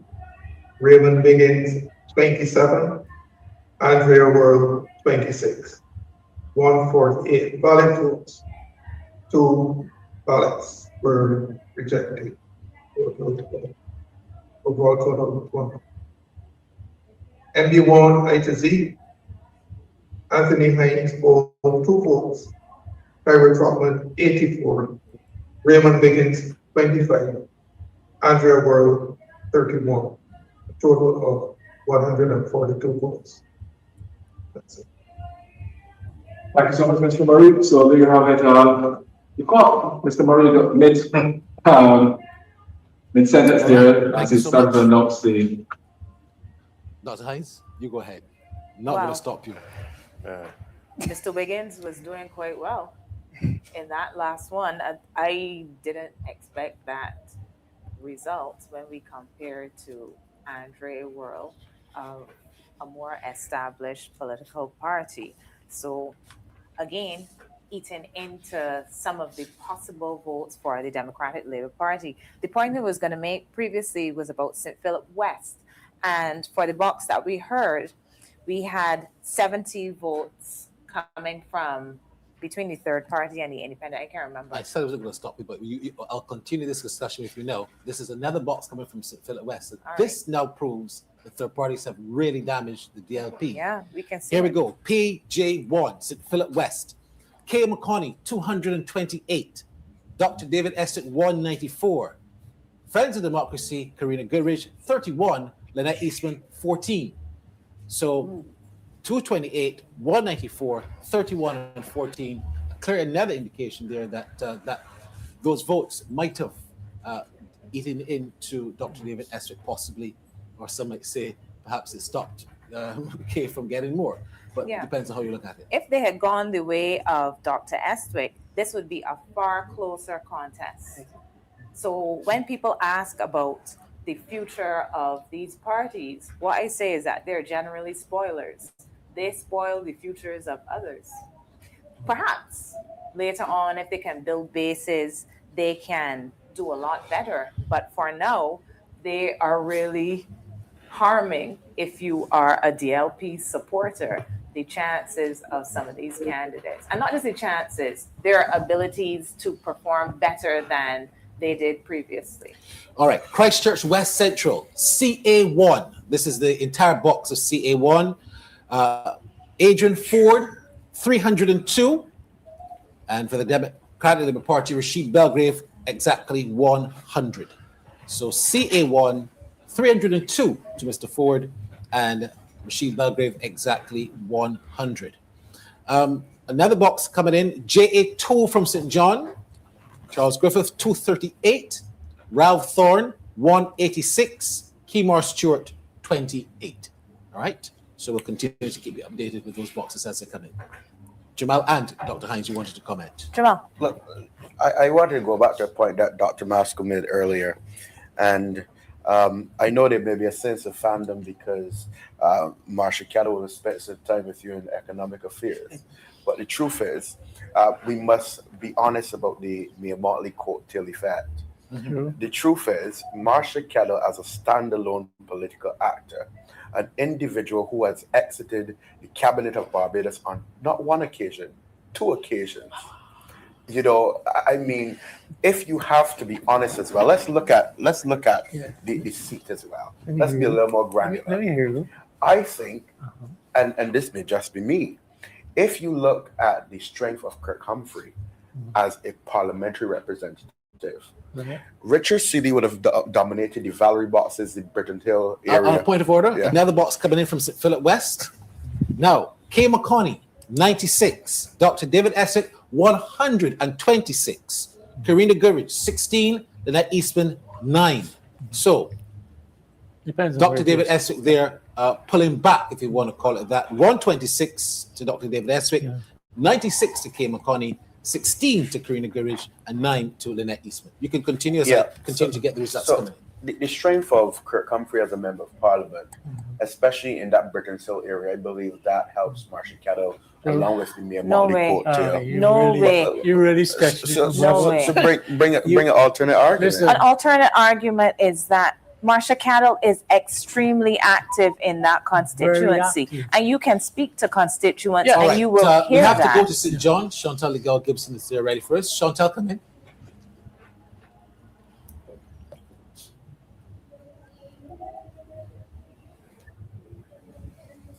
Is she ready?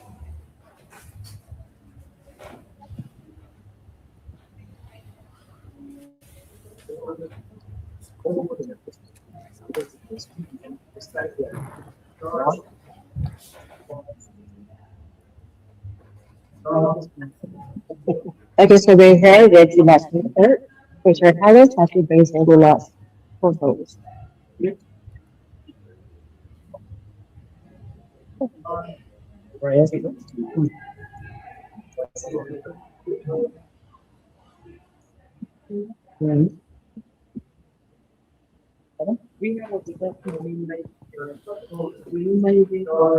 Alive. Yeah, alive. Well, we waited on the returning officer. I was told that she was ready there with the results, but the returning officer doesn't seem to be ready. Can we continue to analyze until he is ready? Well, I would like to interject and to come in on that point because the assumption that Marsha Cattle is doing well. He's ready now. 11th day of February 2026, JB2 88. Mr. Griffith 131. Mr. Stewart 12. Mr. Thorne 50.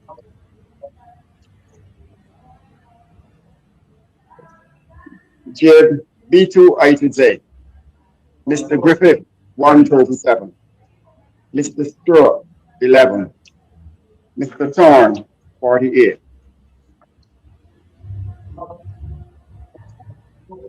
JC1 A to Z. Mr. Griffith 81. Mr. Stewart 12. Mr. Thorne 83.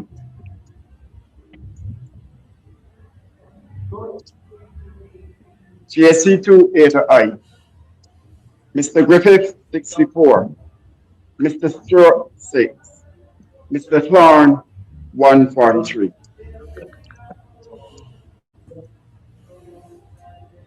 JC2 J to Z. Mr. Griffith 76. Mr. Stewart 9. Mr. Thorne 145.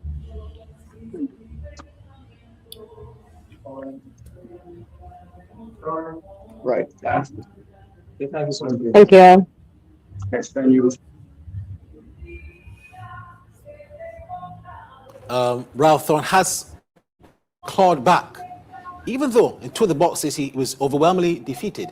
I would like to see where those boxes, perhaps, I don't know if Kev is ready for us or Devron, but I'd like to see where those boxes essentially emanate from in St. John. Was somebody in the position to tell me that those boxes he won and those boxes he lost?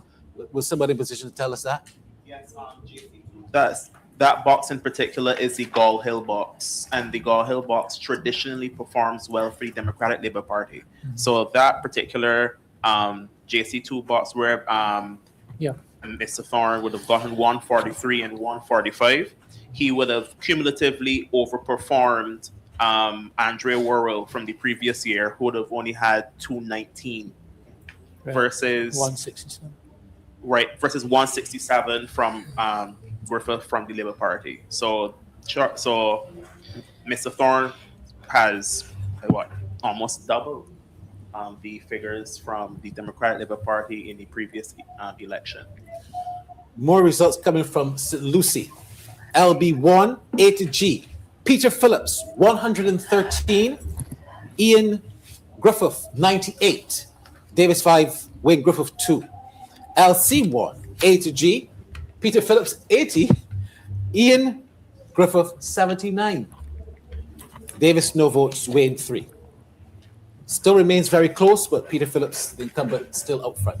There was a point I was making, and just to respond to Dr. Hines. You can't respond to me because I ain't finished yet. I haven't finished. Correct. Because what I was saying to you is that this is the kind of assumption that I cannot understand. Because in a constituency, you are doing your work. As a minister, that is different work. Kirk Humphrey does well in his constituency. He does a lot of work there. And she does well in her constituency. How the two things are connected beyond sexism is beyond me. She's doing well in her constituency. He is doing well in her constituency. Her constituents like her. and they vote for her. I don't know that that is complicated. I think that we must not trespass on the turf of calling a science a spade. or a matter of spade, strategy into sexism. A spade. That's ridiculous. Let's be real. I am being totally real with credibility. you. When you look at Marcia Cattle and that seat, in particular, if you look at the statistics from last election, that is one of the worst performing seats in the entire country. We're dealing with St. now. Michael South Central is one of the worst performing seats in the entire country. But your point does not make sense. I am saying, no, it is that people are not super inclined to come out and support neither of the two candidates. Isn't that a fair assessment? No, it isn't. It's a very unfair could not even assessment. scratch 1,000 votes. It is a very unfair could not assessment. scratch 1,000 votes in last Come on, election. give me a break. Marcia It assumes that she cannot do work and get votes. Nonsense. Well, the truth of the matter is, Nonsense. when we look across the board, Come on. All right, okay, Come on. almost every seat that I have seen campaign for has relied heavily upon Prime Minister Mottley. Yes. The coattails of the Prime Minister stand out in all of this. Well, everybody had coattails. We have to have Right, some good so coattails. I mean, it is difficult. But it wasn't relegated to sexism, though. It wasn't relegated to sexism. No. Correct. The point you're All right, making is a ridiculous one. Is Jason Bell ready for us in St. Lucie? Leader. I hope you can hear me. Yes, go ahead, Jason. I hope you can hear me. Yes. Oh, okay. So we have the results of 3 more boxes here. LB1 A to G, LB1 H to Z, and LC1 A to G. So here they are in order. LB1 A to G, Steeler Primary School, DLP candidate 113, DLP candidate 98, Friends of Democracy 4, People's Coalition for Progress 5, 1 spoiled vote. LB1 H to Z, DLP candidate 110, DLP candidate 78, nothing for the FOD, and 1 vote for the PCP, 1 spoiled vote. And LC1 A to G, this is Miracle Pentecostal Faith Center in Hope Road, St. Lucie. DLP has edged out the DLP candidate by 1 vote, 80 to 79, so that's 80 votes for the DLP candidate, 79 votes for the DLP candidate, Ian Griffith, 0 votes for the Friends of Democracy, and 3 votes for the PCP candidate. No spot votes, 162. Jason Bell, Barbados Sports. Interesting to get a sense of to what extent is the Barbados Labour Party candidate doing well in traditional DLP areas in St. Lucie. For the record, I have St. Michael South for the first time tonight. This is UA1. Kirk Humphrey, 213 votes. Boyce, 30 from the Democratic Labour Party, and 6 to the Barbados Freedom Party. That was Alex Mitchell, of course, the leader. UB1, Kirk Humphrey, 201. Nathaniel Boyce, 61. Barbados Free Party, 5. UC1, Kirk Humphrey, 197. Boyce, 47. Alex Mitchell, 7. UC2, Kirk Humphrey, 101. Boyce, 21. Mitchell, no votes. UC3, Kirk Humphrey, 246 votes. Boyce, 58. Mitchell, 11. Updated results there from St. Michael South. David, sorry, you're just making the point in terms of the coattails of the Prime Minister being extremely long. That's your observation. Yeah. But I was wondering about a constituency, like, for example, Kirk Humphrey.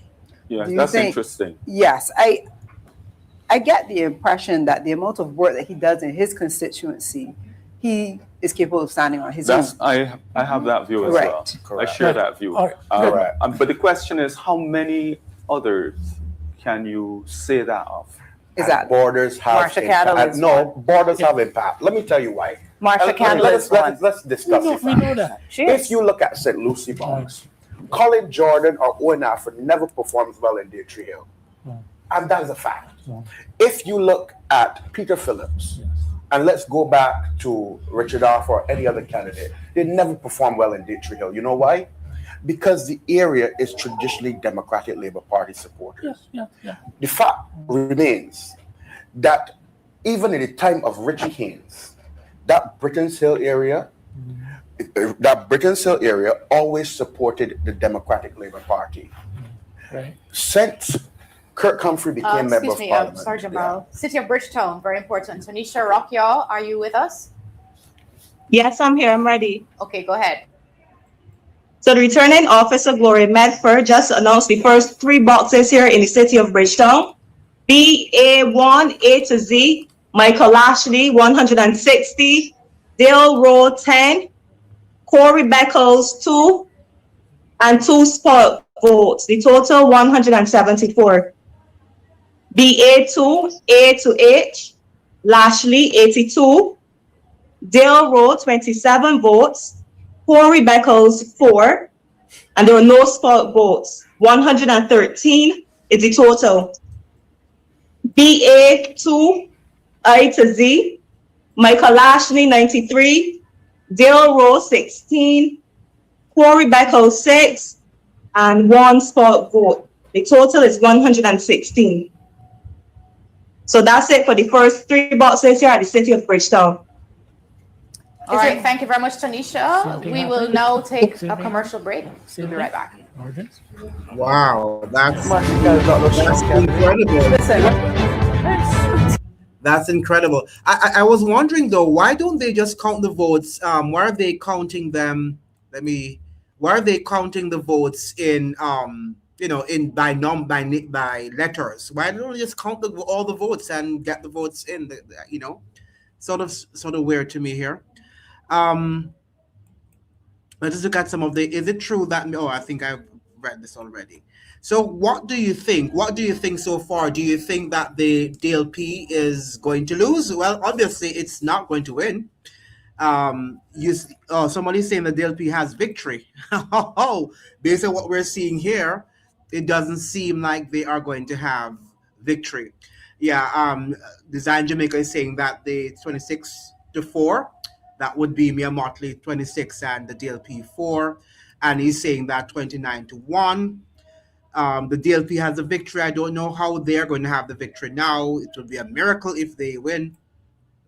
And Mia Mottley is definitely going to win based on the results that we're seeing right now. The DLP is getting destroyed. I think that, as I was suggesting before, until Mia Mottley loses the election or she decides to exit the scene, I do not see the DLP gaining traction with the Barbadian population. I think she's too much of a formidable character. Yeah, DLP won't be able to win this time around. They're not going to win Miss Mia Mottley at this present moment. They might be able to take like 2 or 3 seats, as we're suggesting, but they're not going to win at all. That is very, very clear at this moment.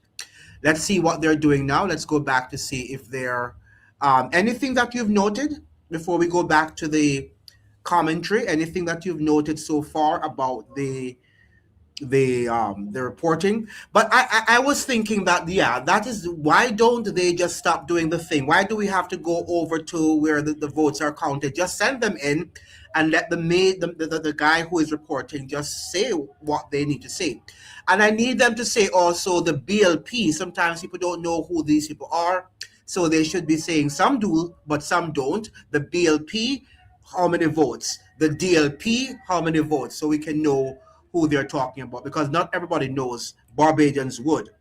Now we have Ralph already planned his exit speech.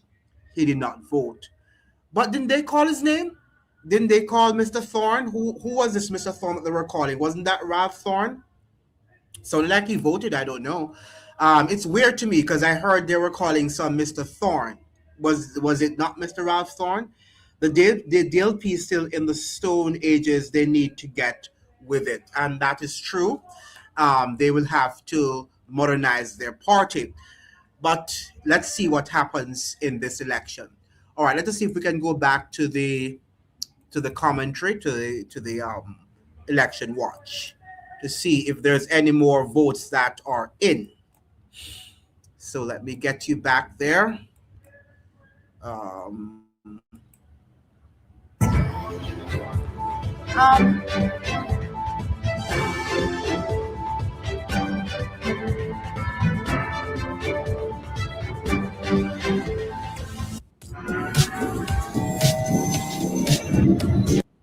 right, we don't want to have any of the what you call it now, the This is what the linear. all right, so let's get off this. I don't think I want to have any of the advertisements on my live. All right, so let's get off that until we get back. So Mia stunned everyone, even the EBC. Yeah. I don't think that this is a stunning though. If she wins 30, I mean, I think it's a stunning election if she is going to cop all the seats again. That would, really be impressive for most of us. But I don't think that it's a stunning election. I think we knew that she was going to win. Then we have Stephen Knight is saying it's a waste of time. They've been doing it for years. Yeah, absolutely. That is exactly what they're doing. And it seems to me that all of this was planned, for her to win again. And that is what it is. They're because just to see the DLP in the state that it is in right now, where people are asking the question, can they win one seat? I have never seen that in a really formidable democracy. For 3 times around, for 3 consecutive elections, you're asking if the DLP can win only one seat, not only one election. This is the 3rd election, the 3rd consecutive election in Barbados in which the DLP can hardly win one seat. Now that says a lot about democracy, the state of democracy in Barbados. And I think that Barbadians will have to discuss that very seriously in terms of where the country is heading from here onward. Let us see if we can go back and see if they're ready for us. Okay, they seem. Are they back yet? Let me see. Okay, what am I doing here? Oh yes, let's go back. Let us go back.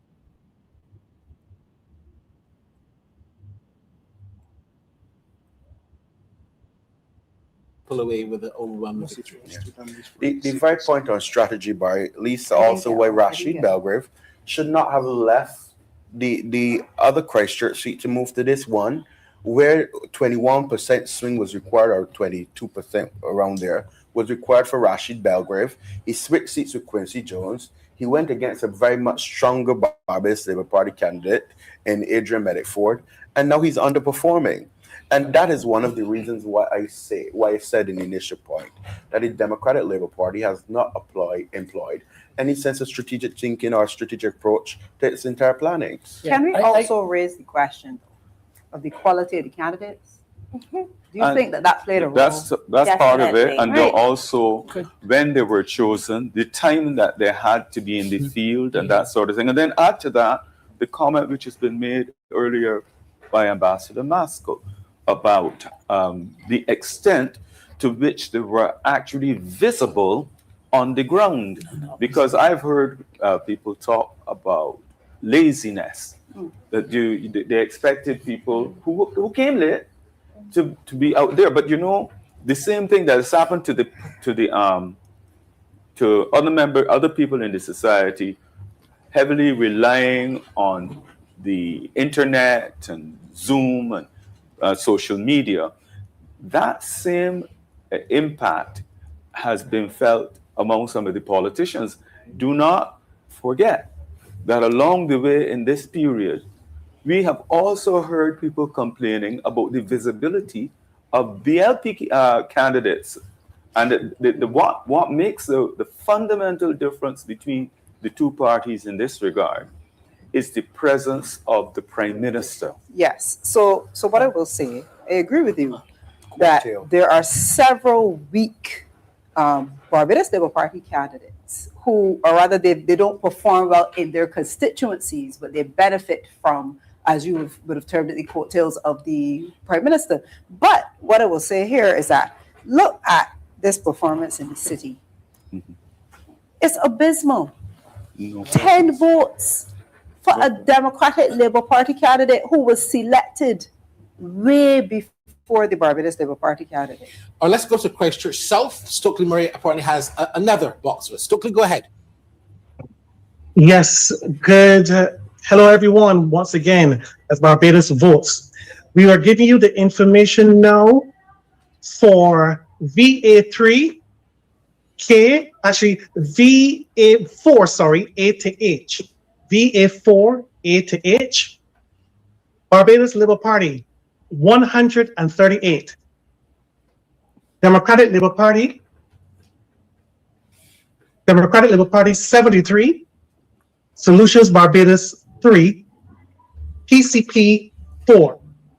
Once again, VA4 A to H, the BLP 138, Democratic Labour Party 73, Solutions Barbados 3, and the People's Coalition for Progress 4. Now we go to VA4 I to Z. VA4 I to Z. Barbados Labour Party 111. Democratic Labour Party 52. Solutions Barbados 1. And the PCP 5. Once again, VA4 I to Z. Barbados Labour Party 111. The Democratic Labour Party 52. Solutions Barbados 1 and PCP 5. You stand by for more information as the results are coming in really, really quickly. Back to everyone in the studio as Barbados votes. Thank you so much. Thank you, Stokely. Ted Roy. Please. All right. You guys can continue discussion until he's actually. Could I join here quickly? Sure. I want to sell this argument. You can? Doesn't he sound like? He's ready. I'll stick a pin. Let's go to Ted Roy. But he did. Ted Roy, Hi, good evening, Barbados. Barry, I have the final results here from St. Michael Southeast, where Santia Bradshaw was announced as the winner with 3,050 votes. Pedro Shepherd, 734 votes. Roy Turner, 50 votes. The total votes were 3,850 votes. All right. So thank you very much, Ted Roy. So the first final declaration, bringing back, of course, Santia Bradshaw, 3,050 votes. Pedro Shepherd, 734. Roy Turner, 50. This is really going true to form with how 2022 went. Santia was the first that was declared. Santia now the first declared here again, and an overwhelming victory for Santia Bradshaw. We wait to see how those numbers stack up in terms of the overwhelming percentage that she's gained over Pedro Shepherd, and also the voter turnout for that particular constituency. Sure. We'd love to hear from Kev on that, and yourself, Devron. So far for Santia, we're seeing a situation where she's maintained support. So she has about 80% this time around. She also had 80% in 2022. The Democratic Labour Party, again, performing at the same amount, about 20%. As far as the turnout, you have an increase about 300 votes or so. You had last time you had 3,485, and this time around you have 3,800, and I missed that last one, but you have about a 300 increase. So this idea that there was such a low voter turnout. It still is, because last time you had a 45% turnout just about in this constituency, less than that, 42. And that pushes us up not by quite a bit. So you probably maybe have a 50%, but I'll get you the exact number. Updated box, St. Michael South Central, a box that Jamal and Dr. Christina Hayes have been fighting over. Marsha Cattle, RA1. 175 Marsha Cattle for the Barbados Labour Party, Richard Seeley for the Democratic Labour Party, 71, and David Gill for the PCP, 6. And I believe we would have given you RA2 earlier, but for the record there, Marsha Cattle, 147 for the DLP, Richard Seeley, 74, and David Gill, 14. Let's go to the Democratic Labour Party headquarters. And I believe that Pedro Shepherd there might be about to give his concession. He's with Carol Toppin. Let's go to the headquarters. And yes, good evening from the Democratic Labour Party headquarters for Barbados Votes. And I have with me Mr. Pedro Shepherd. And we would have just heard the final results. So give me your thoughts and what you have to say at this time. Well, first of all, let me congratulate Ms. Bradshaw on another outstanding defeat. Well, another outstanding performance, which led to my defeat. I am not daunted in any way. I was in the constituency. I understand the sentiments of the people in the constituency. I was able to observe how the Barbados Labour Party operated and how Cynthia Bradshaw operated in the constituency. The constituency is the type of constituency that depends heavily upon the, let me say, the members of parliament or any person who is interested in contesting the seat. And of course, the incumbent had access to all the resources. I did not have access to those resources. But I believe that over time, the people of St. Michael Southeast would come to understand that in Pedro Shepherd, there is a genuine person, one who is interested in people and representing people. And they will give me an opportunity maybe the next time around. So are you saying that you will be back? I will be back. I am a teacher in the constituency. I've been in there for 38 years. I still have a few years left as a teacher. Hopefully they will not transfer me from the constituency. And I will continue to do the work. As I wrapped up my canvassing yesterday, persons were saying that they needed to see a lot more of me in the constituency and doing a lot of activities in the constituency. And if I have access to some resources, I surely will do some activities in the constituency and build my profile some more. Well, thank you very much, Pedro Shepherd. Conceding defeat this evening, he has been here from very early, getting things together and determined that he will continue with the Democratic Labour Party. So right here, live at Democratic Labour Party headquarters, this is Barbados Votes. Thank you very much, Carol, and thank you very much to Pedro Shepherd, the first candidate to have his concession speech. And we look forward to going to the BLP perhaps soon and hearing from Cynthia Bradshaw. Now, updated figures, and this is from St. Peter. These are the updated figures. Peter Phillips, let's go to St. Lucie first before we go to St. Peter. Let's go to St. Lucie. Updated figures for St. Lucie. Peter Phillips, 1,689 votes. 1,689. Ian Griffith, 1,222. Davis, 23, and Wayne Griffith, 93. There were 10 spoiled ballots. So total votes cast so far, 3,037. Peter Phillips, the incumbent, now leads by 467 votes in St. Lucie. Again, let's give you updated. Peter Phillips in St. Lucie, updated, 1,689. Ian Griffith, 1,222. I think I already still have to wait for those LE boxes. Yeah. To be able to, when we get those LE boxes, we have a better understanding of where Peter Phillips fits life at the end of the day.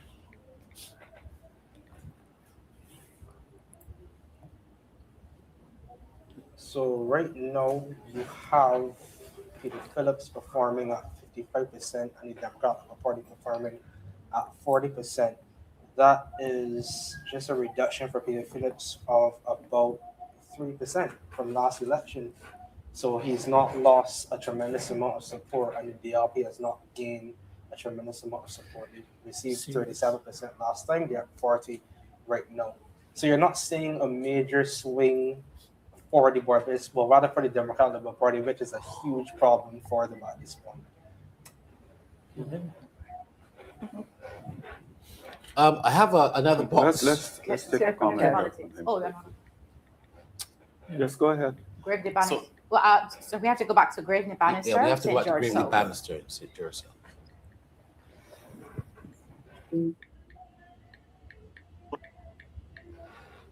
Yes.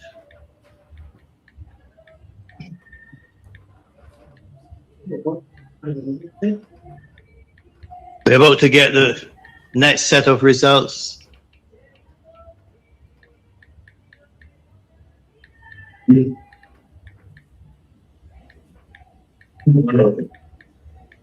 results are as follows.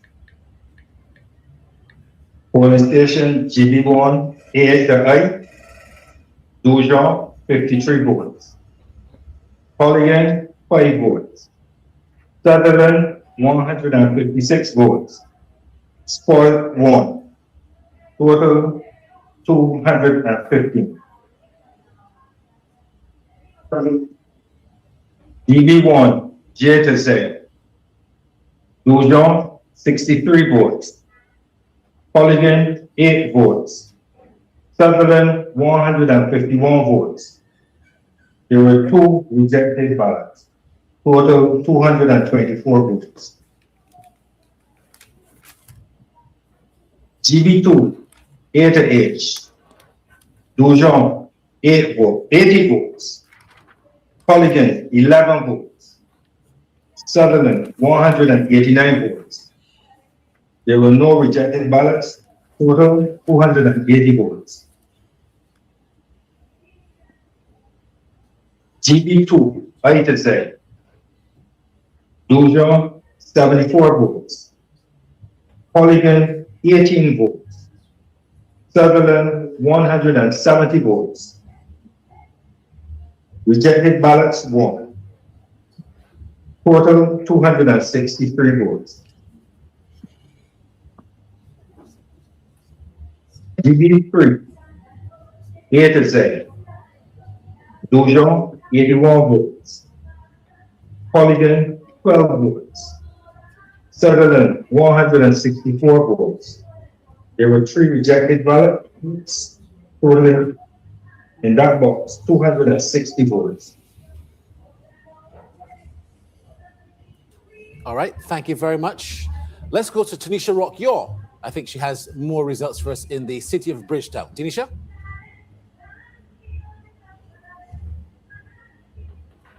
In BB1 A to H, Michael Ashley 126, Dale Rowe 28, Corey Beckles 1 and 1 spot vote, the total 156.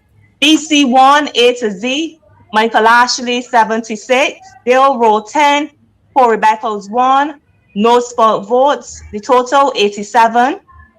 BA3 A to Z, Michael Ashley 168, Dale Rowe 47, Corey Beckles 18, no spot votes, total 233. And BB1 I to Z, Michael Ashley 147, Dale Rowe 18, Corey Beckles 5, and no spot votes, the total 170. Thank you very much, Tanisha Rock-Yaw. I've got to tell you that this overwhelming response to Michael Ashley in the city of Bridgetown is perhaps more than anyone expected. Am I correct in saying that? I mean, Michael Ashley was indeed the firm favorite, but you've got Dale Rowe getting 18 votes. That sounds like someone who's an independent. So right now we have Michael Ashley winning with 83% of the votes so far. And it's a point I made off here where he said that the Prime Minister has the political capital to carry people. So people might have assumed that, they lost that kid discussion, Michael Ashley, etc. All right, sorry to interrupt. Sir Michael West. West. Sir Michael West. West Central. Sir Michael West Central. There's not just that. There's suitability for constituency. Good evening, everyone. Stephen Leslie for Barbados Votes from St. Michael West Central. We've got WA1 A to E, Barbados Labour Party, Ian Goodin Edgell 123, James Paul Democratic Labour Party 29, Katrina Ramsey Friends of Democracy 4. WA1 F to L, Barbados Labour Party 153, Democratic Labour Party 19, Friends of Democracy 2. WA1 M to Z, Barbados Labour Party 165, Democratic Labour Party 20, Friends of Democracy 4. WA2 J to Z, Barbados Labour Party 124, Democratic Labour Party 24, Friends of Democracy 1. WH3 A to J. Barbados Labour Party 112, Democratic Labour Party 31, Friends of Democracy 7. WA3 K to Z. Barbados Labour Party 125, Democratic Labour Party 27, Friends of Democracy 1. WA4 A to F. Barbados Labour Party 129, Democratic Labour Party 23, Friends of Democracy 3. WA4 G to M. Barbados Labour Party 123, Democratic Labour Party 31, Friends of Democracy 12. WA4 N to Z.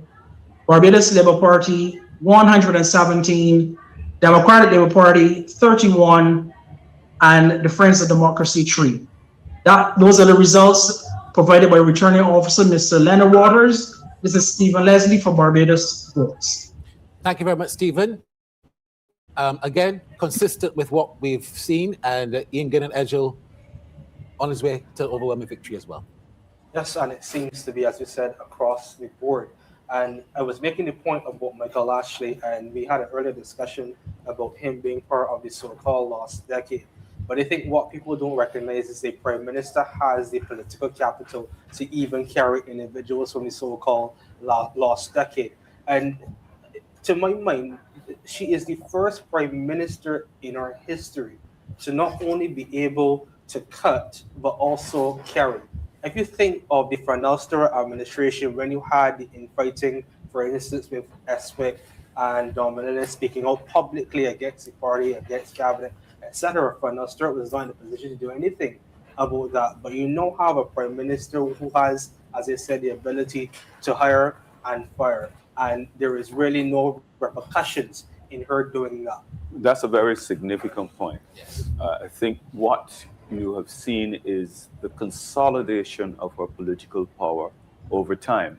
And this result is going to put a number of those people who are under her wing, especially the newer players, in a situation where the natural inclination will be, you fall in line. If you don't fall in line, you're gone. I took the opportunity to look at her cabinet reshuffles. I counted so many of them between 2018 and up until the point when she called elections. I've never seen that many cabinet reshuffles in that kind of time by any prime minister in Barbados. But it just indicates to you how that power has been consolidated. Now, it also brings to mind, and maybe sit down as people discussing the issues of this country on a daily basis. And it raises the question of how the rest of Barbados responds to that power. And by the same token, how the political directorate, with all of that power in their hands, have shown that they have responded to they are ready for us the concerns of people. They're ready for us, Lucy. Let's go back to Jason Bell. Jason? We are approaching midnight. Can you hear me, guys? Loud and clear, Jason. And outstanding. We have the results of 3 more boxes, so we are approximately halfway through the vote count for the constituency of St. Lucie. Here are the results for box LC1 H to Z, LC1 H to Z. The BLP candidate, Mr. Phillips, 80 votes. The DLP candidate, Mr. I. Griffith, 69 votes. The Friends of Democracy candidate, 0 votes. And the PCP candidate, Mr. W. Griffith, 5 votes. There were 2 spoiled votes for a total of 154 votes. LD1, HG, St. Lucie Parish Church Hall. Here are the results. Barbados Labour Party, 121, 121. DLP, 86. Friends of Democracy, 1. People's Coalition for Progress, 11. 4 spoiled votes for a total of 227 votes. The third box that I have an update on, LD1, H to Z, 105 votes for the DLP candidate, 81 for the DLP candidate, 3 for the FOD, 2 for the PCP, 2 votes for a total of 191 votes as Barbados votes. This is Jason Bell. All right, Thank you very much. Jason. And we go straight now to Graham Vaughan. I believe Graham has another result. Yeah. All right, not quite ready for Graham yet, Not but quite so we for can Graham. continue the discussion. And Graham was in Christchurch West, so we'll get to him when he's ready. Yes. David, this is these results that we're hearing. We haven't heard from St. Philip North, quite interestingly. And we also haven't need heard to hear from St. Michael Northwest. Yeah. All right. All right. Well, Graham is ready. Graham is so ready. Christchurch West, Graham. 202 votes. In ZD2, A to Z, Mr. K polled 35 votes.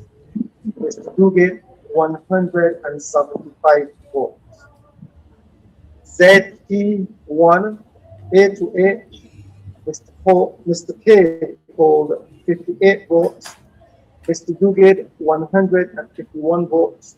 There was 1 spoiled vote. ZE1, I to Z, he polled 46 votes. Mr. Duguid, 165 votes. There were 2 spoiled votes. The total votes for ZE1, Mr. Andrew K polled 104 votes. Mr. William Duguid polled 316 votes.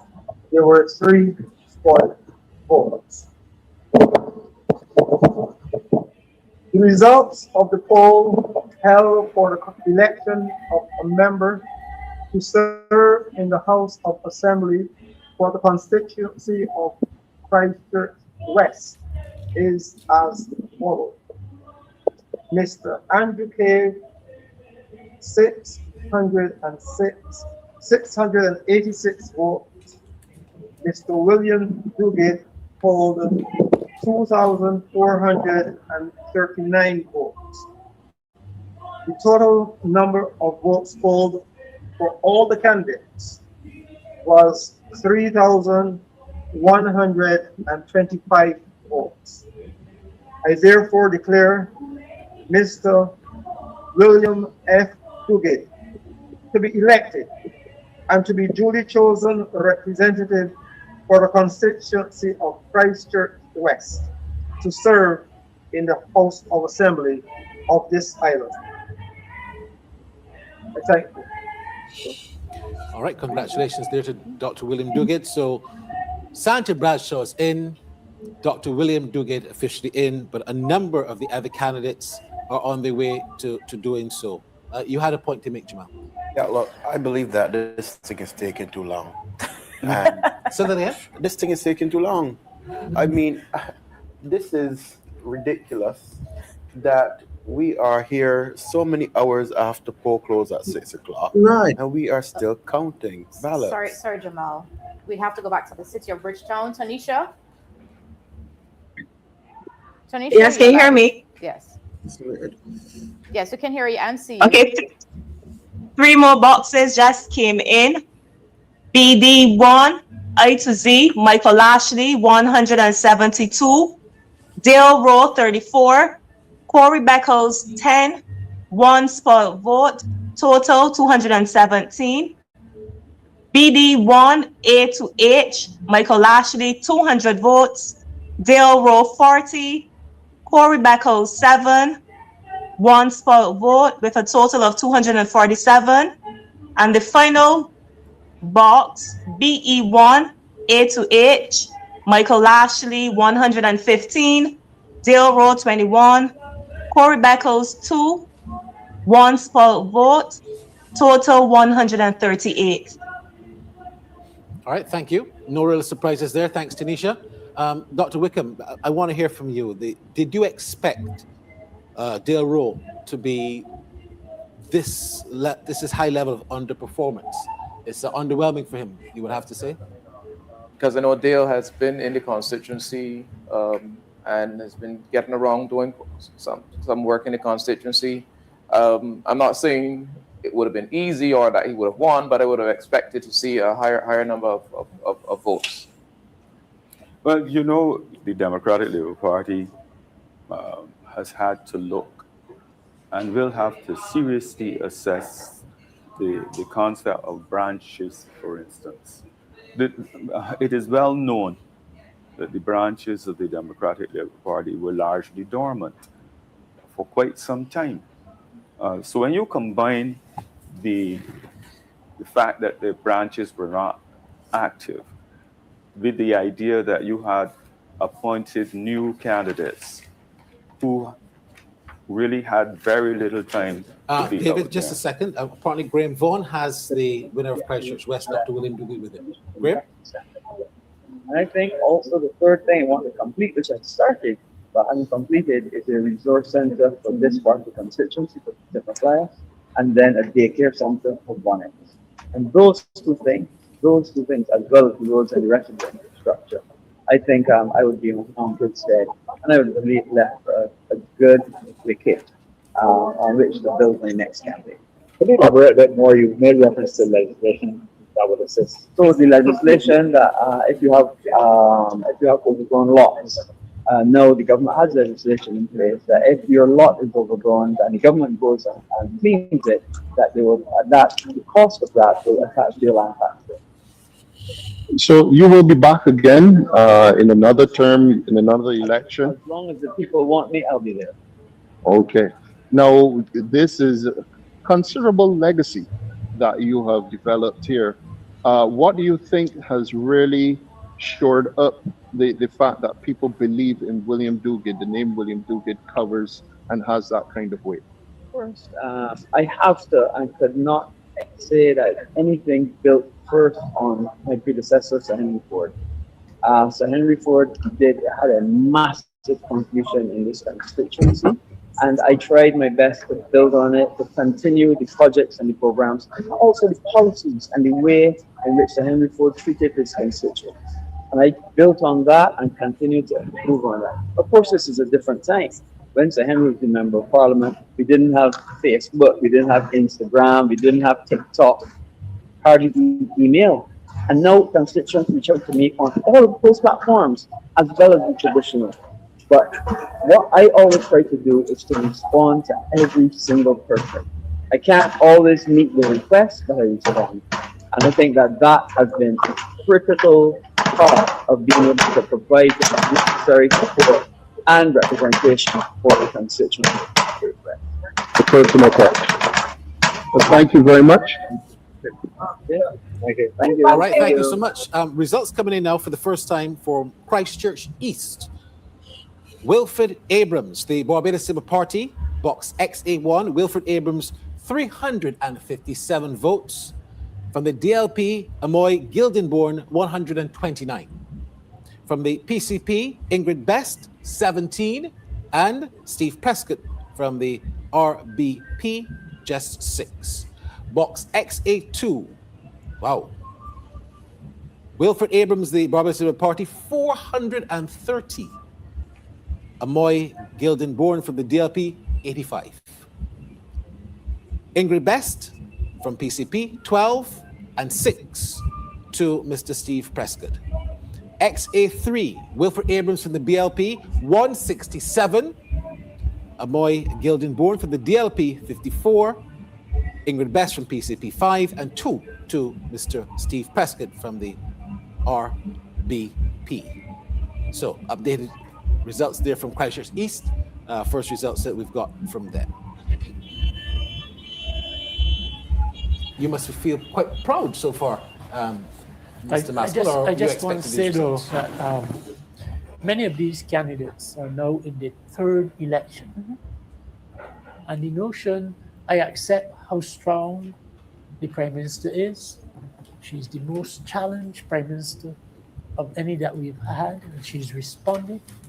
But I don't want you to take away from these candidates now developing as politicians. St. Philip South. St. Philip South, first results we get it from St. Philip South. Indoor Weir, the Barbados Labour Party, 576. This is PF1 box. Neil Marshall from the Democratic Labour Party, 265. Omar Smith from the Friends of Democracy, 12. And Mr. John Wayne Scanderberry from the Barbados Freedom Party, just 9. Box PF2, Indar Ware from the BLP, 367.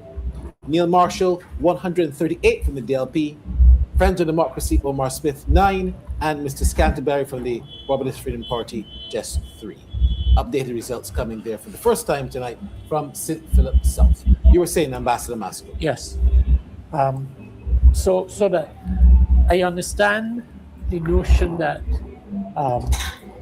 the Prime Minister is strong, and I see it daily, but I'm also saying do not underestimate that as we develop, as we grow into a job, we also deserve some kudos as well. And in this respect, what you're seeing, now mind you, I've also heard in the city, but I want you to recognize the suitability of Michael Lashley to the constituency. Think about it. Profession, always in that area, has been dealing. Sorry to cross you. Yeah. For the first time, St. Joseph. We have Ryan Brathwaite from the Barbados Labour Party. This is box OA1. Ryan Brathwaite, 350. And Randall Rouse from the Democratic Labour Party, 121. Box OA3, Ryan Brathwaite from the BLP, 208. Randall Rouse from the DLP, 92. Box OA2, Ryan Brathwaite from the Barbados Labour Party, 229. Randall Rouse from the DLP, 62. Updated results from St. Joseph. Sorry, go ahead. Yeah. So, and in similar vein, I can't help but get back to something I want to resolve. Marsha got 72% of the vote in 2018. Kurt got 73%. Kurt got 79 in the COVID era. Marsha got 67. But Gil entered the race and took away votes from Marsha. So I'm saying to you that you can't reduce her contribution. By the way, she is perceived by her colleagues as a strong young woman. By her colleagues. Just a quick question. So, was David Gill in the race in 2018 as well? 2018? Yeah. Yes. I believe he was for a different party. So how did we conclude that he entered the race in 2022 and take away votes? No, I'm saying that an opposition should expect to receive those kind of votes. So, Dr. The other way, the opposition should have gotten the votes that they deserve. All right, to St. Michael Northwest. First results from St. Michael Northwest. Let's join Vilmore Johnson. Vilmore, go ahead. 1 second, they go to Bristol.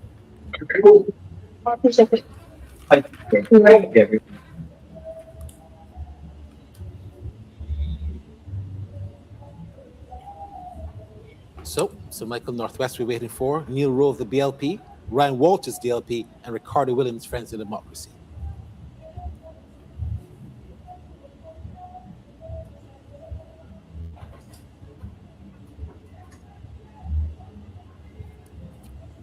Anytime today. And this is one of the closer ones as well. Closer. All right. The returning officer there doesn't seem to be quite ready. Yeah, they're there.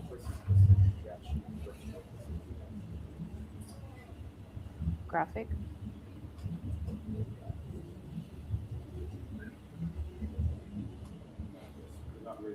All right, they're not ready there at the moment. That's Neil Rowe of the BLP, Ryan Walters of the DLP, Ricardo Williams of the Friends of Democracy. We are just waiting on the returning officer and that graphic to come up. You were making the point, Jamal, though. Yeah, look, Dr. Maskell, Yeah. I appreciate that you're trying to mount a defense. And I have already resisted the temptation for delving further into the discussion on the matters of candidate. But truth be told, You can't leave it alone. we have broader discussed the fact that the Prime Minister has a very long coattail.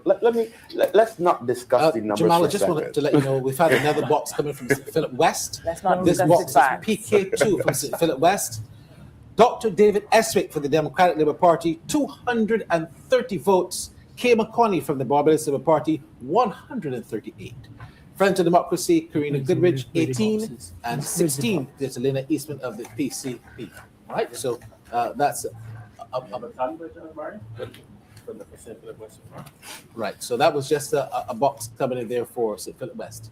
We have a graphic on the stand showing the results for the parties, I believe, so far. So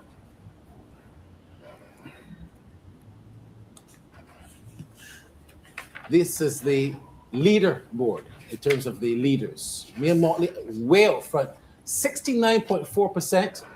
Ralph Thorne, 28.1%. Kemar Stewart, just 1.1%, and Karina Goodrich, 1.3%. So we can see from the results we've seen so far, the final results, that the Prime Minister is out front with the BLP. And I must tell you that her box, I believe the Prime Minister has concluded her victory as well. So add the Prime Minister along with Dr. William Duguid and, of course, Santa Bradshaw to the three concluded boxes, concluded constituencies. Let's go to Kev. Kev, do you have something for us, Kev? Yes, I do. Thank you. Good evening, Barbados. You are not dreaming. This is not 2022. This is 2026. As it stands across the country, over 24 seats out of 30 seats have been accounted for, and the Barbados Labour Party is leading in all of them at this point in time. So what did the DLP have to do in order to have a good night tonight? We would have highlighted a number of seats that the Democratic Labour Party would have likely been targeting versus 2022. Seats like St. Lucie, St. John, St. Philip North, St. Philip West, and potentially St. Michael Northwest. But at this point in time, the Barbados Party appears to be leading in St. Lucie, St. John, Ding Dong Bahal in St. Philip West, and we're still awaiting figures from St. Michael Northwest, correct? That's correct. So at this point in time, ladies and gentlemen, just in, first box for St. Philip North. First box for St. Philip North. PA1. Simon Clark of the Democratic Labour Party, 237. Dr. Sonia Brown of the Barbados Labour Party, 209. The Friends of Democracy, Anya Lord, 14. Nigel Newton, 4. And the Independent, Mr. Beckles, 7. Box PB1. The Barbados Labour Party's Dr. Sonia Brown, 240. Simon Clark of the DLP, 200. Friends of Democracy, Anya Lord, 17. Mr. Newton, 3. Mr. Beckles, 14. PC1. Barbados Labour Party, Dr. Sonia Brown, 133. Simon Clark, 127. Friends of Democracy, Anya Lord, 3. PCP, none. Independent, 5. So, I haven't done those entire calculations, but it looks like Sonia Brown might be holding a lead of about 20 to 30 votes there overall so far after those 3 boxes. Yeah. Kev, you can continue. thanks for that, Barry. So at this point, we would have just gotten figures from the North. So as it stands, that now puts the Barbados Labour Party at 26 out of a possible 30 seats. So if you're in Roebuck Street, you're probably jumping for joy. And if you're in George Street, well, at this point in time, there could possibly be some hope. In St. John, for example, we're still awaiting figures from GE2, which is the College Savannah box. That's the biggest box within St. John. And at this point in time, comparative to the previous election, in order for the Democratic Labour Party to at least have a fighting chance in St. John, they're going to still have to perform, or at least overperform rather, in GE2, which is the College Savannah box. So Barry, at this point in time, if you're in the Labour Party, you're very happy, and you might have to have some cause for reflection for the Democratic Labour Party in George Street. Well, we have representation here from both parties, Mr. Wickham. Absolutely calls for reflection. There's no denying what the results are showing. There's no sugarcoating it. deep introspection, as well as also taking on board, the outside views, as opposed to just the echo chamber views, taking on board what others have to say and charting a path forward from there. Take it as wide viewpoint as you can. If I can jump in here really quickly, I think we missed something in St. Joseph. You have Randall Rouse, for instance, who in 2003 got 48% of the vote. In 2008, 48% again, just about 49. And 2013, I think it was like 45. So he's come close on several occasions. Now he's down to 25%. There is clearly an issue with brand DLP. Because if you have an individual in St. Joseph who's running things on 7 occasions, performing at 25%, that is not a reflection on him. That is a reflection of the Democratic Liberal Party, given the fact on several occasions he's almost won the box. So the party needs to look at its brand. We talk about the weak candidates and what's not, but you have strong or potentially strong candidates who are falling behind because the branding of the party nationally is not a good one. So even if you bring, and I said this before, Barrow back, he would lose the election under the branding of the DLP right now. So it's not about the candidates, it's actually about the brand of that party. Just to confirm, conclusion there in St. Michael's South, as predicted, Kirk Humphrey just declared winner of St. Michael's South. So that's Kirk Humphrey, Prime Minister, of course, Mia Mottley, Dr. William Dugan, and Santa Bradshaw, the 4 confirmed winners of the constituencies so far. You were making the point, Dr. Wickham, and a response from Ambassador Maskell from the Barbados Labour Party. A political party requires a lot of resources, not financial, and talking about organizational strength. You cannot deplete it of the likes of George Pilgrim and Dean Whittaker. Who else? There were 4 or 5 other persons that behind the scenes do a lot of work in terms of organizing. Sandifer Garner. No, you can call them. A whole host of people that are not present. And a candidate. But they had those people in 2022. No, but I talk now in terms of the division. Beaten by because you should have been developing, and what should happen, you expect the Right, incumbent to weaken. we have another candidate coming in. St. Michael North, I believe Davidson Ishmael there, and Kerry Gooding. She has some more results. Kerry? Standing in all the ways and acknowledging, like sure they right here upon. And that scripture has been constant reminder and refrain for me throughout the campaign, and even to this morning when I got back 4 o'clock. So it was twisting and turning in bed, getting myself ready, thoughts and mind for what was laying ahead of me on the day. I'm trusting God through this journey. It has been 4 years representing people of St. Michael North, and I'm grateful to them for giving me the opportunity to be here once again. I want to thank my family, my dad who's here, my wife and my boys for their constant support. To thank my campaign management team led by Antoine Williams, and my office team, Isha, and all the others, all of my canvassers. I mean, this is a team effort. We have had more persons on the ground in St. Michael North than in my first campaign, and I'm really grateful for the building support that is taking place within this constituency. As it relates to my constituents, I want to thank them for imposing their confidence in me once again to represent their interests. I campaigned on 3 words and promises. I would be responsive to their needs, I would give them the highest level of representation, and I would deliver to them themselves. I have done that in 4 years. I've built a strong foundation of that, and I'm looking forward. I'm excited for the next 4 years, 5 years, whichever it will be, of service to them. I dedicate myself to them, I commit myself to them, and I'm excited for the future goals for us to continue to build best possible St. Michael North possible.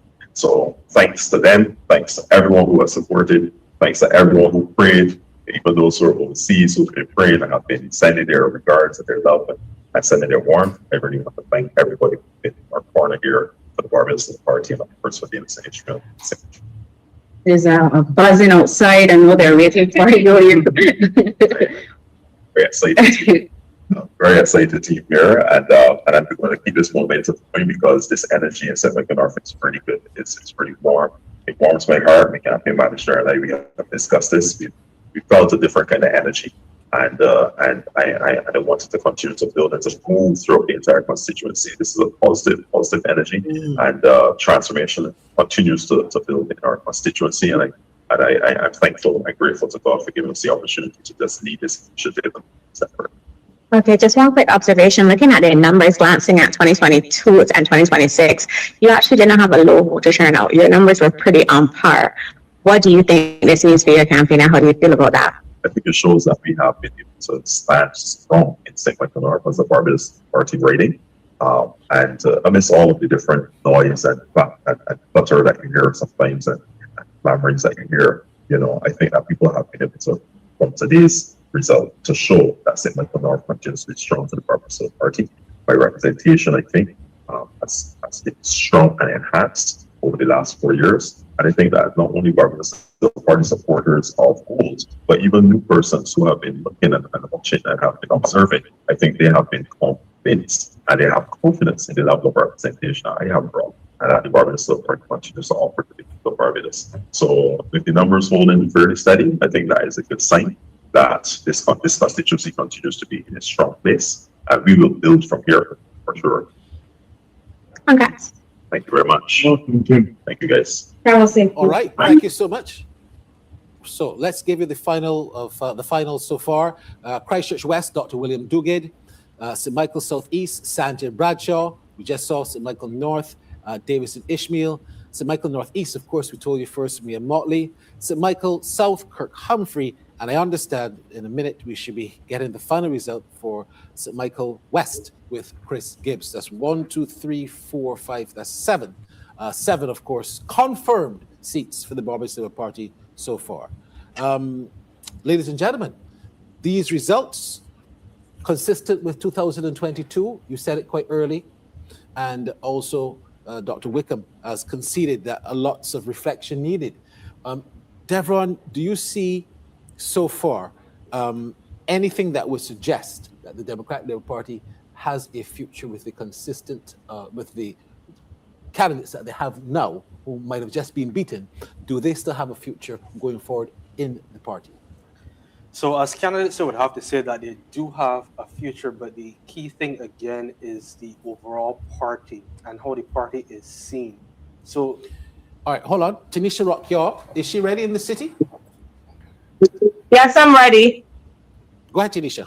So four boxes were just called. BE1, I to Z, Michael Ashley, 125. Dale Roth, 13.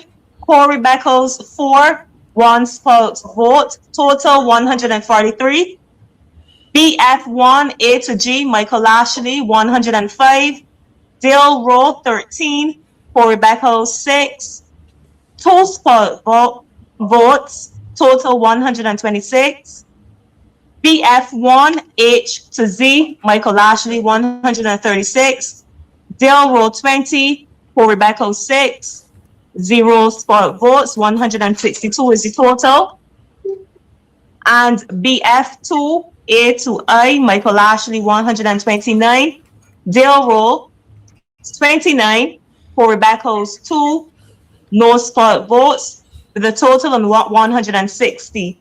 We have 4 more boxes left until the winner is announced. Thank you so much, Tanisha.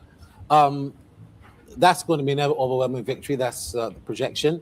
Just confirmed, Christchurch East Central. Ryan Strong declared the winner for Christchurch East Central, to add to those that we have already given.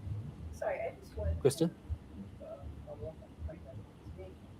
You're saying that it's brand DLP, that these candidates may have a future.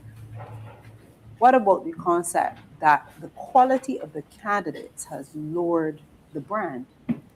And as such, it is important that they find candidates that the public can believe can form a government. All right, final count. Let's head to St. John. Final count, you understand?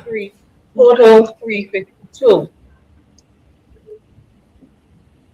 JD2, A to Z. Charles Griffith, 52. Kemar Stewart, 7. Ralph Thorne, 70. total 129. JE1 A to H, Charles Griffith, 110. Kemar Stewart, 15. Ralph Thorne, 109. Total 234. JE1 I to Z, Charles Griffith, 90. Kemar Stewart, 8. Ralph Thorne, 139. Total 229. JE2 A to Z, Charles Griffith, 57. Kemar Stewart, 9. Ralph Thorne, 123. Total 189. JC 3 A to Z, Charles Griffith, 118.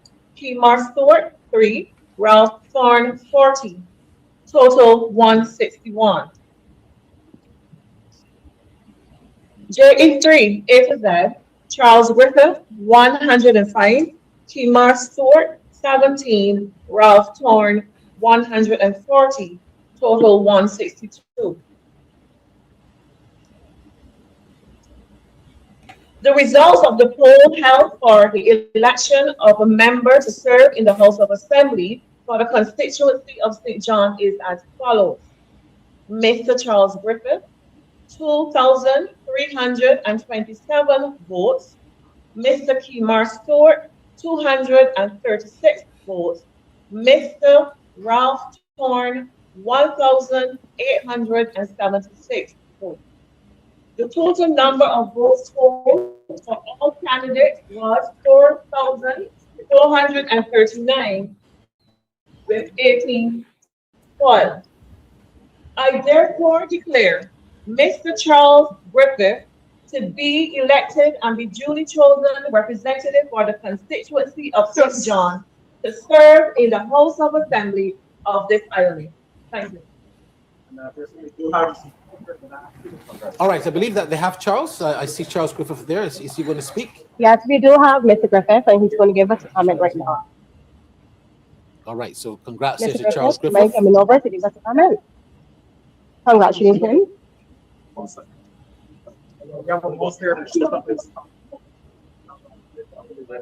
There we have Mr. Griffith. Being congratulated there by Kemar Stewart.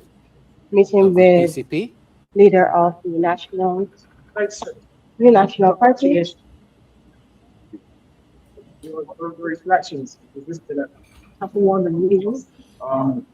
I would say that I was always confident because I think I can work in some position.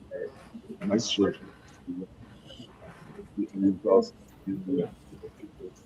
We're not hearing Charles Griffith very well.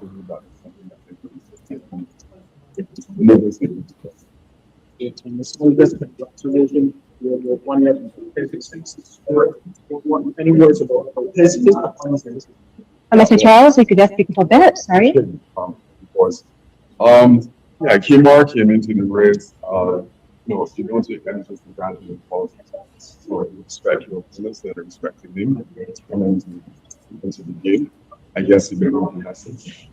Your message. Yeah, look, as far as my candidate party being a representation, I have always made it. All right, I so don't see we're going red. to break away because the audio there is not very clear or concise. But congratulations to Charles Griffith. That was the seat that many were saying was going to be close. It was close, but you have to say that well done to Charles Griffith because in the overall analysis, that was the seat I got the impression that the Prime Minister was most worried about, based on the fact she spent a lot of time working with Charles Griffith, campaigning in St. John, and I think that when you look at the final analysis, that says a lot about her presence in St. John with Charles Griffith. Would you agree with that, Ambassador Maskell?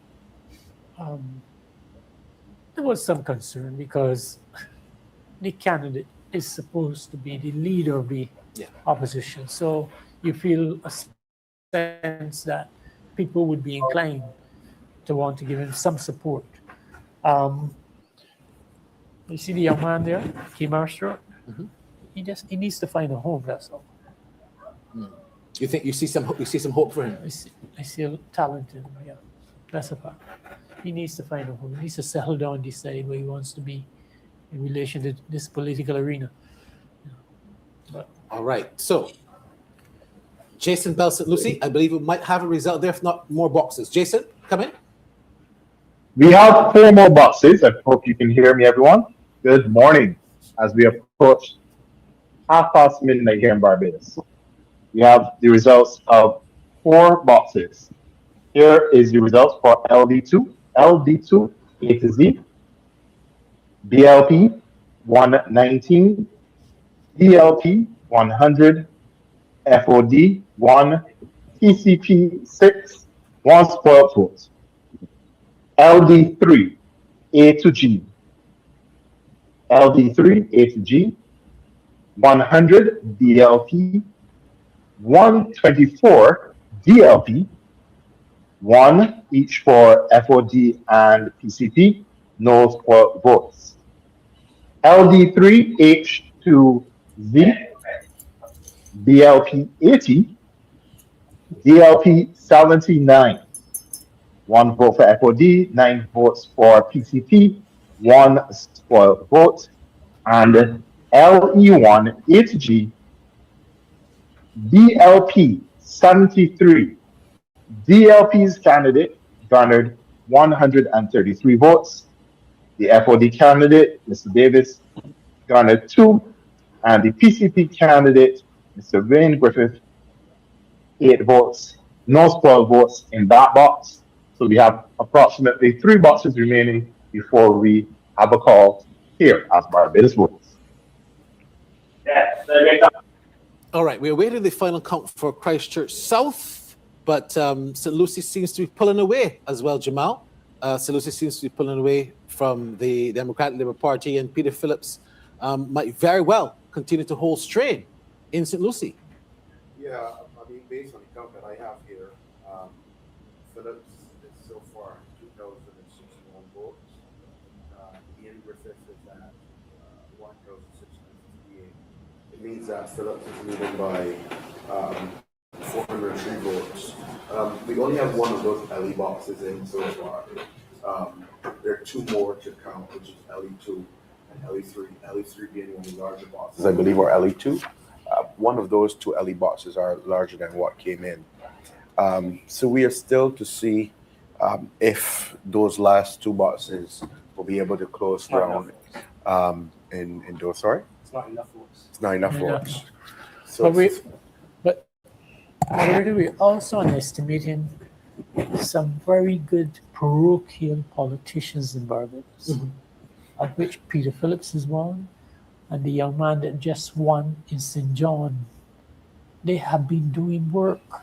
Charles Griffin. Griffin, and I'm telling you why no. So we seem to think that, we can just simply dismiss them and say. Why was there some concern then? Because there seemed to be concern. Yeah, there seemed to be concern with Charles. Not just because he was running against Ralph, but I'm talking about internally. The people of St. John seem to have, quote unquote, were saying we're not going to vote for him. But recall historically, this has been a DLP stronghold. You understand what I'm saying? This has been a DLP stronghold.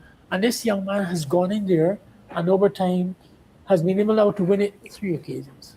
And I'm saying that yes, you can say that the Prime Minister, with her long coattail, but you still have to work at the constituency level to accomplish I am not trying to take any credit from any of the victorious candidates here this evening. But truth be told, if you walk into any community, whether it be in Six Rose Markfield, whether you go down to Greenfield, whether you go to Boscobel, whether you go to any other constituency or community, people are saying, I am voting for Mia Mottley.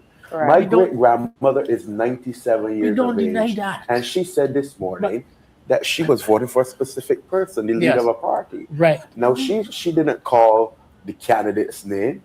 She called the leader. And might I add, if you look at global politics, a maximum leader always does better for any parliamentary or any party group. Yes. All right, let's go to Joy Wood. I believe she has Kirk Humphrey, the winner of St. Michael's South. And we are ready to hear from him as to how he feels about being declared winner for the second time. Third time. Mr. Humphrey, tell us how you feel tonight. Well, I feel fantastic. I want to thank the people of St. Michael's South for their trust in me for the third time. I want to thank my team. I have a very big team. I want to thank my minister. All right. Now my colleagues that they ran a very good campaign. My full good audio. But all right, so we celebrate with you and say congratulations. Humphrey, as we continue to bring you up to date. Christchurch South, another box coming in. VB1, Chantal Munro Knight from the Barbadian Civil Party, 196 votes. Corey Greenwich from the DLP, 149.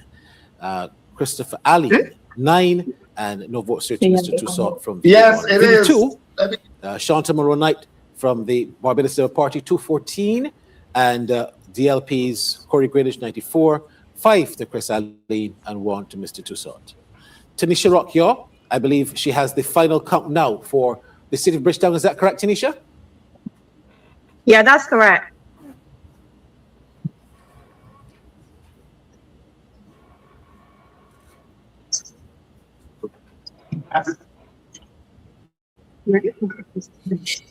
That's right, Pearson. Final count from the city. The returning officer, Gloria Medford, joins us. BF2, J to Z, Corey Beckles, 3, Michael Lashley, 156, Dale Raw, 25. There were no spoiled ballots. 184 in total. BF3, A to G, Corey Beckles, 4, Michael Lashley, 109, Dale Raw, 29. There were no spoiled ballots. A total of 142. BF3, H to Z, Corey Beckles, 5, Michael Lashley, 139, Dale Raw, 37. There were no spoiled ballots. A total of 187. BG1, Corey Beckles, 6, Michael Lashley, 74, Dale Raw, 8. There were no spoiled ballots. Total of 88.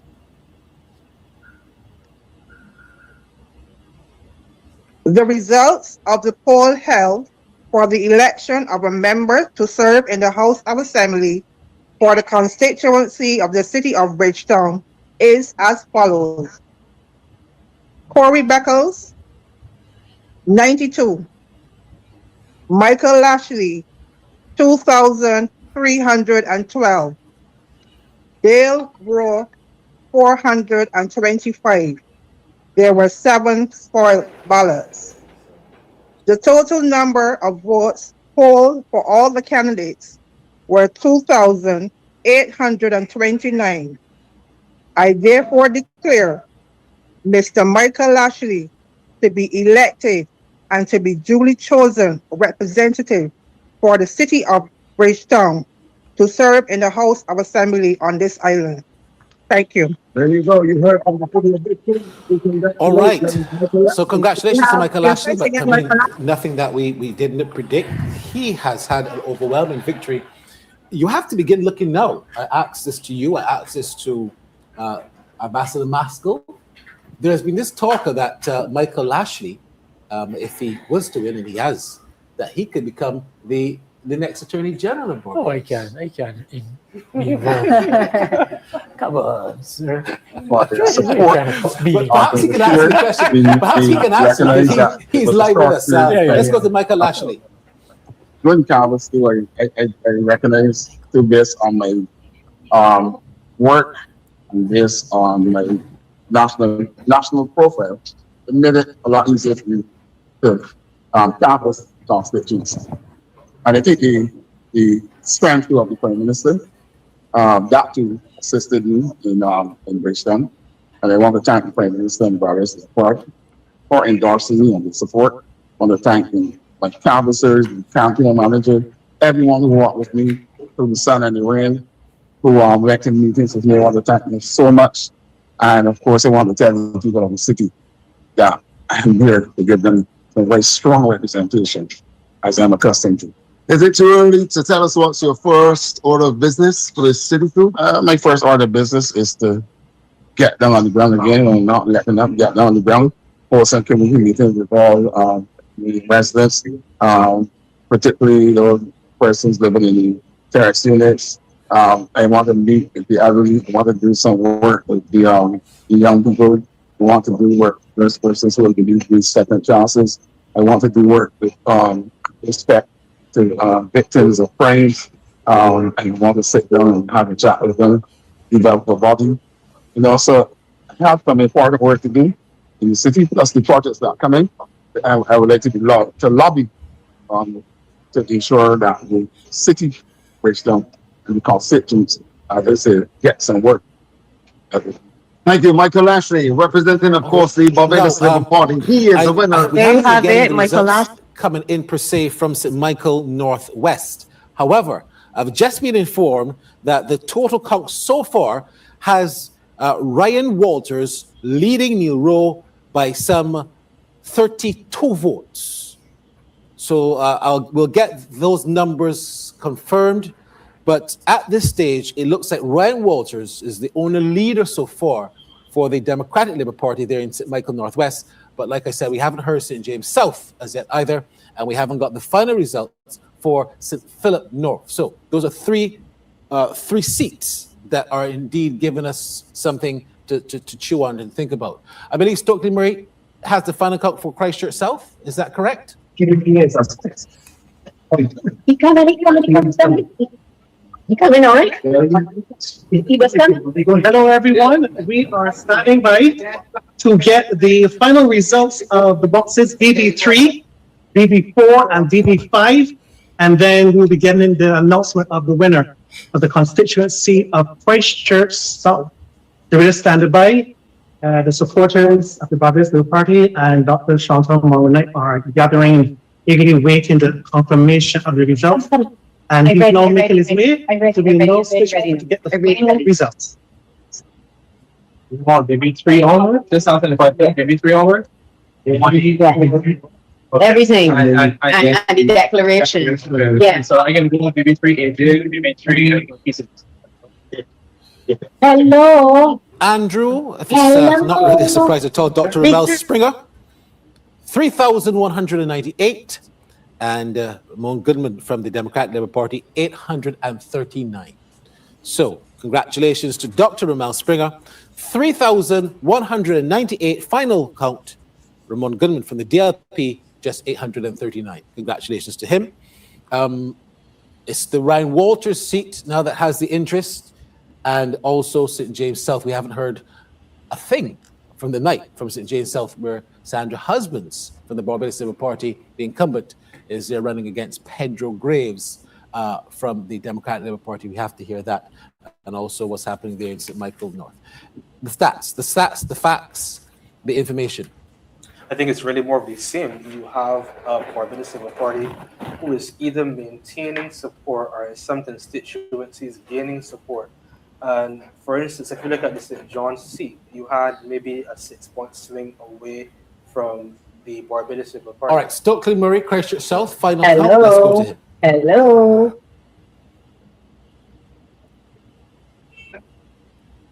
We're just waiting the count of BB3, BB4, and BB5, and then the final announcement of the winner of Christchurch South.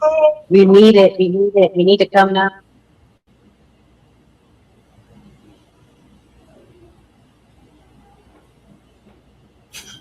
All right, they don't seem to be ready as yet where that is concerned. Congratulations again. Congrats coming from the St. Andrew final vote count. You were saying, both yourself and Christy. So in essence, I was saying that you had in St. John, for instance, the government just losing about 6% of the vote, more than enough to maintain the seat. And you would again expect the political leader of the Democratic Labour Party to be getting more than a 4-point swing in an election. So to my mind, holistically, I feel as though the Democratic Labour Party has wasted 5 years, truth be told, because they're falling back to 2022 performances are possibly even worse. I remember since 2021, I would have said, based on the numbers, the Democratic Labour Party will not see government, all things being equal, to the late 2030s. I was almost cursed for saying that. But again, at this point in 2026, they're performing at 2022 levels.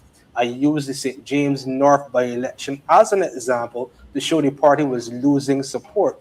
Again, it was a whole uproar about me using those statistics.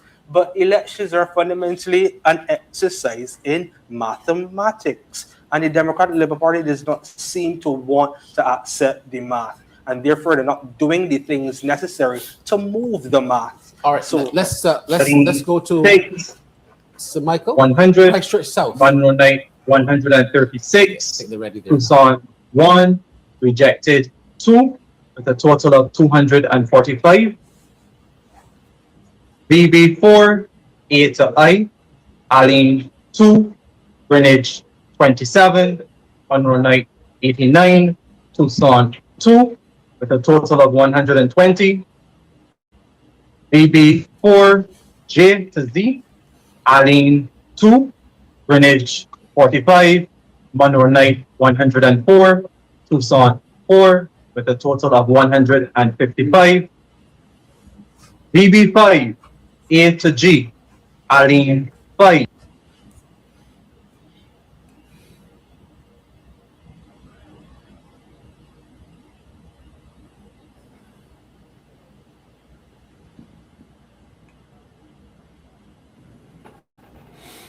All right, congratulations there to Dr. Chantal Monroe Knight. And I share a little secret between Dr. Chantal Monroe Knight and Corey Greenwich. They're both church mates at the Covenant Life Teaching Center. So I know Pastor Wesley there, to him, it's a victory for CLTC because they're both church mates at CLTC. Look, she's done a lot of work in the constituency. And I think you correctly said that this is a situation where Ralph Thorne would have left Christchurch South. Was that an easy shoe-in, Dr. Christina Hines, would you reckon, for her, even though it's been an overwhelming victory? Your thoughts? I think this would have been a relatively easy seat for her to win. Mm-hmm. It doesn't mean that she didn't have to do work. I think perhaps in this one case, I could agree with Jamal because she's now coming into That's the breaking news for the night. Well, she's coming into the seat. And she now has to prove herself. She has to do work. When it comes to the others, I think it is extremely unfair to say that they have been unable over 8 years to put in the work necessary to stand on their own. And I think that a number of the BLP's candidates now can stand on their own. I think they got washed in with the tide in 2018, but now a number of them can indeed stand on their own. And this is something for the DLP to consider because you have to be able to build talent so that the party can continue. And this is some of what I believe we're seeing in the BLP, and the Democratic Labour Party has to take a lesson. You have to build talent, keep it there so that year on year, election after election, you have a group of persons to pull from. Right now, they're really struggling with their talent pool. Yeah. And there are some talented individuals in there, but they need to be able to grow. And to Devron's point, as well as Kristen's, I don't know if this is a chicken and egg situation, if the brand is pulling down the talent or because there is insufficient talent, the brand can't get any better. Because how do you attract people to something, people who are talented, who have potential to something, if they can't see a future in it? So there is a lot of work for the DLP to do. I don't think it's impossible, but it is probably impossible with their current strategy. Agreed. All right, Tyra Trotman, I understand, is getting ready to give her speech. Let's go to Tyra Trotman.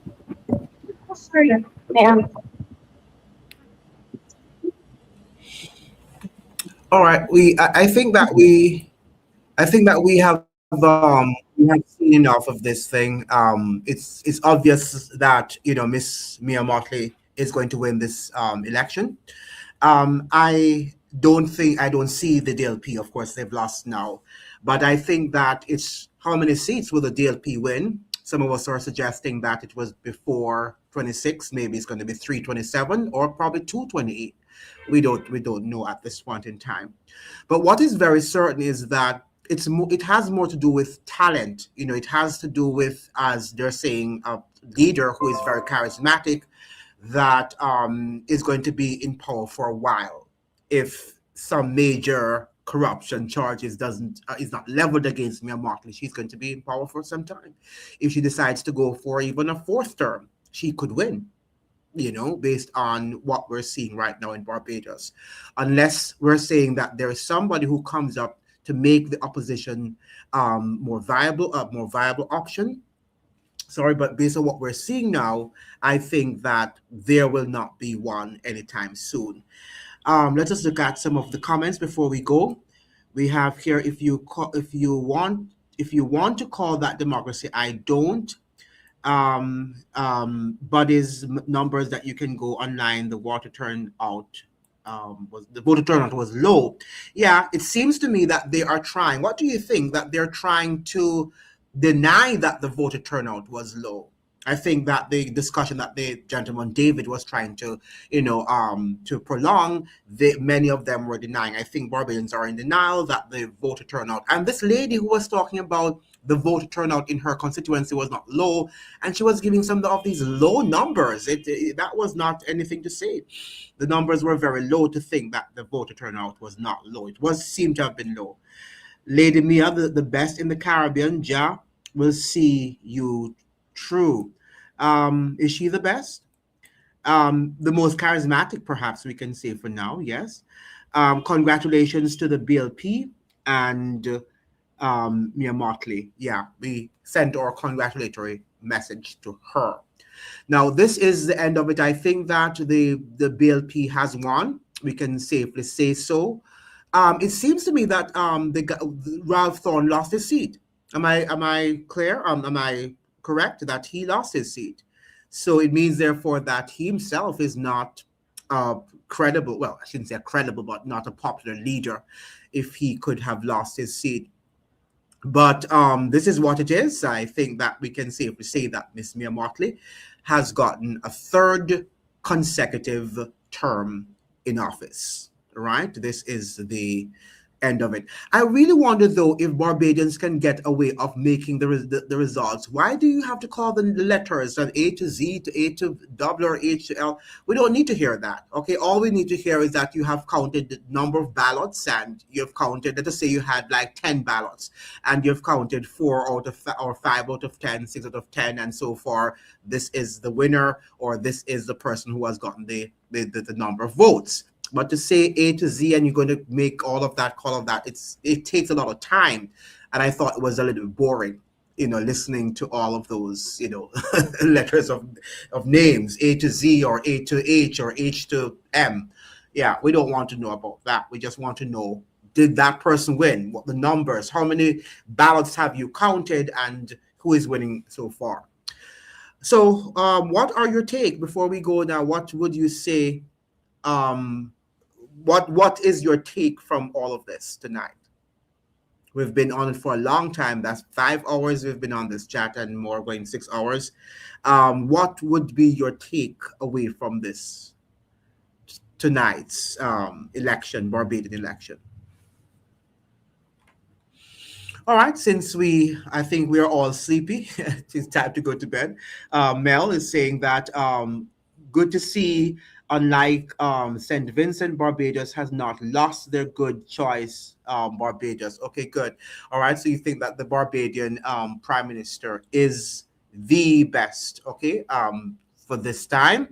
Okay, well, one of the things I didn't like about what the commentators were saying, is that they were thinking that the the independent, parties should not be, because they're stealing the votes from one party or whatever. I think those are speculations, and I think in a democratic society, nothing is wrong if people don't see any option between the BLP and the DLP and they want to vote independent. I don't think anything is wrong with that, and it should be encouraged. That is how we have change. We can't just be going with the BLP and the DLP, and in some cases they're not effectuating any change in the lives of people. So I don't agree with them that they are spoiler parties and they're actually siphoning votes from the main parties to their party. Nothing is wrong with that. That is how it strengthens democracy. Independent parties strengthen democracy, and we should encourage these things to happen. All right, so thank you so much for joining. It was a great night, and we hope that we will see each other again on another live. And tomorrow, please go over and watch my video. Make sure you like the live. Before you leave, make sure you put a like on the live so that the live can be sent to other people on the platform. And I did publish a video today at 2 o'clock. You can go over there and watch that also. Probably going to bed right now, but tomorrow you can watch it and give a like and leave a comment so that it can be shared to as many people on the platform. So until then, have a great night and, get some rest. Until then, we'll see you tomorrow. Bye-bye. Ciao.